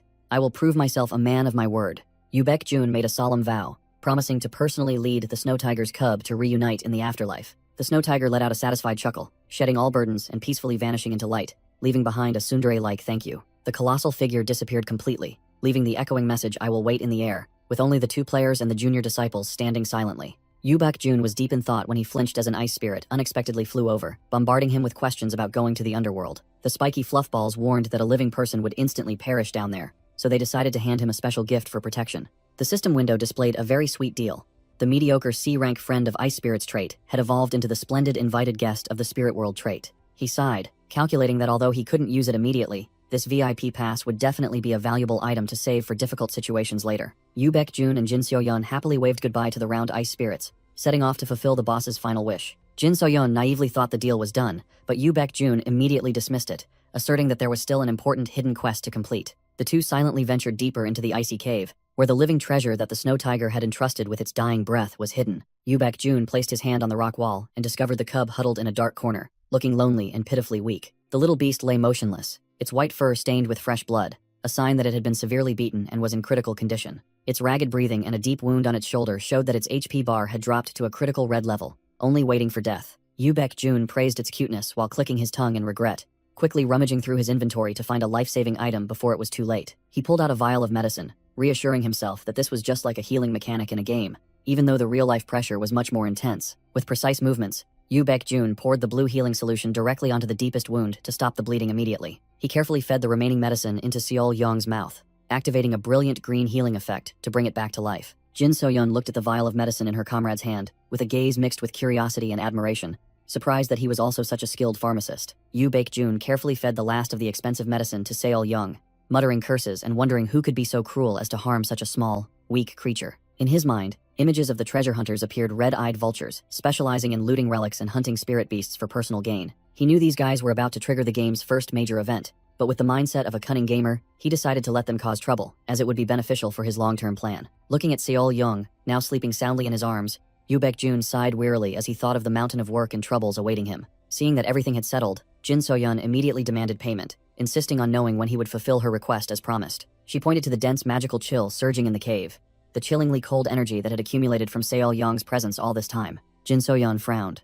seriously reiterating their initial agreement.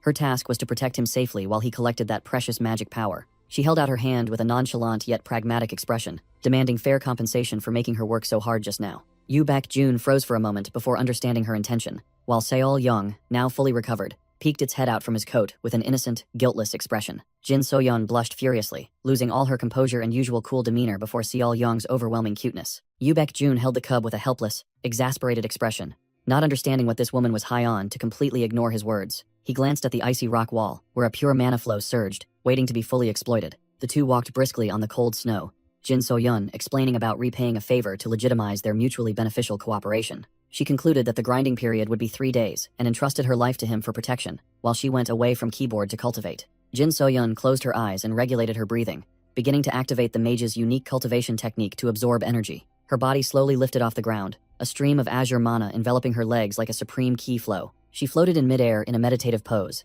activating the magic breathing technique to transform herself into a giant mana-sucking machine. A terrifying pressure emanated as dozens of complex magic circles appeared, surrounding her and affirming the magic tower genius's caliber. Yu Baekjun broke out in a cold sweat, seeing her absurdly dense defenses, and wondered where the trust between people had gone. The system window displayed a status report, confirming Yu Baekjun's power had reached B rank, along with a series of splendid traits from C to S rank clearly listed. Holding Seol Young in his arms, he calculated with satisfaction that at this grinding speed, his magic power and stats would soon reach A rank before the final boss, Yu Taerang, appeared. However, his gaze remained thoughtful, fully aware that in this game, Path of Heroes, power creep was inevitable, and A rank was still nothing. He shuddered as he envisioned the mid-game phase, where monsters with absurd power and bizarre forms would begin to appear everywhere to torment players. Facing those catastrophe-level monsters, his current A-rank power was like a drop in the ocean, not nearly enough to survive the late game. Pushing aside his worries about the future, he decisively closed the notification window with a dismissive wave of his hand.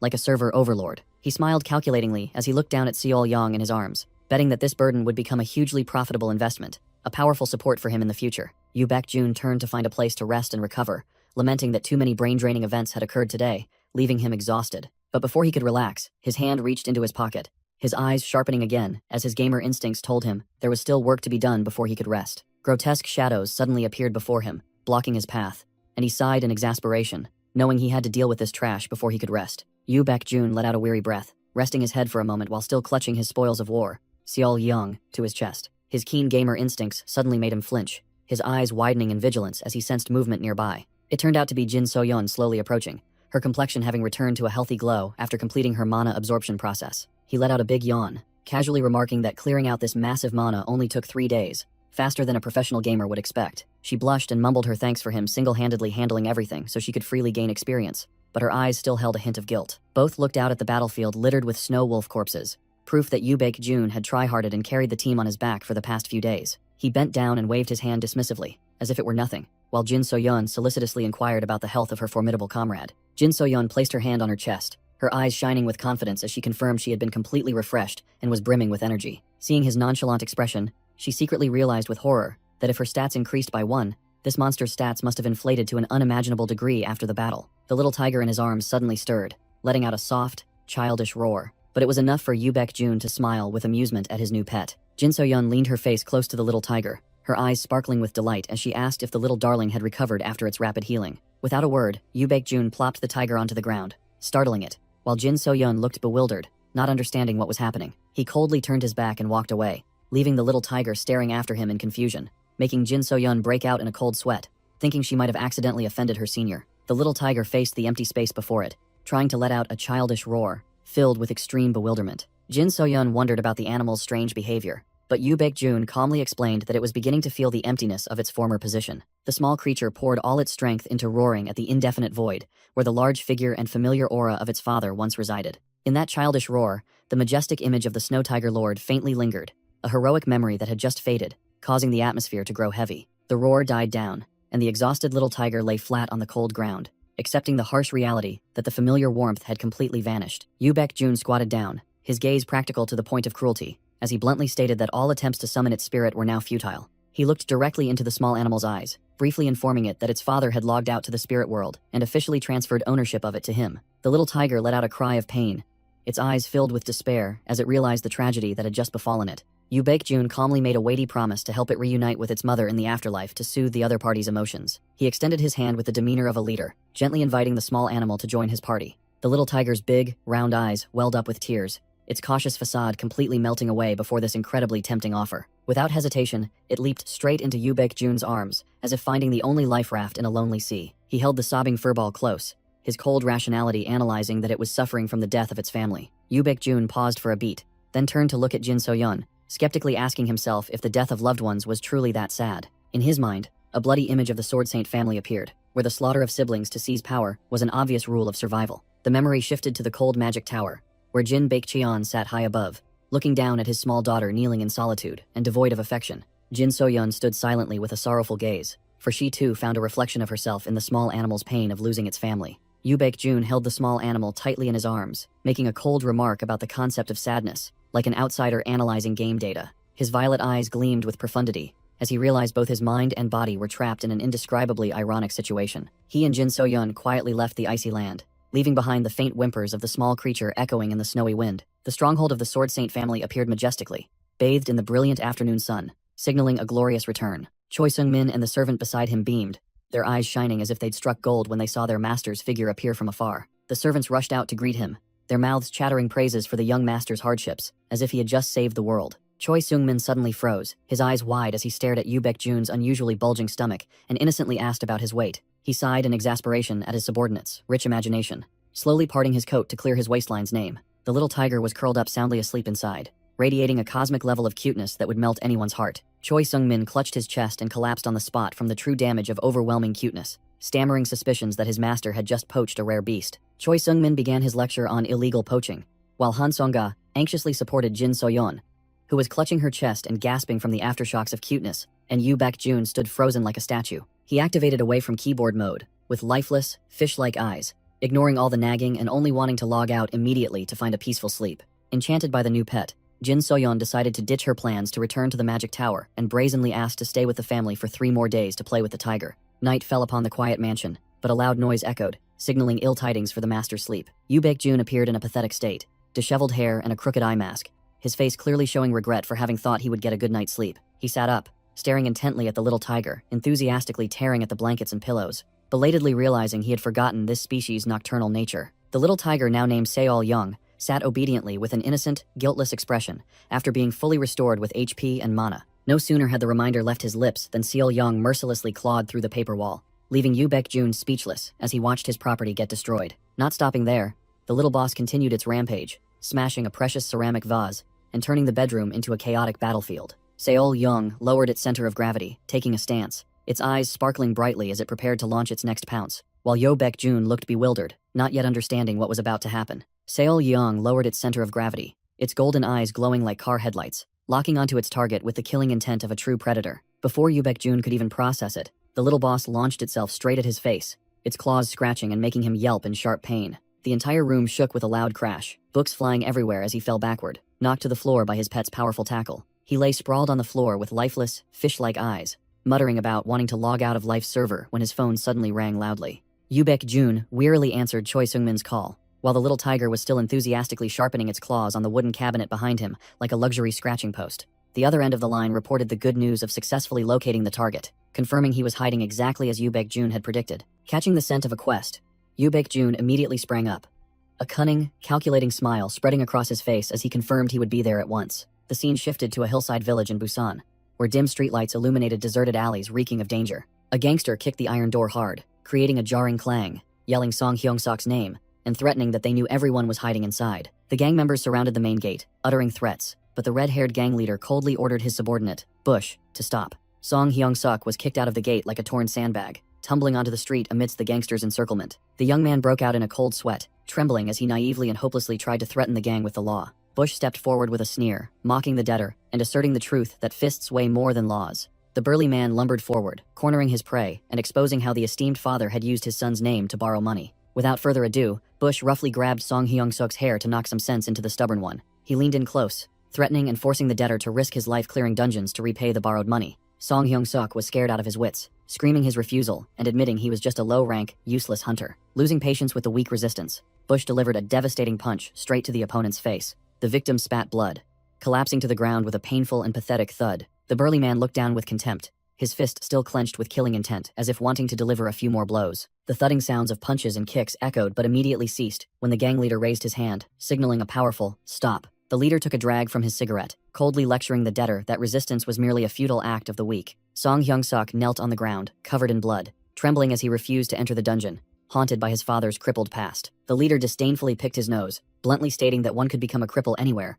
so he shouldn't have such a narrow mindset. Yoo Baek-jun coldly ordered, "Smash him," and Bush immediately threw a giant, murderous punch at the cowering prey. A hand suddenly appeared, stopping the heavy punch with a crisp thud that seemed to freeze the air. Despite her small stature, Han Seong-ga, with her overwhelming aura, effortlessly parried the giant Bush's attack as if playing with a child. Bush broke out in a cold sweat, stammering in confusion as his punch was firmly locked by a girl. The gang leader and his gangsters stared blankly, horrified to realize they hadn't sensed the girl's presence or killing intent before. Yoo Baek-jun emerged from behind, radiating a dark killing intent, gently reminding the gangsters about the etiquette of opening and closing doors instead of destroying property. Yoo Baek-jun looked at the gangsters with disdain, scornfully criticizing their uncivilized behavior. The gang leader turned to ask for his identity, only to be met with a cold retort as Yoo Baek-jun declared his intention to pay the debt on behalf of the prey. The gang leader sneered, doubting the stranger's financial capability, as this debt was no small sum. When Song Hyung-suk heard the figure of 2.07 billion won, his face went pale, and he wailed miserably about the absurdly compounding interest. Ignoring the gang leader's endless discourse on interest rules, Yoo Baek-jun held up 2 fingers, signaling his only 2 options. Yoo Baek-jun's first option was extremely generous: take the principal and get lost in silence. The second option was far more brutal: receive not a single penny and leave in tears. Upon hearing this, The gang leader flew into a rage, cursing Yu Baek-jun as a madman, spouting nonsense who didn't know his place. He still tried to demand both principal and interest, lecturing them without realizing that Death's blade was already at his throat. A powerful spinning kick from Han Song-ga unexpectedly flew straight into the gang leader's face, distorting it and cutting short his lecture about money. Han Song-ga's kick slammed directly into the gang leader's face, disfiguring his features and sending saliva spraying like a fountain. Yu Baek-jun looked at the defeated foe with the contempt of a sovereign, calling him trash for daring to offend the young master and demanding his life as payment. The gangsters froze as if their connection lagged before the overwhelming power, while Song Hyung-sok was still dazed on the ground. The gang leader groaned miserably, his once handsome face now utterly mangled like a steamed bun after the fatal blow. The bald, fat man, Bush, stared blankly, his mouth agape, his brain seemingly unable to process the terrifying speed of what had just happened. The gang leader trembled as he looked up at the figure of death before him, realizing he had poked a hornet's nest upon hearing the chilling warning. Yu Baek-jun radiated a dark, killing intent, his eyes as sharp as blades piercing his opponent's heart, making the surrounding air thick and heavy. Stripped of all shame and arrogance, the gang leader let out a desperate cry and covered his face in extreme fear. Two gangsters ran for their lives from the scene in the pouring rain, their screams echoing through the narrow alley. Yu Baek-jun coldly ordered Han Song-ga to hunt them down to their lair and retrieve the money for the victim, and she immediately complied with a professional demeanor. Song Hyung-sok was still dazed after the brawl, staring blankly at his savior who was approaching to inquire, his face full of doubt. Yu Baek-jun began his act, sitting down and fabricating a touching story about a debt of gratitude to the debtor's father to approach his target. Hearing his father's name, Song Hyung-sok was utterly stunned and believed him wholeheartedly when the other party claimed to have traveled all this way just to repay an old favor. Taking advantage of the prey's emotional state, Yu Baek-jun inquired about the father's whereabouts, but only received a disheartened shake of the head from Song Hyung-sok. Seeing that he couldn't extract any more information, Yu Baek-jun advised him to leave quickly and assured him that he had sent people to clean up the remnants, so he could rest easy. Song Hyung-sok hastily knelt down, rummaging through his belongings to repay his benefactor,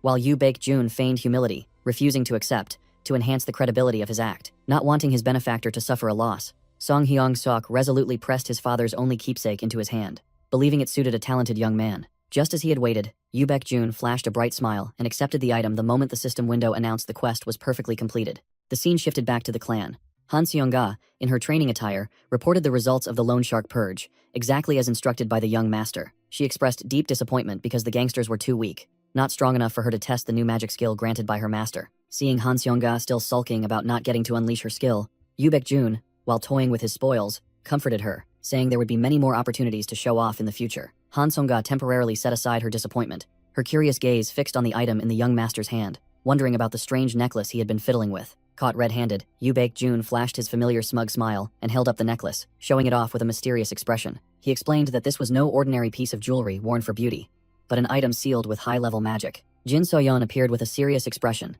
squinting to examine the item and confirming that the seal was an extremely complex, top-tier one. Recalling how Yu Baek-jun had spun her around on Mount Seoraksan, Jin So-yeon pouted, scolding him for daring to come asking for another favor when his old debts weren't even paid. Faced with her demand to visit the magic tower next time, Yu Baek-jun broke out in a cold sweat, but quickly nodded to seal the deal and get what he wanted. Seeing that he had obediently complied, Jin So-yeon finally calmed down and told him to wait a moment while she cast the spell to break the seal. Jin So-yeon's hands began to gather mana, causing the necklace to hum and glow brilliantly as if it were about to explode. A blinding golden light burst forth from Jin So-yeon's chest, signaling that the seal had been completely broken by her magical power. The dazzling light from the shattered seal forced Han Song-ga to shield her eyes, overwhelmed by the pressure emanating from the young master's new toy. Han Song-ga stared wide-eyed at the newly revealed item, her voice trembling, unable to utter a word before the brilliant aura radiating before her. The necklace revealed its true form as the Eye of the Watcher, an emperor-grade artifact that allowed one to meticulously scrutinize anyone's status window. Yu Baek-jun smiled with the satisfaction of someone who had planned every move, asserting that this was the first piece he absolutely had to possess at all costs. In this harsh world, artifacts were rare and hard to find.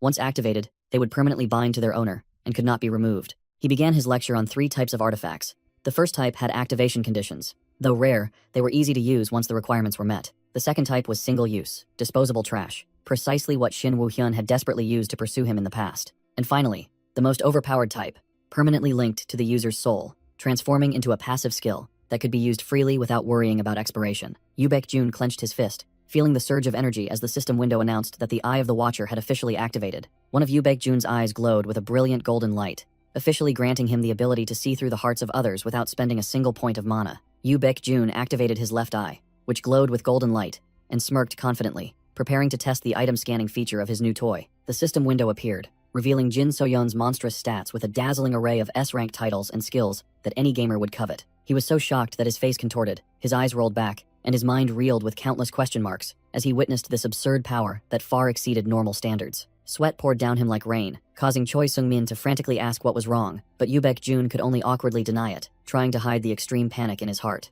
He was extremely tense, realizing that Jin So-yeon's current stats were even more overpowered than in the game, promising she would become an unstoppable monster in the near future. In his mind, a dark vision appeared where the Magic Tower event collapsed, turning her into a demon with blazing red eyes, destroying everything if not stopped. Yoo Baek-jun's eyes flickered wildly, and cold sweat streamed down him as he thought of the catastrophic bad ending he would face with her corrupted version. He stood silently in the darkness, clenching his fists and resolving to grind furiously to become stronger and steer clear of this cursed destiny. Although the main game progression remained the same, strange variables, such as NPCs casting magic on straw dummies, began to appear beyond his expectations, and the biggest shock was the brand new plot setting that had just been unlocked.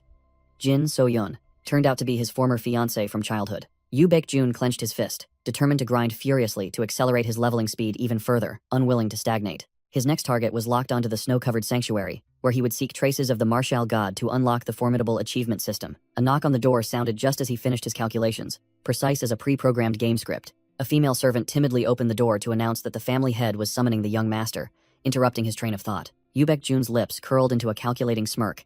As everything was unfolding exactly as predicted by a seasoned gamer, he turned back with a radiant, confident expression, calmly replied, and immediately set off to accept the main story quest. The entire Sword Saint family's estate appeared majestically amidst the snowstorm, signaling an impending power struggle. The pristine white snow falling outside the window created a cold and oppressive atmosphere before the critical moment. Yu Muhak's authoritative voice rang out, questioning whether all the descendants and subordinates had gathered. The entire extended family, along with the Grand Masters, had assembled and knelt before the old monster, creating a suffocatingly oppressive scene. Yu Muhak sat regally in the main seat, questioning his precious nephew, Yu Kang-ho, who, despite being fully healed, was still cowardly hiding in his room like a turtle retreating into its shell. The old monster stood up, exerting immense pressure on the kneeling descendants below, pressing to know if the good-for-nothing skill had improved at all, or if he was still stagnating. Yu Kang-ho broke out in a cold sweat, his face pale and drained of color, stammering, unable to utter a word in response to his grandfather's critical question about his own strength. Yoo Baek-jun, sitting nearby, sneered mockingly, secretly judging his older brother as a weakling who dared not accept the harsh reality, thus destined to remain a failure. The family head looked at his nephew with utter contempt, cursing him directly as worse than trash, yet still decided to grant him one last chance to salvage his honor. The old man turned to call Grandmaster Jae-yeon by name, in an authoritative tone, signaling her to begin the main agenda of this important meeting. A click sounded as the control was activated, and a topographic map immediately appeared on the wall, making Yu Kang-ho jump nervously like a startled bird.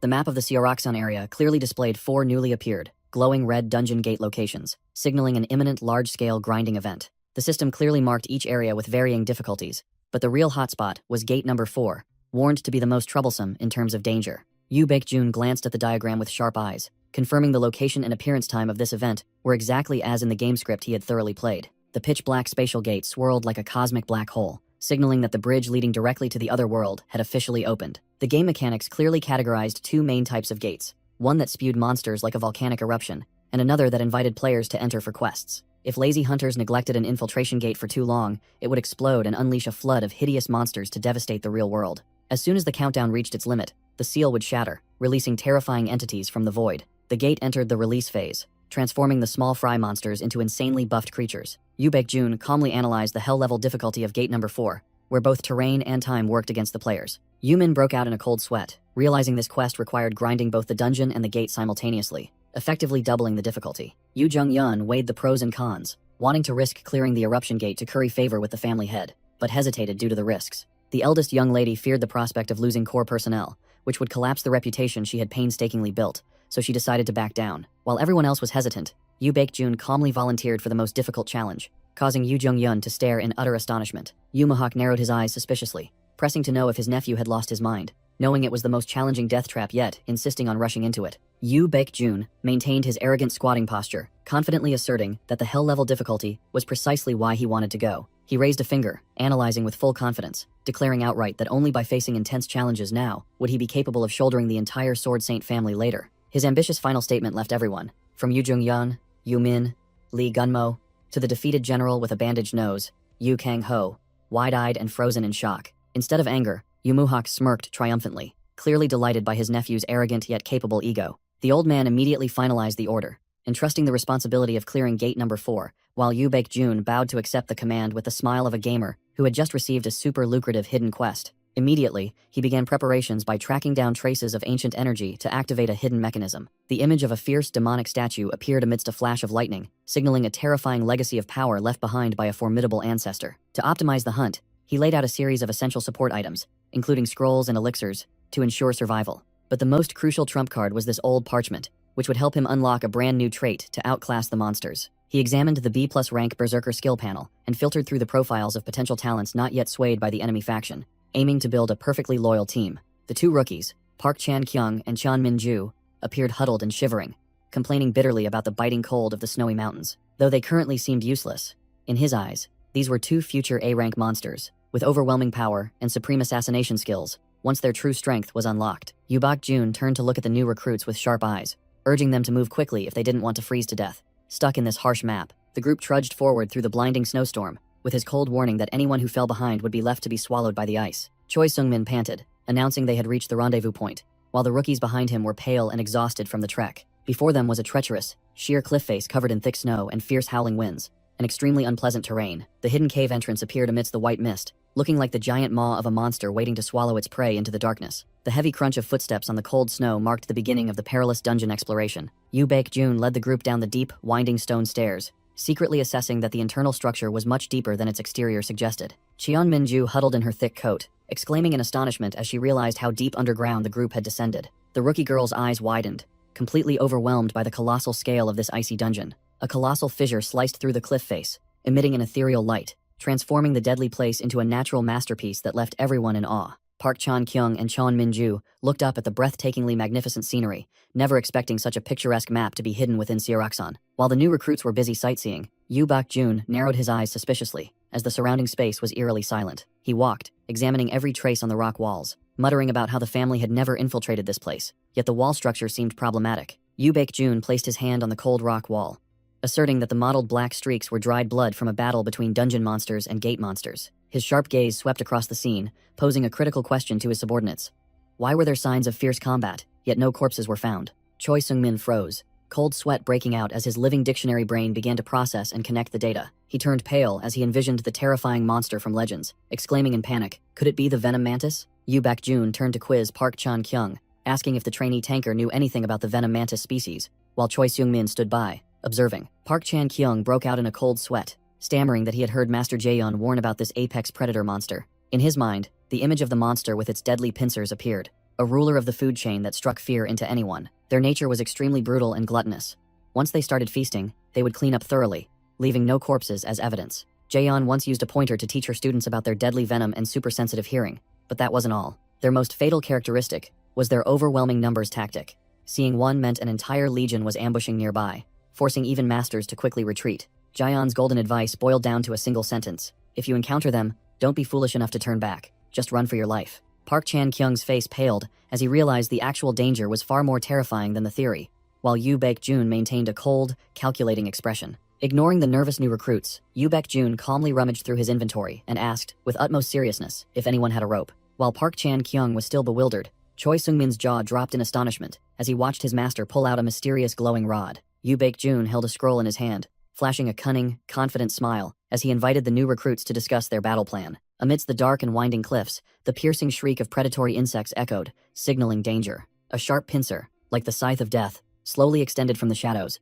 accompanied by a gruesome screeching sound. The giant venom mantis revealed its hideous form, ready to tear apart anyone who encroached upon its territory. However, these monsters had degenerated eyesight, relying entirely on their keen sense of smell to distinguish prey from friend. Having grasped the game's mechanics, a calm step approached the bewildered monster without being detected. Park Chan-kyung and Chon Min-ju stood still with resigned expressions, their entire bodies smeared with monster fluid to deceive the enemy's sense of smell. As soon as he was close enough, Park Chan-kyung charged forward like a tank, his heavy footsteps tearing through the silence. The venom mantis startled and turned, but its reflexes were too slow compared to the hunter's attack speed. Park Chan-kyung swung his sword, cleanly severing the monster's deadly pincers in an instant, sending blood splattering everywhere. Chon Min-ju gave the monster no chance to retaliate, rushing forward to slice off its front legs and tail with sharp sword strikes. Stripped of its weapons, the venom mantis let out a pathetic shriek, calling for its comrades to come to its aid, just as planned. Immediately, Chon Min-ju delivered a brutal finishing blow straight to its head, eliminating the monster on the spot. At the same time, Yu Baek-jun slammed his hand onto the tactical map,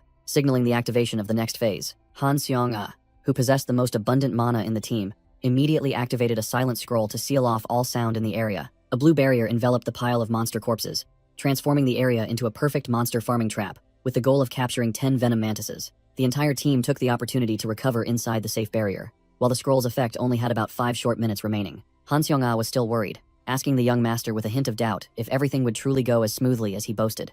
Yu Baek-jun flashed a cunning, confident smile, pulling out a secret pouch of items and asserting that he always had a backup plan if plan A failed. He concluded the matter one last time with the new recruits, and the entire team responded in unison, their morale high, ready for the next act. Yu Baek-jun pressed a strange potion bottle firmly onto the snowy ground and reassured his teammates that his inventory was well stocked, so they should feel free to use anything. Seeing the young master's extravagant demeanor while holding the potion, Han Seong-ah secretly admired his meticulous preparation and vast gamer knowledge. She squinted, examining the item in his hand, and was startled to realize that the silent scroll's effect was about to expire. Yu Baek-jun glanced to the side with a terrifying calmness as he sensed the first vibrations of the approaching shadows. A sudden burst of magical light erupted from the ground, accompanied by a piercing shriek that tore through the dungeon's quiet atmosphere. Pathetic screams echoed as if tearing fabric, signaling that a horrifying auditory torture was about to begin. Park Chan-kyung and Chon Min-ju quickly covered their ears, their faces contorted in pain at their captain's urgent command. Yu Baek-jun laughed like a madman, activating a sound amplification scroll and challenging the monsters to scream as much as they wanted so he could test his speakers.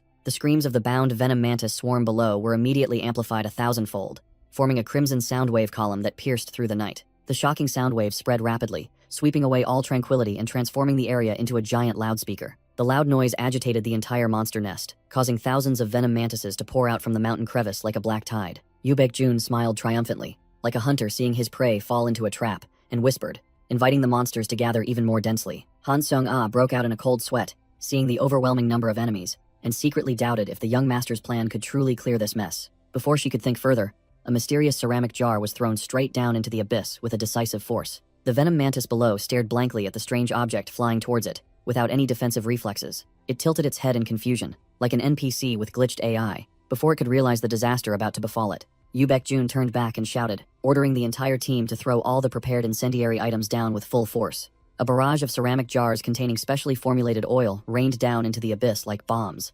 initiating the massacre. Splat!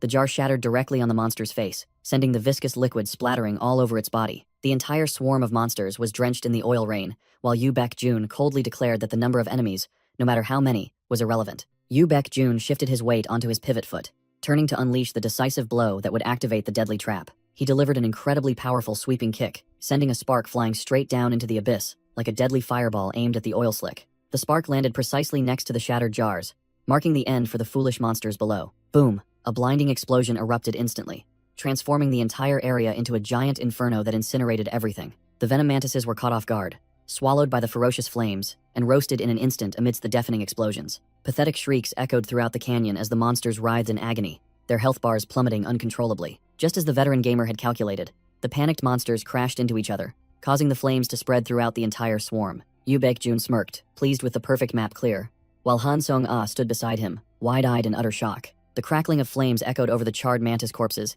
signaling the overwhelming end of the battle. Yu Baek-jun leisurely walked across the scorched ground, his cold gaze sweeping over the scene to prepare for the next step. The entire team froze, stunned by the colossal size of the queen mantis boss, which stood imposing in the cave. This massive monster was in a dormant state, completely defenseless against the presence of enemies. Yu Baek-jun assessed that the boss was busy laying eggs, making this a once-in-a-millennium opportunity for a surprise attack. He turned to Han Seong-ah with a sharp gaze, preparing to entrust her with the crucial task of carrying the team. The young master requested her to activate her special skill, leaving the instructor stunned by the suddenness. Han Seong-ah hesitated, warning that she hadn't fully mastered the skill and would suffer an exhaustion debuff immediately after using it. Yu Baek-jun maintained his cunning smile, concluding that this was the last monster, effectively cornering her into action. She resigned herself to her fate, letting out a deep breath to steel her fighting spirit. Han Seong-ah closed her eyes and channeled her energy, a surge of purple mana beginning to swirl around her like a storm. Her eyes snapped open, glowing with an eerie purple light, officially unleashing her hidden power for an all-out battle against the boss. A fierce burst of purple energy erupted around Han Seong-ah's feet,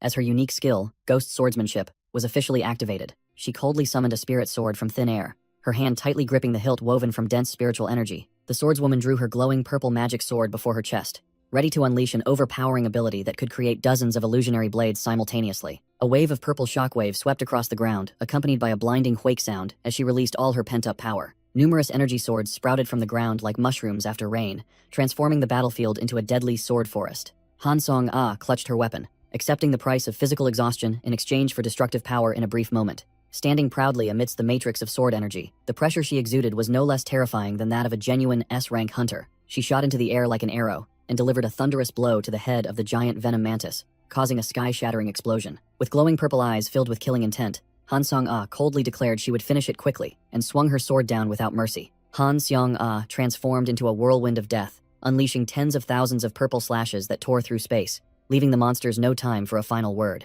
She landed gracefully while a giant energy hand descended from the void, crushing the target into a bloody pulp. Park Chan-kyung and Cheon Min-ju froze completely, mouths agape and eyes wide, as they witnessed their master's overwhelming unique skill for the first time. Yu Baek-jun observed from afar with a satisfied gaze, silently praising his subordinate's spectacular performance with a single word. The entire area shook violently with a sky-shattering roar, and thick dust enveloped the cave entrance after the destructive attack. When the dust settled, an ancient bowl emitting a mysterious light appeared on the stone pedestal. It was the important item the entire team had been searching for. The corner of Yu Baek-jun's mouth curled up into the triumphant smile of someone who had calculated everything to be within their grasp. Han Song-ah collapsed to the ground, panting and sweating profusely, and had to use her sword to support herself as the side effects of excessive mana discharge kicked in. Seeing the young master anxiously inquire about her condition, the swordswoman tried to lift her head and reassure him that she was just a little exhausted after that all-out attack. Yu Baek-jun bluntly told Han Song-ah to rest, then turned and walked away without a word, ignoring her bewildered state as she hadn't processed the situation yet. He leisurely walked step by step towards the ancient stone pedestal, where the treasure awaited its new owner to decide its fate. Yu Baek-jun wiped away the nosebleed that had just appeared, suppressing the pain to maintain his cool demeanor in front of his subordinates. Without hesitation, he cut his own hand to drip fresh blood into the glowing bowl, activating the item's hidden mechanism with a sacrificial ritual. Park Chan-kyung and Cheon Min-ju cried out in alarm, warning of danger as they saw their master recklessly playing with the strange light. Han Seong, even though exhausted, flinched nervously, her eyes filled with worry as she looked towards the reckless young master standing before the stone pedestal. Facing the question from the void, Yu Baek-jun smiled with the confidence of a hardcore gamer and decisively accepted the challenge immediately. He turned and waved goodbye to his subordinates with a nonchalant expression as if he were just going for a stroll, promising to return right after he was done. A blinding light erupted from the stone pedestal, engulfing Yu Baek-jun and teleporting him to a mysterious trial space. Park Chan-kyung and Cheon Min-ju could only watch their master disappear into the void after the reckless blood sacrifice, leaving behind the giant scorpion monster's corpse lying alone. The system window immediately displayed a notification activating the martial god's trial stage, with a sweet 500 point reward for anyone who survived. The clanking of footsteps echoed in the dark space, and torches on the walls automatically ignited to welcome the challenger who had just arrived. Yu Baek-jun calmly stood facing an entire battalion of golden-eyed shadows lined up and waiting, without showing any signs of wavering. The shadow warriors proclaimed themselves servants of the martial god, unanimously declaring the start of the air qualification test in a threatening tone. Instead of fear, Yu Baek-jun flashed an arrogant, challenging smile and immediately accepted the game.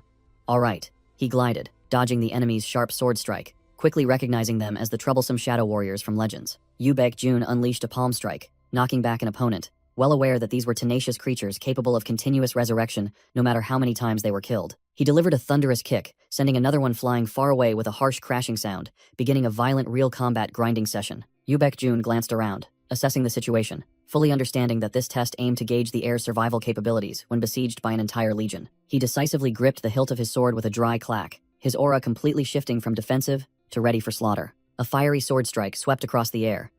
Yu Baek-jun moved while unleashing attacks to clear obstacles with a cold expression, as if he were just taking a stroll. He weaved gracefully through the forest of swords and spears, his mouth constantly grumbling about the overwhelming number of enemies and scoffing at the tactic of rolling to dodge as something only for beginners. Amidst the endless sea of people, his sharp eyes glinted as he discovered an anomaly and whispered triumphantly, "Found it." He realized that the shadow warriors were merely clones, and that by capturing the main body hiding somewhere, he would easily clear the first stage. However, Yu Baek-jun flashed a wicked smile as he calculated the next phase, deciding not to end it early but to turn this place into a free resource farming ground. His entire body erupted with a crimson aura as he activated his berserker trait, provoking the entire horde to rush him so he could start stacking stats. Yu Baek-jun swung his sword, creating a dark red streak of light, slicing through 3 enemies at once, ignoring the conventional logic that attacking illusions didn't count for points as he tore through the enemy formation. Yu Baek-jun lowered his center of gravity, gliding to dodge the enemy's terrifying stomp, his crimson eyes gleaming with deadly focus. He swung his sword to parry and realized that these shadow warriors possessed physical forms, not illusions, meaning they would be affected by all attack effects.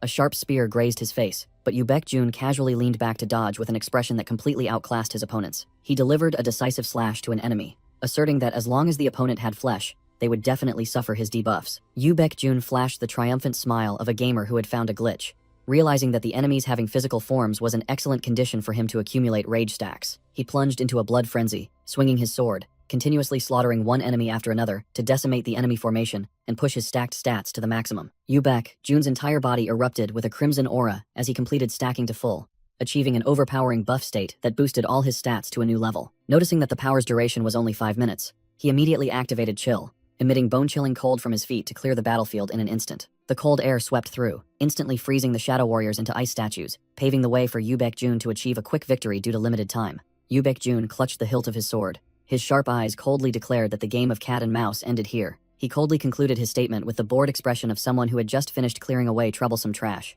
The shadow warrior shattered into dark fragments, then vanished into the void with a dry crack. Yu Baekjun swung his sword, obliterating the last enemy, not forgetting to offer a sarcastic thank you for the free stacked stats they had provided. A horizontal sword slash made all the surrounding monsters evaporate into black smoke, clearing the map in an instant. The glowing golden eyes extinguished as the soldiers' bodies completely vanished into nothingness, as if they had never existed. The colossal stone gate ahead slowly opened with a heavy rumbling sound, signaling that the trial had been conquered. Yu Baekjun stood proudly before the entrance, his entire body still enveloped by a surging, blood-red aura filled with pressure. He turned back with a radiant smile, urging everyone to quickly go and claim their ancestors' legacy before this overpowering buff expired.